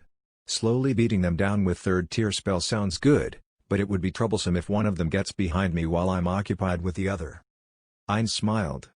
This was precisely the chance he was looking for. In the first place, his goal was to display the strength of the Death Knights. A strong enemy would serve that purpose.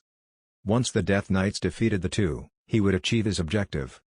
A 2v2 would be better than a 3v2. Sending the last Death Knight to guard Rangobert and the Knights would be safer. Such cautiousness, as expected of a demon beast. Since it can't read the difference in strength between us, it'll probably be a while before it attacks. Rangobert, leave, this is my fight. But can you take on both? The Knight Captain's shout overpowered Rangobert's voice. While slightly irritated, Ainz nodded. At that moment, go go go! Accompanying the captain's yell, the knights turned their backs and ran. It was almost impressive, how they escaped without a single second of hesitation. What? Ainz stood dumbfounded. He did not believe they would actually make a run for it. With a speed he had never seen from them, they disappeared one by one into the woods. You've got to be kidding me. Rangobert's outburst calmed Ainz down, but he was more worried about the beasts than the knights. The hiss from the gigant basilisk was perhaps an instinctive response to escaping prey. But are they still not attacking? Why isn't it leaving? Don't tell me this is its nest.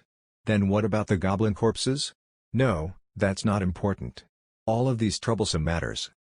The knights might have made a mistake in choosing to flee. Ainz had made this mistake back in Yggdrasil, when he ran into an even stronger monster while fleeing from another. This was common in forests where visibility was poor and there were no direct routes out. If there happened to be a fatality among the knights in this group which was escorted by Death Knights, it would cast doubts on their prowess. Ainz gave up on his plan. Unfortunately, without spectators around, there was no point in the Death Knights defeating the gigant basilisk. It might not be a bad idea to explain it to Rangobert and have him talk to the knights. But it all depended on the evidence. He could threaten them by revealing that they ran, but it would be better to try to approach them in a friendly manner. Ainz knew that people were more trustworthy when you bound them with benefits instead of fear. Rather than telling them 1,000 times, he should show them once. Well, I'll find another chance. Rangobert, run outside the forest. Death Knights, prioritize protecting Rangobert, as well as those knights. Rangobert seemed to want to say something, but he was picked up by a Death Knight who then chased after the knights. Seeing them disappear amongst the trees, he turned back to face the gigant basilisks. Should I kidnap their children or eggs and then chase after the knights? Ainz felt such ideas pop up in his mind, but he shook his head. No matter how hard he tried to fix his plans, there were times when it still ended in failure. He needed to come up with a new plan. Don't I understand it? Humans are weak to fear. Right, Ainz? Your readings were terrible. Because he could not feel fear, he misunderstood human emotions. Next time, he would have to pay closer attention to this. Ainz engraved this in his heart, and then turned to face the gigant basilisks. Thank you for waiting. My luck has been really bad recently. I shall go all out for once. As Ainz dropped his illusion, he activated a skill. Following the surge in his abilities, a feeling of omnipotence began stirring in his heart. Even if he was not serious, there was no way he would lose to such an enemy.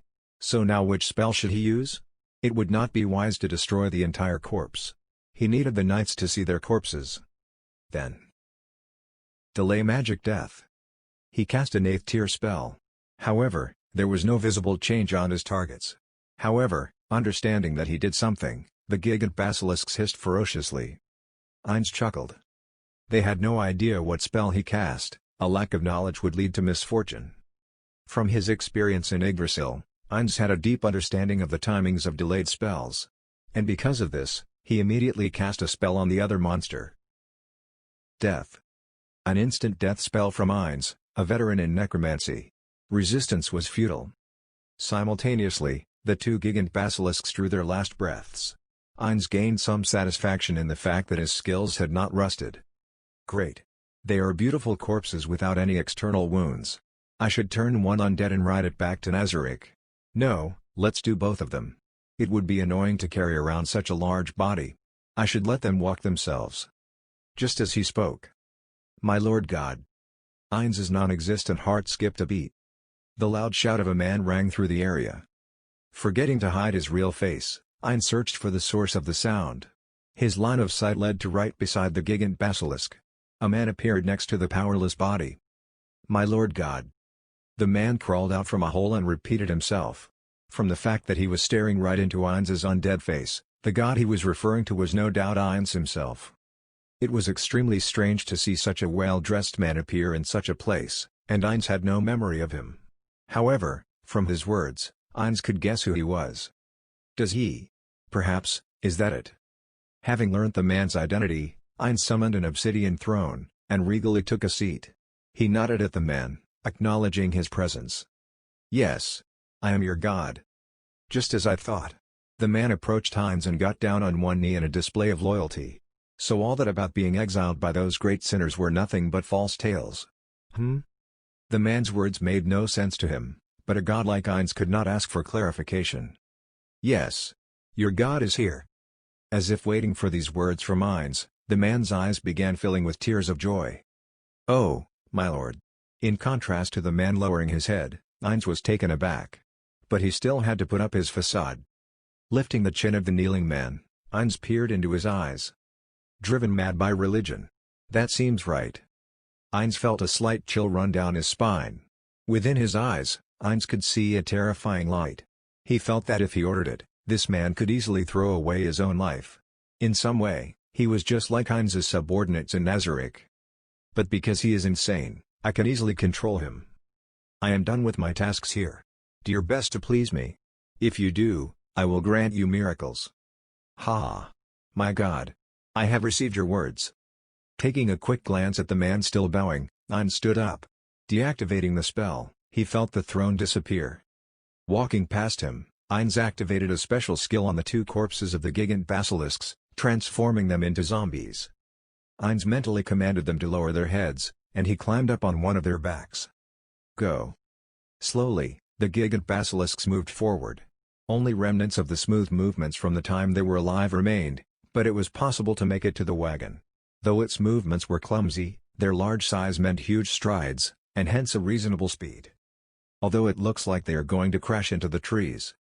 The zombies were about to brainlessly bulldoze through the trees, but Ainz managed to maneuver them with his telepathic commands. Lacking such intelligence was their weakness. In Yggdrasil, their only use was to run straight into the enemies and draw their aggro, but since they were used in various areas in this world, this weakness became even more obvious. That said, zombies were not monsters worth concerning himself with. Entering the forest and confirming that he was safe, Ainz looked back. While the man's figure was hidden by the trees, he was probably still kneeling, with no intention of even moving. Religion is terrifying. What revealed the man's identity was his words. Ainz was confident that he was correct. When he met the man, Ainz saw his true face. There was only one group that would call a terrifying undead by the title of God. Yes. Wow, that was surprising. That cult of the evil god has come all the way out here. They were also in the academy. Will the Empire be alright? Or is the cult more far-reaching than expected? If so, it was quite the find. Ainz lost a bit of confidence in Jyrc and of statesmanship ability, but he frowned for a different reason. Ainz felt a prickle in his heart. There was just one strange point. When he first met them, He recalled that there were no young men or women amongst the cultists, but after a bit of thinking, it was probably just that there were members he had yet to meet. But the reason for this strangeness was a god, huh? They called me an evil god though. Ian shook his head. Well, gods and evil gods are both gods. Translator's Afterword. To my fellow denizens of Nazarick. We have come to the end. Maruyama ended the web novel to focus on writing the books, and with what we got from him, I'm not complaining. The books are amazing, and us weebs are lucky to have them. But, it does sadly mean that our time together has come to a close. It has been a wonderful time translating these stories for such a strong and supportive community. Not once has my poor grammar and lack of editing been criticized. Instead, everyone has been kindly pointing out my mistakes and helping me to correct them. And when I am tired from translating for several hours straight, your words of encouragement inspire me to carry on. I started this project initially because I loved Overlord, and because I wanted to improve my Japanese, which I started studying a year earlier. So on October 16, 2015, a few days before my final exams, I made the first blog post on this site. I was 14 then, and 19 now. These translations have been a huge part of my life, and is the largest long-term project I have ever worked on. And now that it is completed, I feel a huge sense of accomplishment, as well as a tinge of sadness that this is now over. As of right now, I may work on translating the second data book, but that will only be from next year onwards. After that, I intend on taking a long break from translations. So to my fellow denizens of Nazarick, both new and old, thank you. Long live Ein Zulgon. Sincerely. Frostfire 10, the Unicorn Translator of Ashur Nepal.